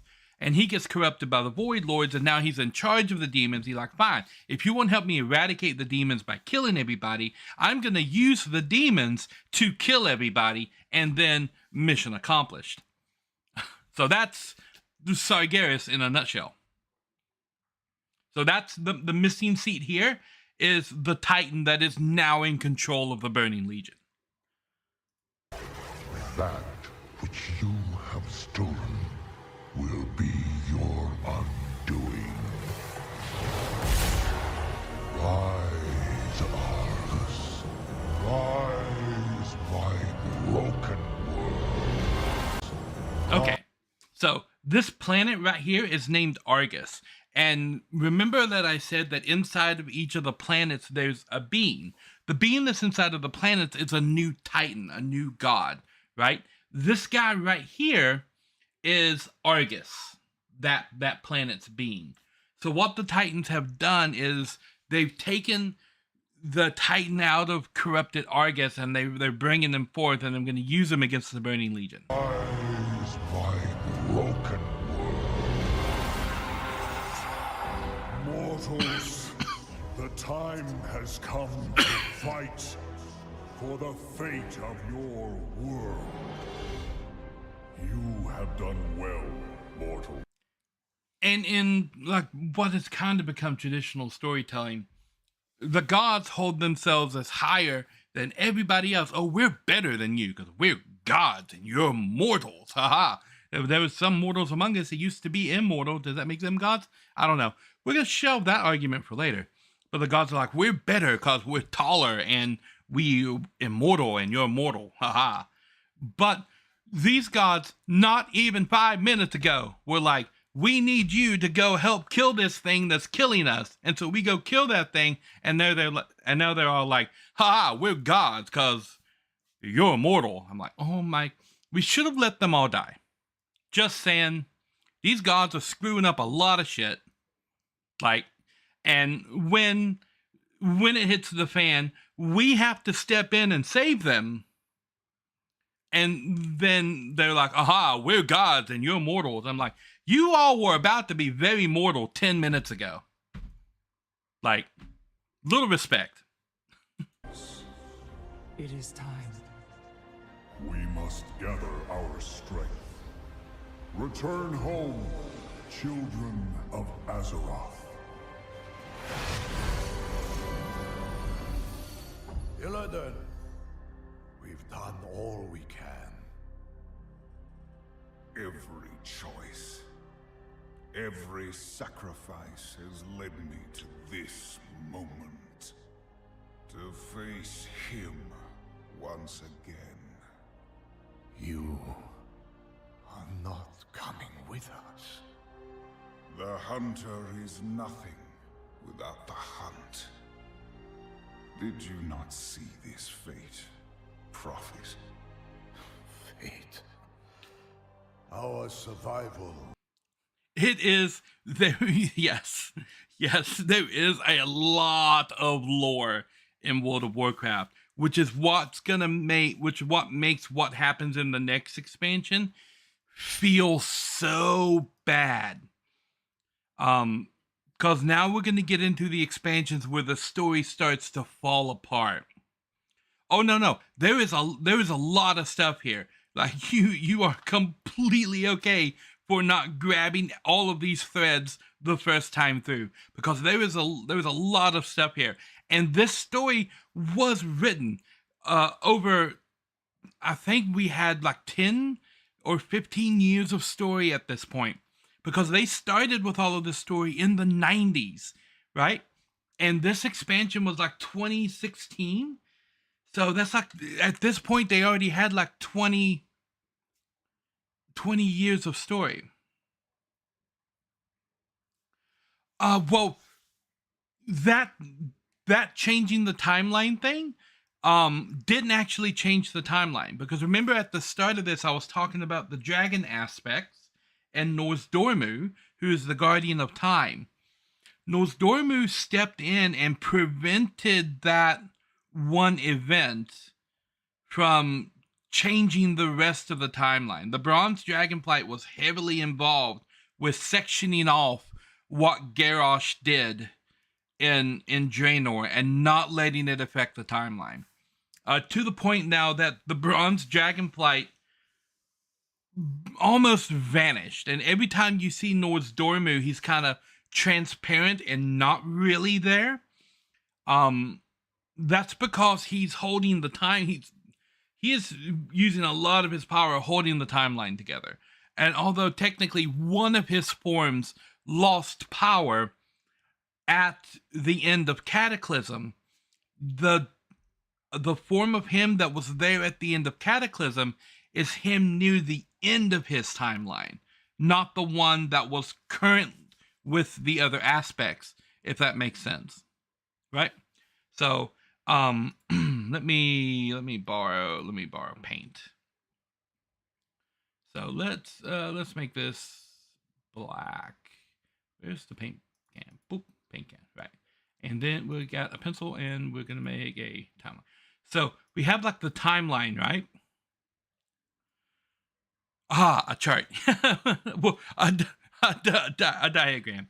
And what Garrosh did was he made a branch in the timeline that threatened to erase this main timeline. So what Nozdormu did is he took this branch and he put it inside of a bubble. And so this branch is now protected from doing everything on the timeline. But then in Cataclysm, right, at this point, all of the dragon aspects lost their power because they used it in the Dragon Soul to destroy Deathwing. Well, Nozdormu was here too. So you had like Ysera was here, and Kaligos was here, and Nozdormu was here as well with the other Dragonflights. But it wasn't the Nozdormu from this point in time. It was the Nozdormu from this point in time, near the end of his life, that went back in time to be here to help them out. So the Nozdormu from here is actually elsewhere holding the timeline together. Time stuff gets cray-cray. So yeah, Nozdormu was here, and Nozdormu did lose his power. But it wasn't the Nozdormu of the present day, it was the one well into the future where he didn't have to hold everything together anymore, so that he's still there holding things together until everything ultimately gets fixed, right? Which does at some point in the future, and then that Nozdormu is the one that came back and aided everybody with the Dragon Soul to destroy Netherian. So, as for how Nozdormu is holding the timeline together, this, it's complicated. Yes, but that timeline that Garrosh started isn't inflicting the main timeline abilities. Yeah, with one or two caveats. One, Gul'dan got out of that timeline because of the Burning Legion and Sargeras.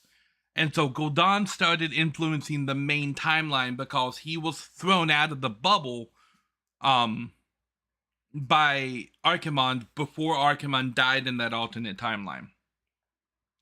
So the Gul'dan came back to the main timeline and started screwing stuff up again. Nozdormu does not have, he's not like a god. I mean, he kind of is a god of time, but he doesn't like have like infinite power. He can't hold everything together and fix every little anomaly that's happening here or there all over the place. He's having troubles. A lot of people are messing with time, and he wasn't able to fix the Gul'dan problem because of the Legion's interference. The dragons are powerful. The dragons are not stop the Burning Legion powerful.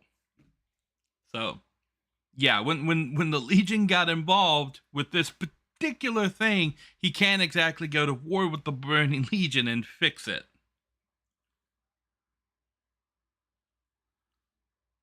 Luckily, there's Illidan, who's very pissed at the Legion. Very, very pissed.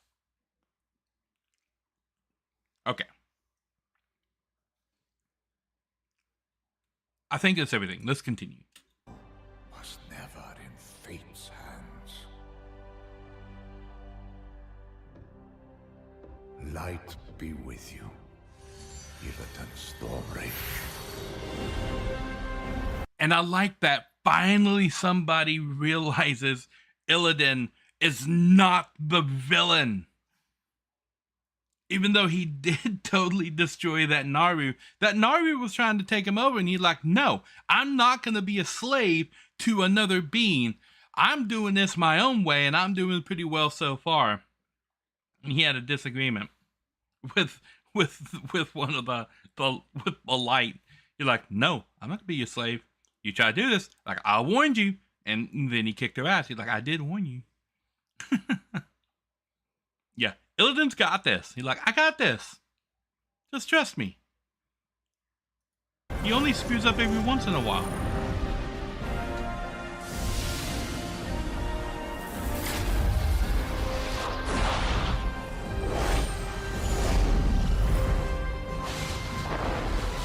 Brother, your crusade is over.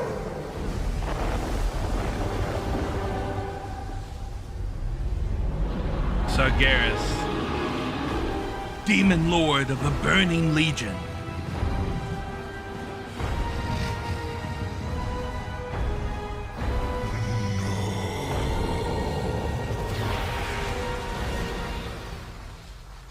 So he stabs Azeroth as his last act before he dies with this gigantic miles-high sword.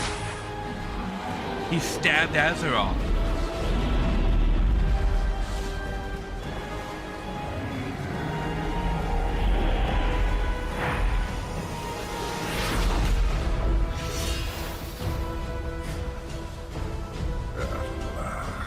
And now he faces Illidan's Storm Rage.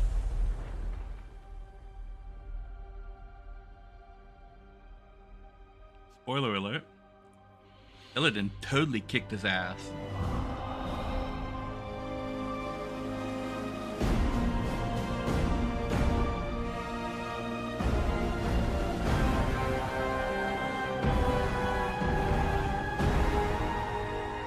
But now there's a gigantic sword stuck into the middle of Silithus. If I may offer a few words.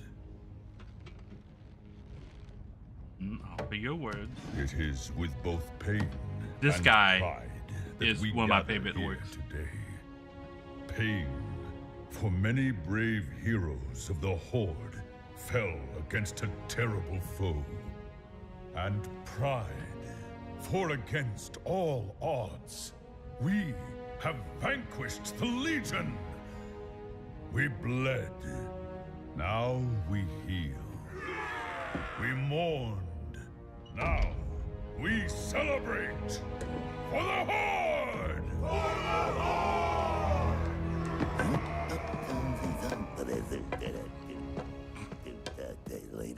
War Chief! A moment of your time.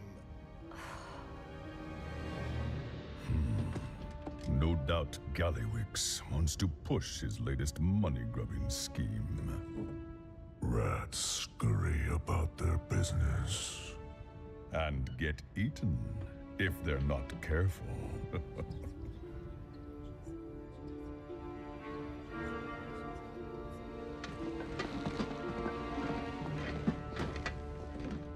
That's concerning. What is the rat up to? He does keep sending really like more Starfang. bombs to Silithus. Nothing good has ever come out of Silithus. This is like true. Many of you, I know firsthand the pain of loss. My father, King Wherein Nari, gave his life to save his people. He knew that no one, not even a king, is more important than the Alliance. And because he and so many others had the courage to make that sacrifice, we did the impossible. We defeated the Burning Legion. Spymaster Shaw. Back so soon? But by living our lives, our joy, I need to speak with him. these are the gifts of the fallen. Maybe not during the middle of the speech. And we must cherish and celebrate them. For the Alliance!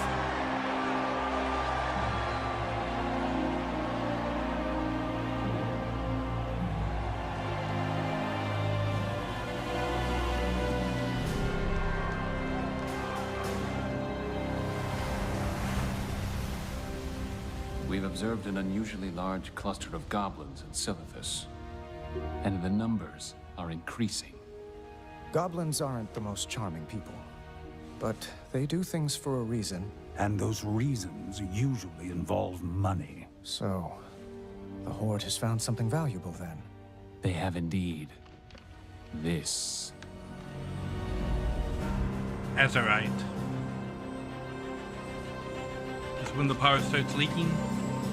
Which power specifically are you referring to?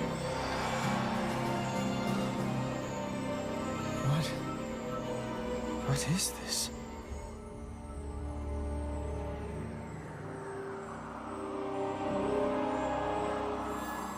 This will change everything. I told you! And the Alliance knows nothing of this? Don't worry, War Chief. I got people on it. We don't know. It would seem the Horde does. And we must find out more. Yes, Agreed. this sword thing, this is have new. Eyes on it.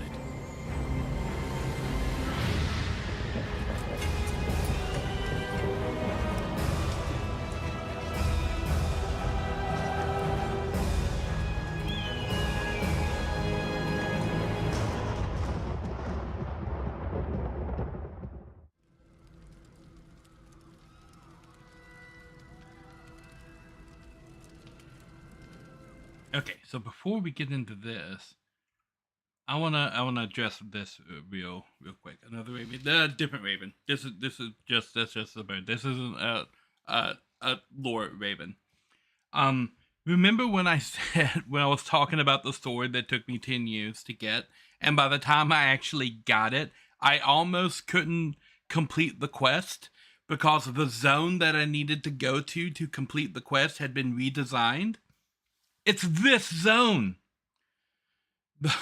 I needed to go to Silithus. You have to go to Silithus to complete the last step of the quest to get Thunder Fury, the Blessed Blade of the Windseeker. And by the time I actually got the other half of the bindings to drop was in Legion after the final patch when this gigantic sword was thrust right into the zone that I needed to go to.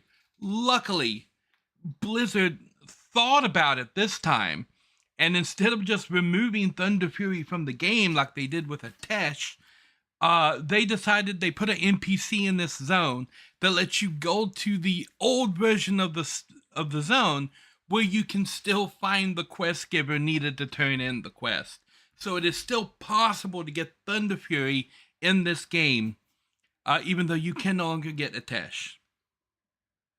So, yeah, I was lucky that they put a way for me to still get to that quest giver, because the drop happened a couple of months after this. So, like, yeah, I was like right here. Like, I'd almost gotten in under the wire of the sword dropping. But yeah, I was this close to not being able to finish the Thunder Fury quest because this sword was stabbed into Silithus. Now some interesting things about this sword. This sword has obviously been here since Legion. It was here. It's still there in Silithus right now. I can log in and take you to Silithus, and the sword is still there, stabbed into the ground.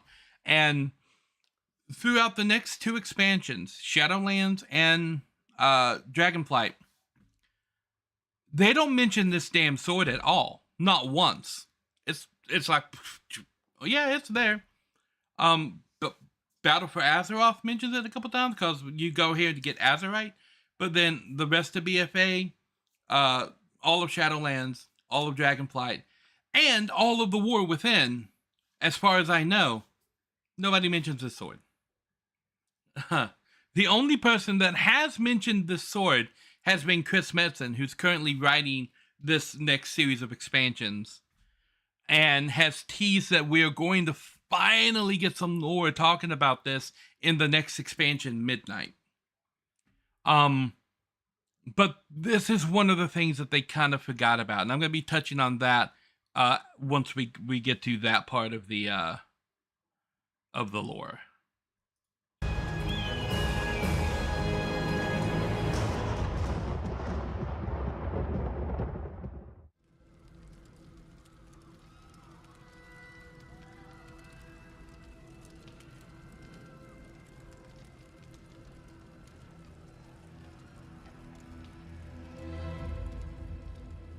Now this is about Sylvanas. She's gone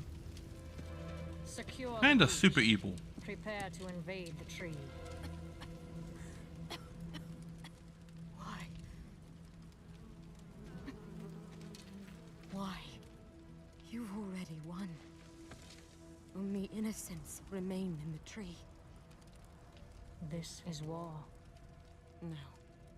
This rage. Windrunner, you were defender of your people. Do you not remember? I remember. A fool.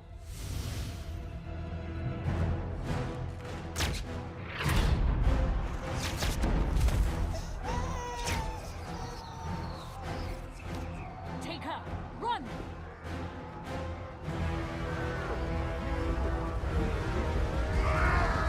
We saw this yesterday when it happened.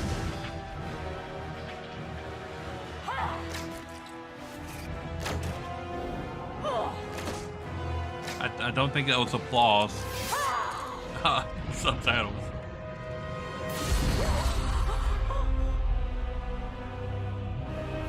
A nice touch.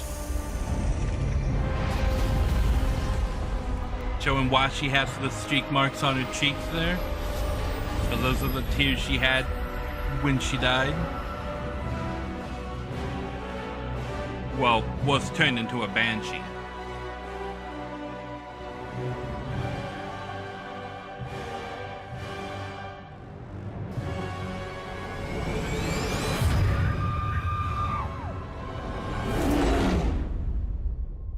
Life is pain. Hope fails. Now you understand.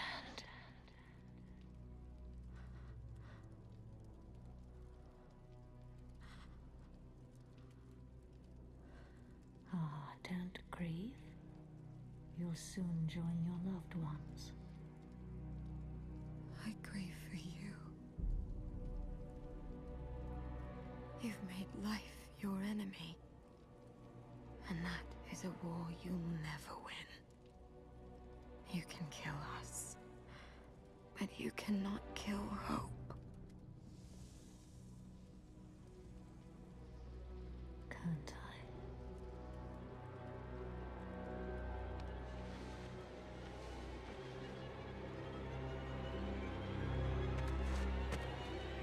Burn it.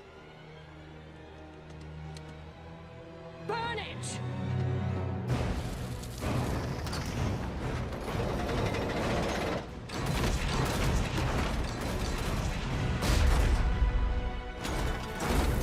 Now this is another one of the world trees. The Night Elf starting zone starts at a grand world tree. This one.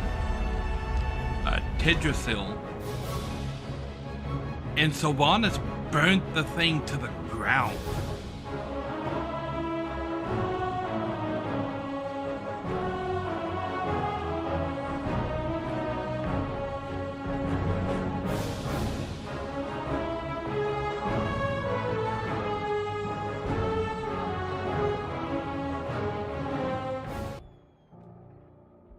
Ours is a cycle of hatred. Okay, this is the opening for Battle for Azeroth. There's a series of videos called Warbringer that cover several different characters leading up to the Battle for Azeroth. They have been kind of like sprinkled in. That video we just saw of Sylvanas burning down the Night Elf home tree was one of them. The one of Jaina raising the ship that had somebody on it. I forget who it was. I don't think it was her dad, because her dad died in Theramore in Warcraft 3. But yeah, her actions taken against the Night Elves, plus her actions of what she did with leaving Wherein Nari to die in Legion, are directly responsible for what happened here in the opening cinematic of the Battle for Azeroth. Alliances forged and broken. We have paid the price for sharing this world. And we have forgotten what makes us strong. Close ranks! Advance has won! We've seen that sword before. My king, we have her cornered. It's Greymane. Keep fighting!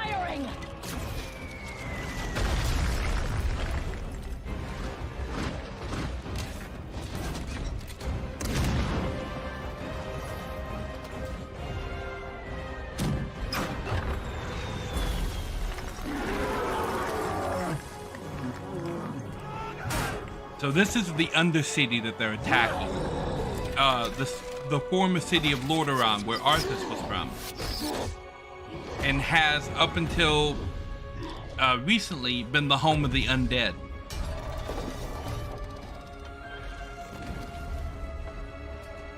I showed you this I showed you guys this in game yesterday. That is now covered in a purple, like plague, and you can't go there anymore.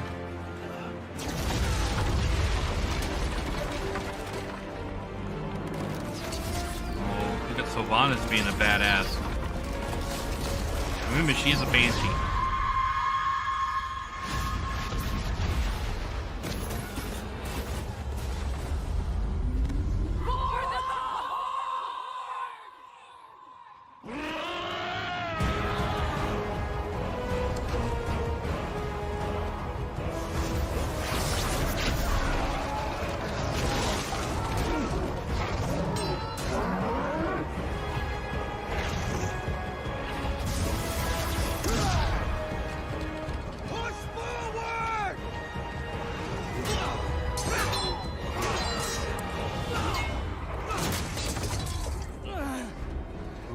Wherein.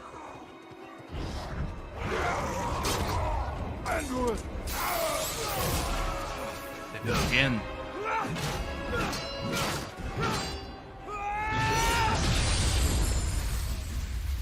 Oh damn, that was a smash.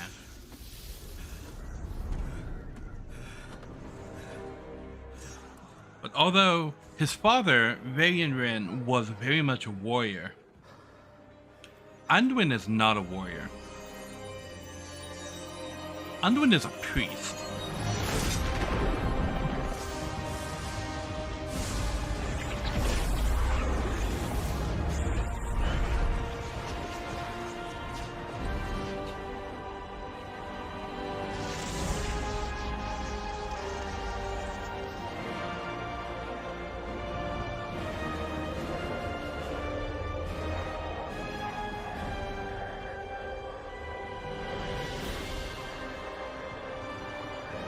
Mass Resurrection is 100% an ability inside this game. For the Alliance!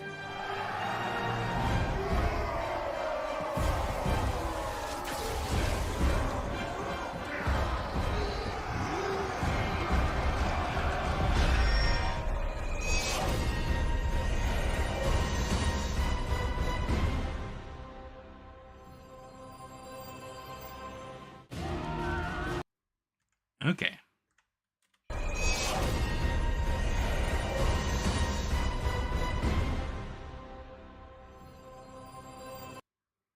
Battle for Azeroth. This is where I stopped playing World of Warcraft.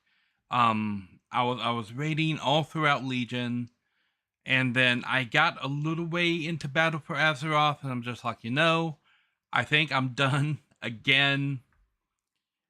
Because the game just, like, the story wasn't hitting. The gameplay wasn't clicking anymore. It was just more grindy. And yeah, just a lot of the fun wasn't there. And I saw it in BFA, Battle for Azeroth. But apparently it got infinitely worse going throughout the next expansion, and they started to bring it back in Dragonflight a little bit near the end of Dragonflight. But yeah, now we're getting into the dark years of World of Warcraft, and it is 8:13 right now. Let me pop in.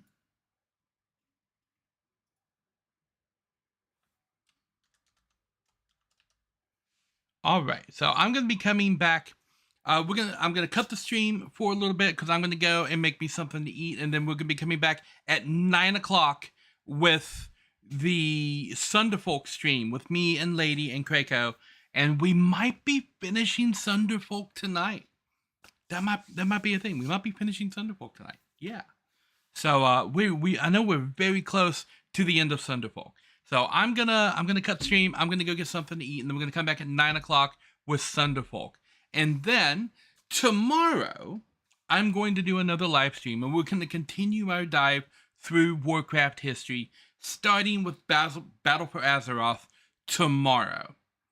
And so I'm probably gonna stream tomorrow and Sunday and Monday, because on Tuesday I'm having my surgery, and then I'm gonna be out of commission for at least a week with recovery from that surgery.